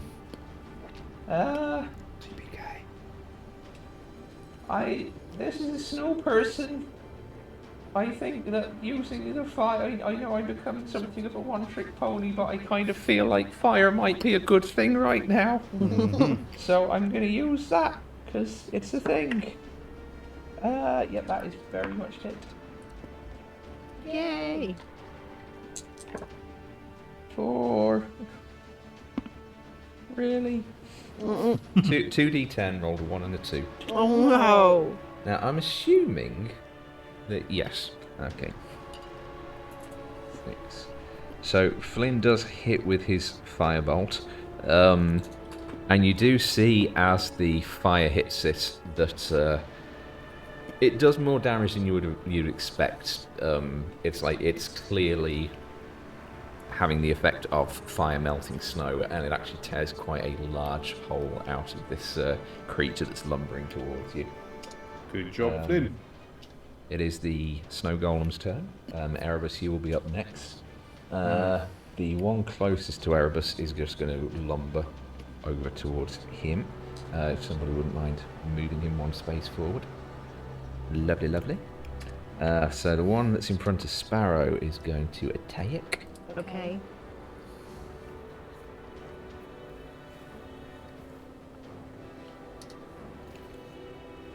Oh, I forgot they have ranged attacks, but never mind. So 7 to hit on his first attack. A 15 to hit on the second attack. 6 plus 2. For 8 points of bludgeoning damage. Alright. Oh my god. What? And 12 points of cold damage, half to 6 because your resistance. Yeah. So it does a d6 plus 2 of bludgeoning damage and 2d6 of cold damage. All 3 d6s I rolled were 6s. Oh my god. Thank god I got resistant. And the other one is going to go for Erebus. First attack is only a 12 to hit. Second one is a dirty 20.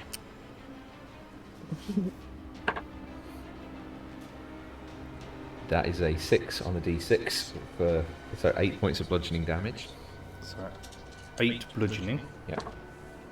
Okay, now I've rolled something that's not a 6. I'm feeling like I'm not cheating the system now. 5 points of cold damage. That would be hard, wouldn't it? Because I'm resistant to cold. Yes, you are, aren't you? So that takes down to 3. 3. Wait, no, what did I say? 5? No, half to 2, sorry, not 3. Oh, 2, okay. Yeah, I forget you always round down. So. Just take one more for that then, okay. Yep. That is the snow golem's done. Erebus, is your turn. Well, I'm not going to get advantage because...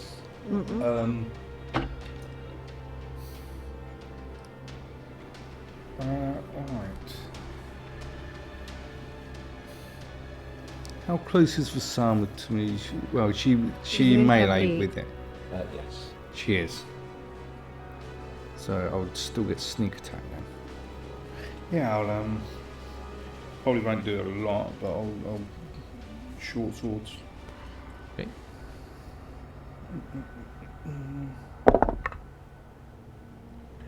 So 16. Yeah, definitely hits. Do you want me to do both attacks or? Do your damage first. Yeah, okay.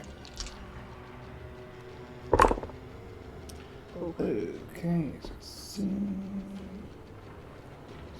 so 11 plus 4, 15 damage. Okay, and this was with your just regular short sword. Yes. Okay, you slash through with the short sword. It cuts kind of clean through the midsection of the snowman and passes through. Doesn't seem to have done any damage. No damage at all. None at all. In that case. Just as when Vassama's crossbow bolt just Yeah. harmlessly passed through one side and out the other. Seeing this, I'll offhand attack with my quacksilver blade. That's why I didn't want you to roll both of your attacks until after you'd seen Yeah. what the first one did.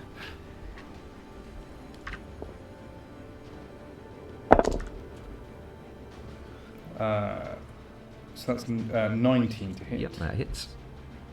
And then it is, yeah, it's just a D4. Alright.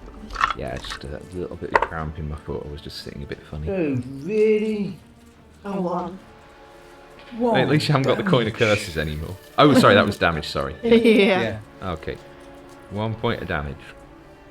Oh, don't even get to add me thingy because it's offhand. Isn't there a modifier on the Quacksilver blade itself? Or am I getting my wires crossed somewhere? Yes, but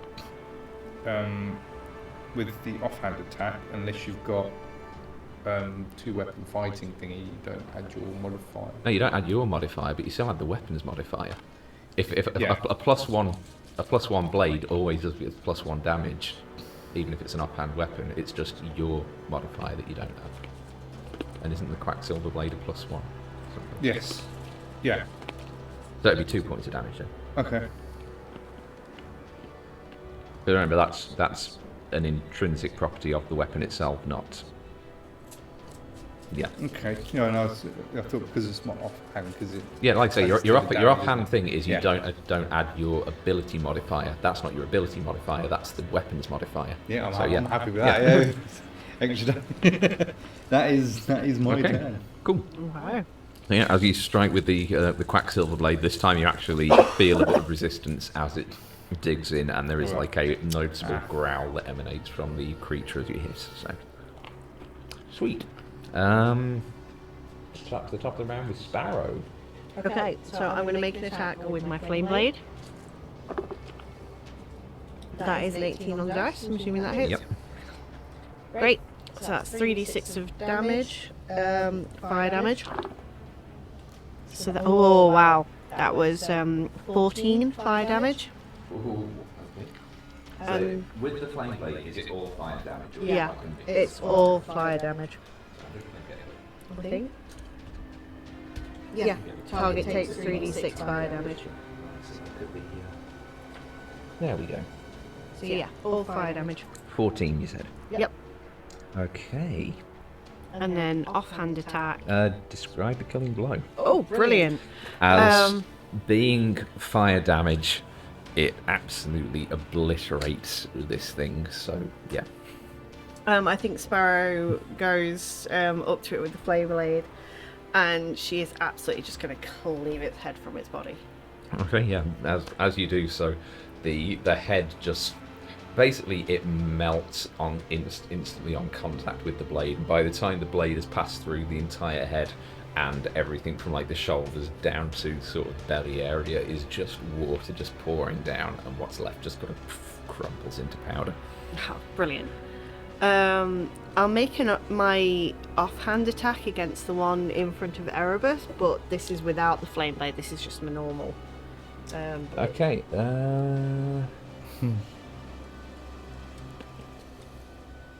Make a strength check for me.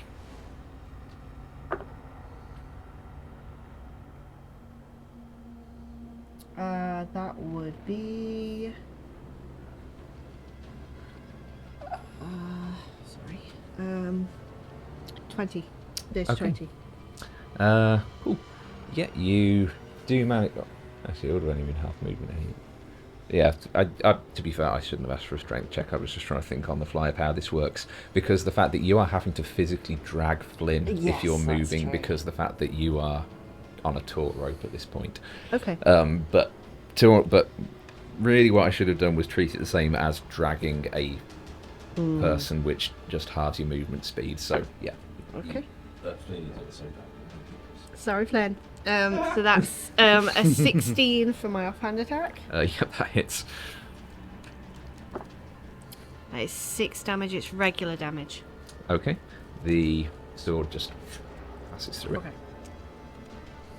And that is my turn. Okay. Say fire. If you can use fire, use fire. it. The sound is just like, I don't have any fire, Captain. Then She levels a crossbow and tries another futile shot. Just passes straight through and clatters against the stone. I have fire! take him out, Flynn. Everyone stand back! I duck. I duck in cover. I mean, if he gets a natural one, he could get any one of you three because you're all in melee with it. Oh my god. So close! So close! But he does hit it. Yay! No, not yay. Yay! This is boring. No, it is not. 7, 14. Okay, didn't roll great on his damage roll, but at least it's doubled. Yeah, so he does manage to strike it with a firebolt, and it does blow a sizable chunk in the now very watery midsection of this golem. It is the golem's turn.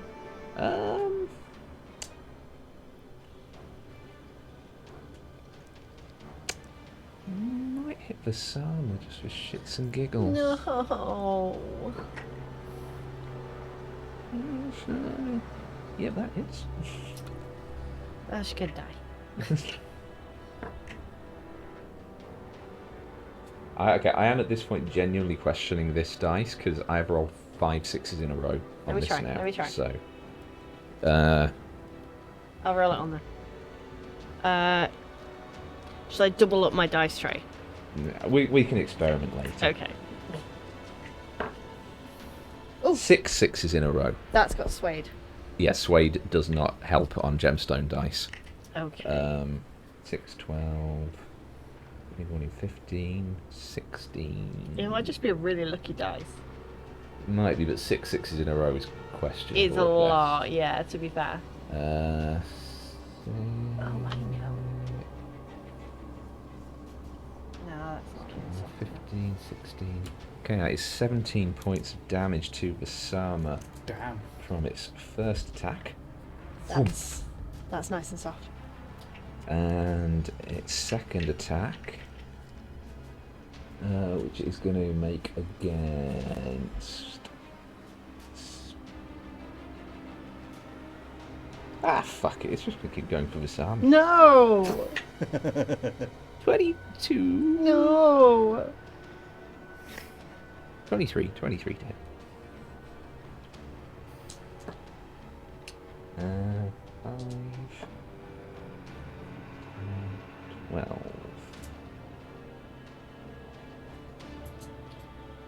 Okay, yeah, and it just basically turns to her and just 2 very heavy fists coming at just whoomph, whoomph, and you can see like the first one she's physically dazed from it. The second one, it's like there is just it's like slow motion from a Rocky movie. It's just and there's just like a blood spatter that scatters across the snow. Erebus, it's your turn. I'm gonna sheath my sword because I was useless, Okay. and then just switch hands to my right with the With the Quacksilver. Yeah, would I be Yeah. able to do bonus action steady aim for that? Can I do my steady aim for Oh, I do not melee know. attacks? I think I can, if I remember rightly. Yeah, I think so. I'm not Where sure. is my steady aim? I'm sure I can do I think it just says weapon attack, doesn't it? I don't think it specifies melee or... yeah, bonus action you do so advantages and my next attack roll on the current turn. You haven't moved. You can only use it if you haven't moved during this turn. Yeah. After you use the bonus action, speed is 0 until the end of the turn. Yeah, so... Yeah, so your bonus action give yourself advantage.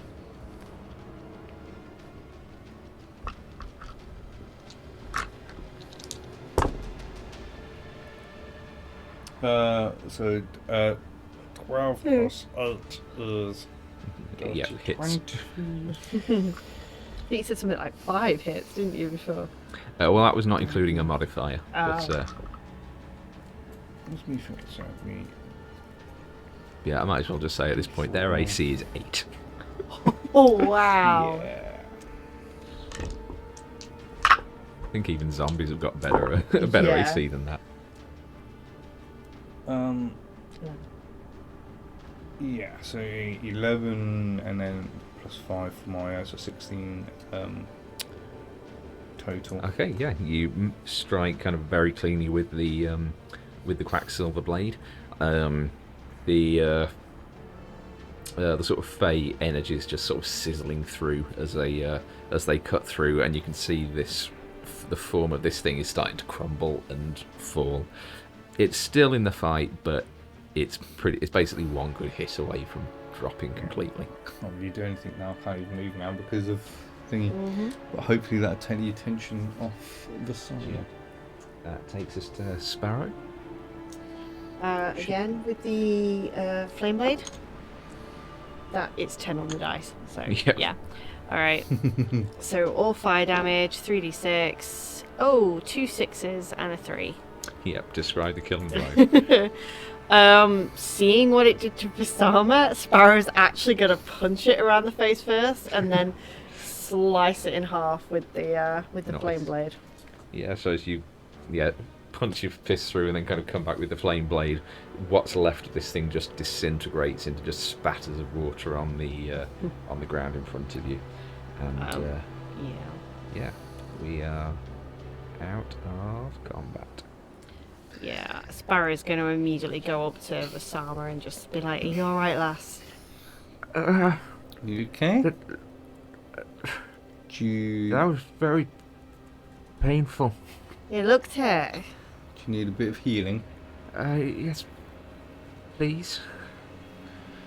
Okay, I'll Yeah, she kind of moves her the hand away, and you can. It's like there is a kind of very clean sort of. Even though it appeared to only be made of snow, there is kind of a very clean sort of split down the the cheekbone, where it's kind of quite heavily bleeding. The eye on that side looks like that's probably going to be quite swollen in the morning.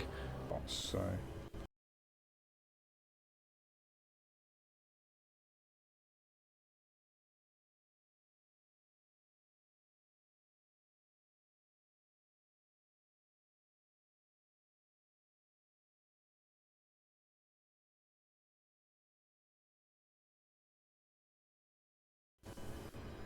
Right, sorry, Flynn, would you mind Yeah, hello. healing Vassama? You've got much more magic potential than I do. I can do that. Oh, but that could have been a very romantic moment of you, like cupping Yeah. the side of her face. Yes. Don't worry, my darling. I've got you. Instead, Flynn just kind of like flutters over and just puts both hands in her face and just kind of screams, "Healing word!" It's like, it's just like, Wounds! Oh, poor girl. she'll be fine here. Oh, no. 2d8 plus 2.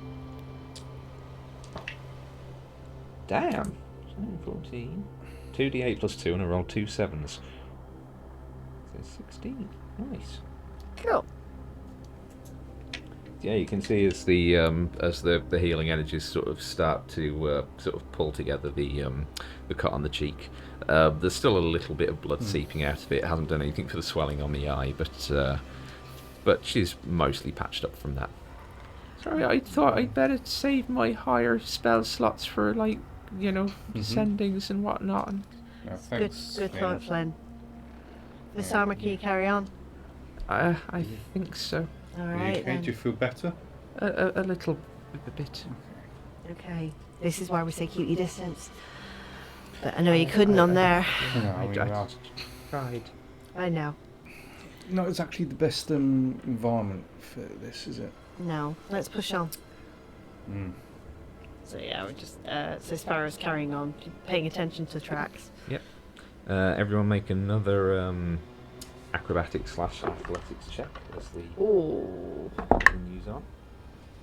Damn! Natural 20 for Vassama. Yay! Good, she can save Sparrow. Acrobatics at 18. Okay. 8. 8. Okay, so Sparrow has a little bit of a slip on one of the icy patches. But being in between Flynn and Erebus, yeah, there's a moment where like your heart just jumps in your chest for a moment as you kind of slip and lose your footing, but the rope kind of comes to you're sort of suspended for a moment, feet scrabbling for purchase before you manage to get yourself sure-footed again. I know exactly how that feels because that Continue on. happened to me in real life in Peru on the So Andes. you continue on up. It's not fun. It takes you probably 3 to 4 hours of climbing. You're getting closer to the summit. It is getting a lot colder now with the wind whipping around. But you do see a short distance ahead the sight of smoke rising from just beyond the next rise. Go quietly. We don't know who that is. Mm-hmm. Flynn? Yeah? You're in... Shh, Flynn.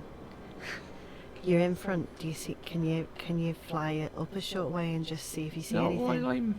No, I mean, like, straight up in the air and just see if No, it I gives mean you... not while I'm tied to. Alright, just approach slowly, okay? Okay. Okay. So yeah, we all Okay, sort of stealth approach. checks for everyone then. 1 for Flynn. Natural fucking 20 for Flynn. Yay! He's flying, isn't he? And 17 for Sparrow. Holy shit. Not a bad one for Vassama either.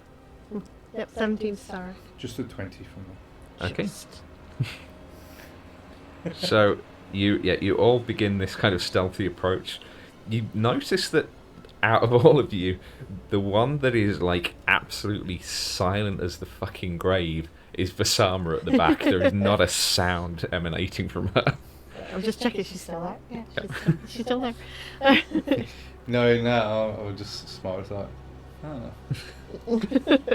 And as you kind of crest the mountaintop, you see the smoke is rising from a warm fire in the center of 3 white tents.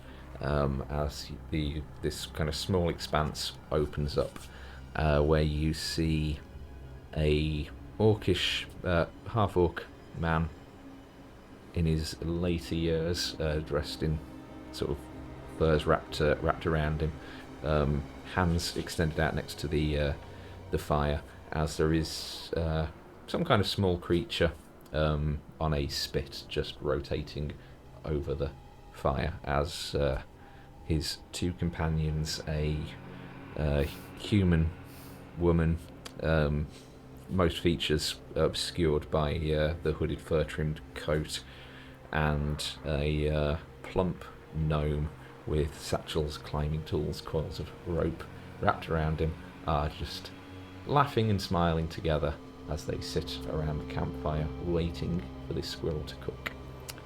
And that is where we will end our 1-year anniversary session, and we will pick up at the close to the summit of the Wolf's Teeth Mountains with this other group of climbers, and see where things go from there in 2 weeks' time. So yeah, as always, thank you guys for playing. Thank you for putting up with this nonsense for an entire year now. It's been Thank you for letting us play. it's been a hell of a ride. It's been great. Thank you everyone at home who has been watching, especially this one that's run on a little bit later today. Just been having a bit of withdrawal. We needed to get through this. But we will be back in 2 weeks' time, so on the 19th, I believe that is. Usual time.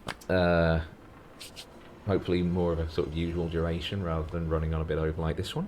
But as I said at the start of the stream, anyone who has been with us for the whole time since we started, we're really glad to have you still with us here for the 1 year anniversary. And if this is your first stream you're watching, welcome, and I really hope that you stick with us for a while longer.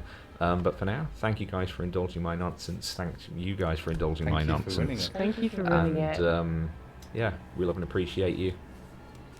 Stay nerdy. Good night, everyone.